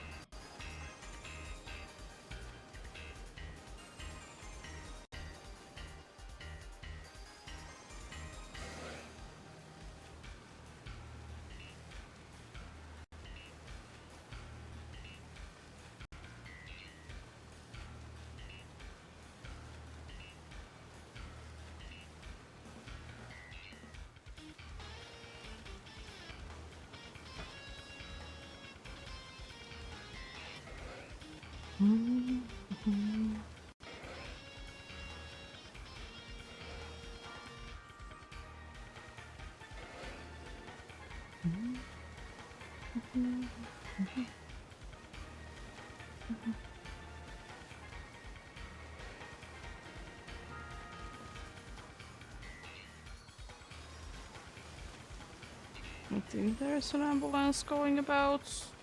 Yeah. Not too surprised. I hate that you did have the berry there. I thought that, you know, you did have red claws there. Or there was another Pokemon. I thought there was another Crabrawler, or no?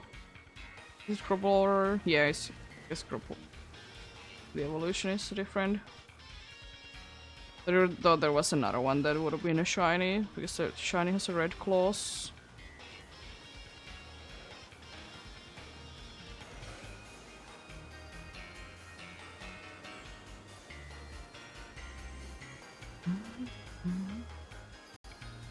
I wonder how easy it would be to notice. I don't be paying too close attention, but I'm wondering how easy it would be to notice a Tentacruel or a Tentacool under the water if it's shiny.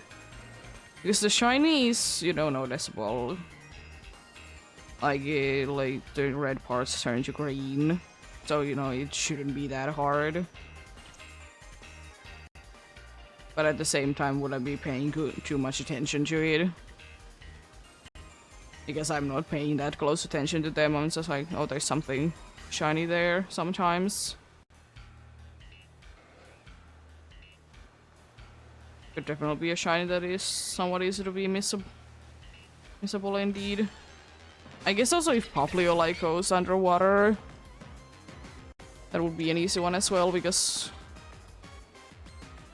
not the easiest to be noticing. That's for sure. Gets darker and, you know, the neck thingy to be turning to pink instead.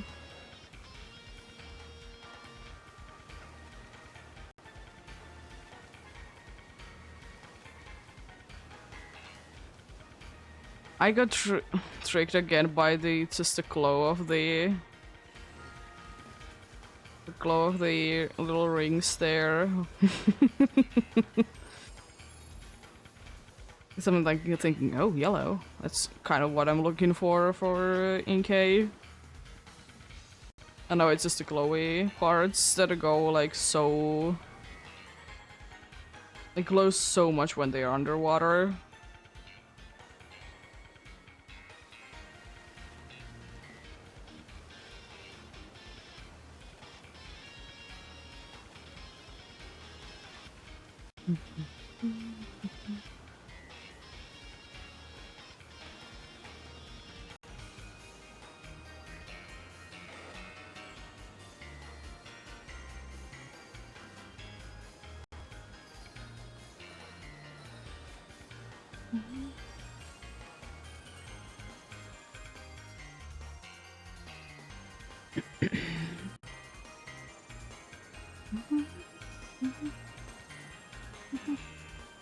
Always seems to be Slackout spawning there, interestingly enough.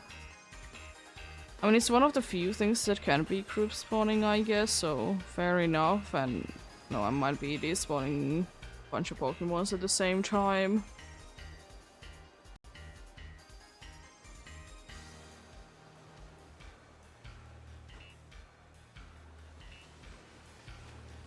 What are you? Pretty nice day today so far though. Hunting wise, did find 3 things that I wasn't really looking for, but at least in this game they were new. I mean, Uncle was altogether new. Haven't gotten one of those yet. If I get a male one, then I have both of the gender difference ones, which is nice. Luminion and Finion are definitely nice ones to be finding. As I said, I really would be hoping that they would be getting something. The thing that I like to talk about a lot, because I just feel like they should be getting something. Like, one thing would be doing so much to them, and it's that they would be available relatively early in game. Like, I feel like that is like the main point why they aren't used as much in Shino playthroughs, because you get access to them so late. And at least for me, it's still the case that I don't like to be switching my team around if I don't specifically plan for it. Like, if I have decided I'm gonna be using this team, I'm gonna be using this team.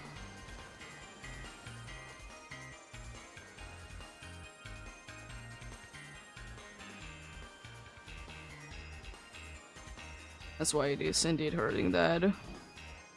They're available so late. Because I don't personally be making plans for my teams too often. Could be doing sometimes, if I'm doing like specific playthroughs of games specifically. Then you know, you kind of have to be knowing what your options are.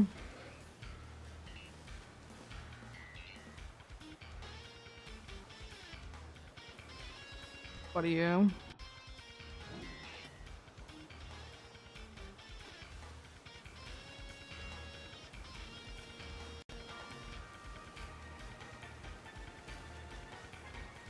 They definitely could be getting a nice regional variant though. Like, what if we would be getting a ice water type fish? I don't think that we have one of those. Yes, we have a Jugo and we have Lapras.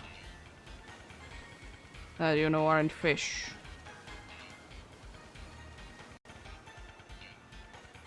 Do we have anything else? So why are those only the 2 that I can remember?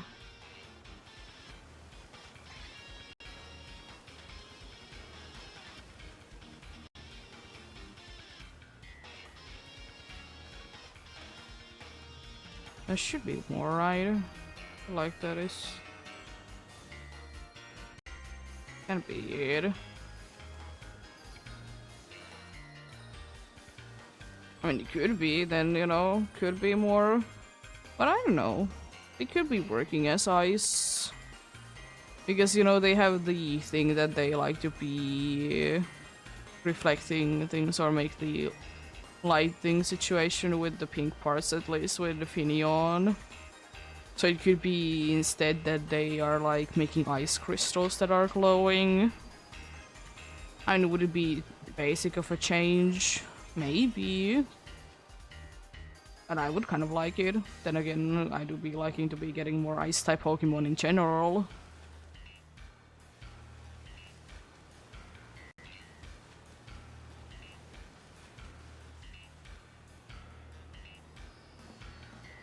Should be getting a cold-based region.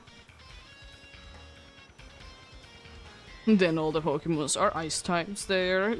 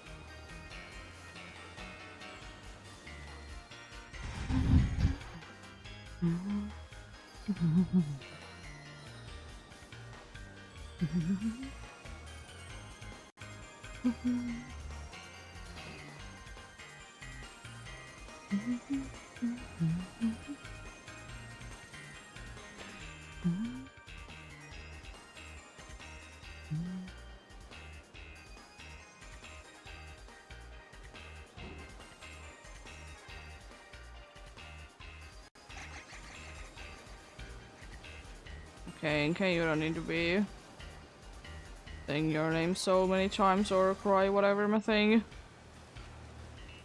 Only saying it once is okay. I can understand from that already.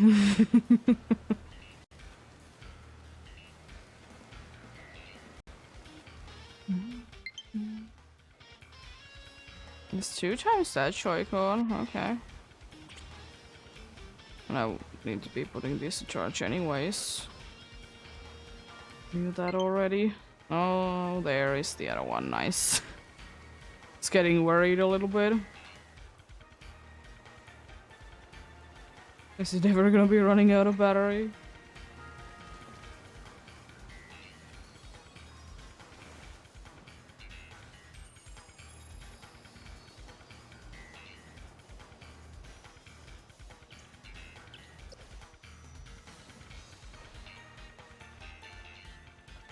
I feel like Picky Pig, I'm too careful with it.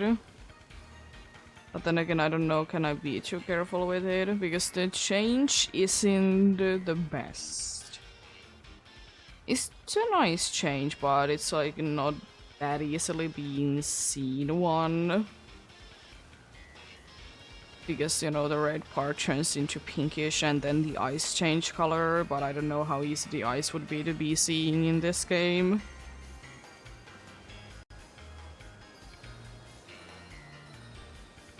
You know, it's one of those ones that once you see the first one, you're like, oh, that's obvious, and then you trust yourself too much and fail another one.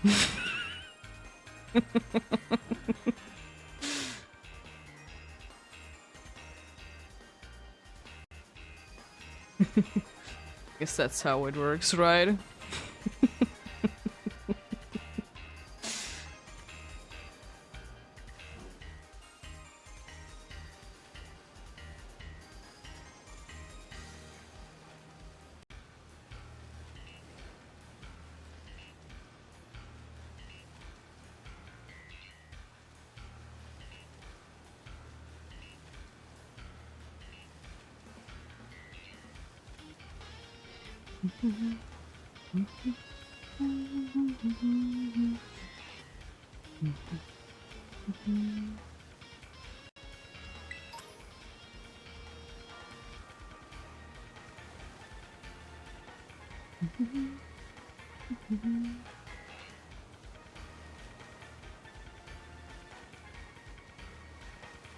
Oh.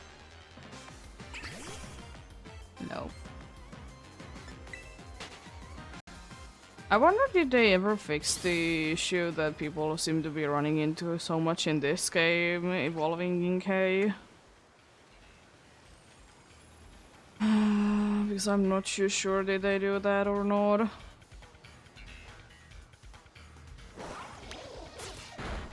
No, I wasn't too sure with that. Double check on it.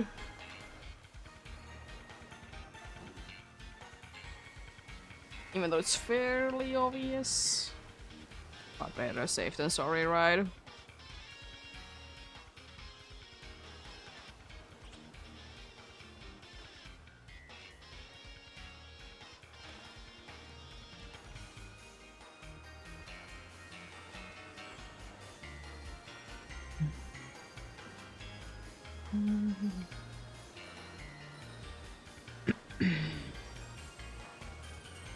Because I remember a bunch of people did have issues evolving their in-case in this game. Like, it was ridiculously hard to be getting it going. Even though in Sword and Shield it was pretty easy.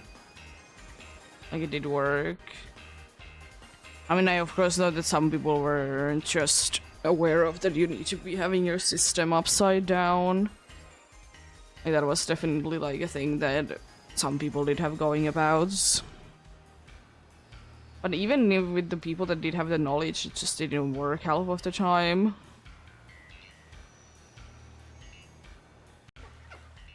So I wonder, like, if there was an actual issue with it, that did they actually fix it?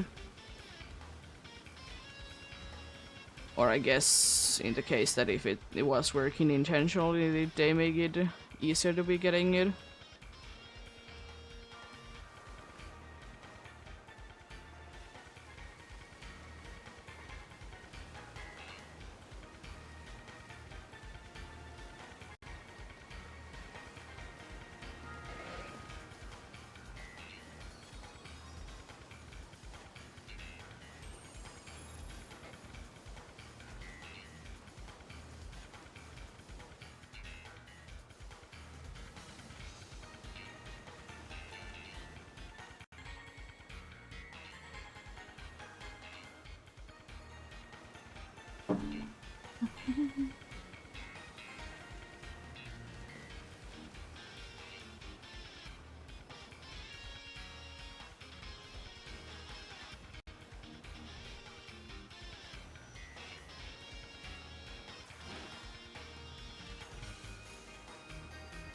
But I'm gonna be going for a little while longer, then I'm gonna be ending it for today indeed.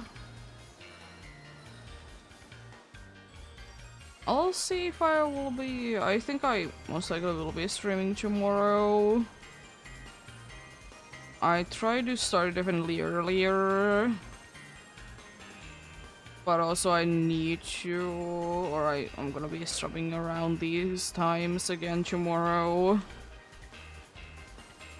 Because Destiny 2 is getting its last DLC. And that it's supposedly when it comes out. At least according to, you know, store pages. And you know, we're gonna be, of course we want to be like starting the game as soon as possible, so we don't need to be in the line for like hours upon hours.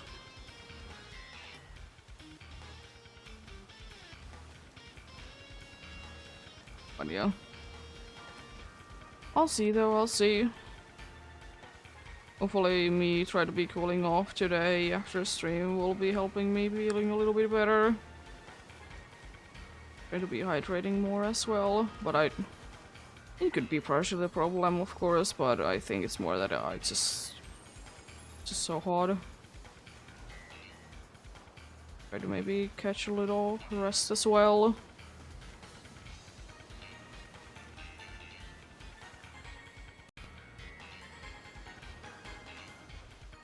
And a pretty decent day, still, like, shiny-wise. You know, did get... I'm still gonna double check on you.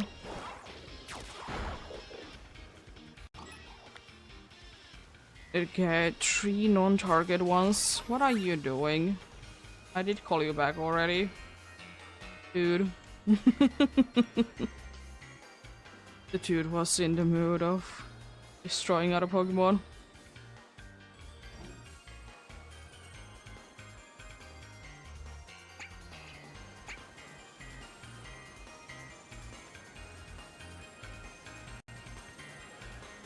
I wonder how easy, by the way, it is to be doing the counting method on this kind of water where there can be Pokemons underwater and, you know, you can be clearly be seeing there. You need to be kind of guessing is there a Pokemon there or not in some cases.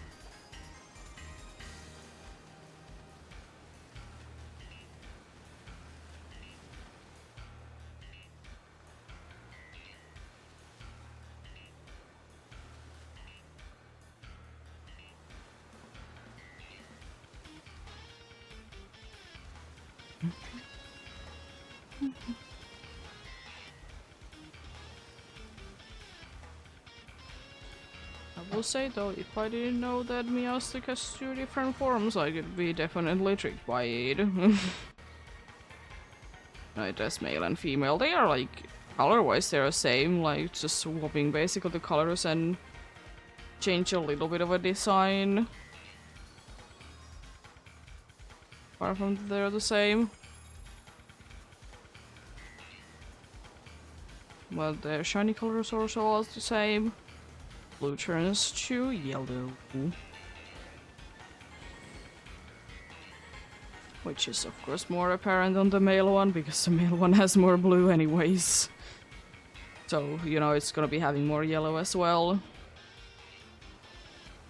And as I said, in some pictures that I have seen for Meowstick, especially the female one, it just seems like it's all the same color. It doesn't even seem like there is any yellow in there. Partially to blame is Scarlet and Violet's sometimes very ridiculous, you know, colors. Lights and shadow things, basically. They're partially to blame for sure.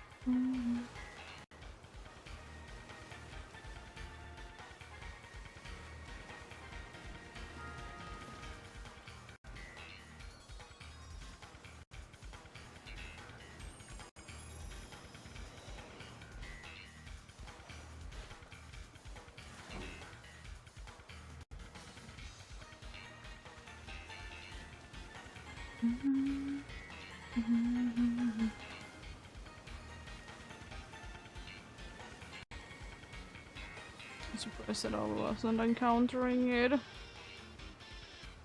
It's quite close to it. Sure, game.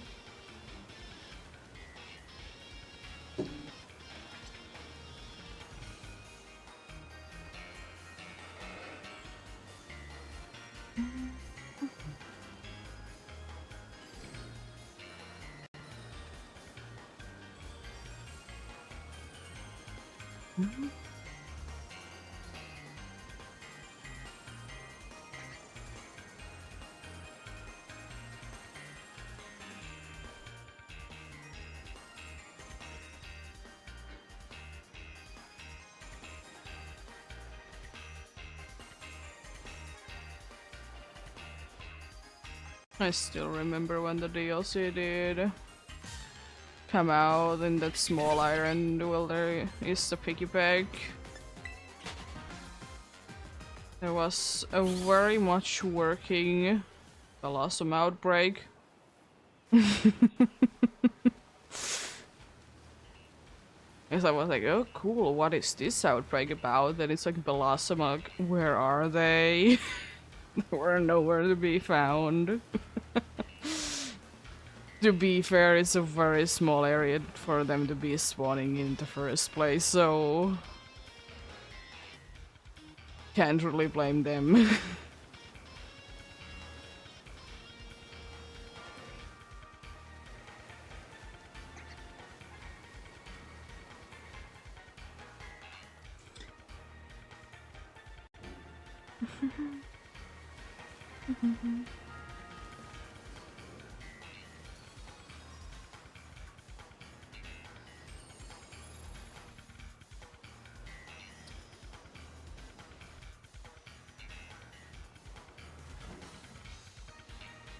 But yeah, I think I will be going to this island because I'm hoping that I can do a nice picnic in here.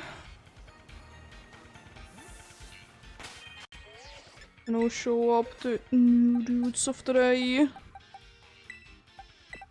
Need to be getting rid of some other Pokemon first.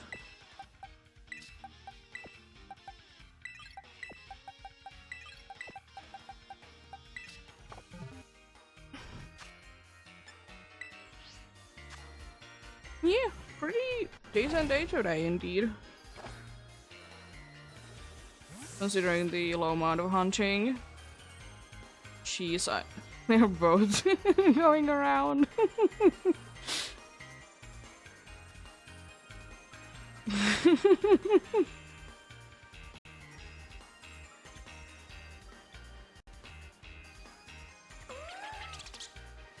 And the Luminion did fell asleep.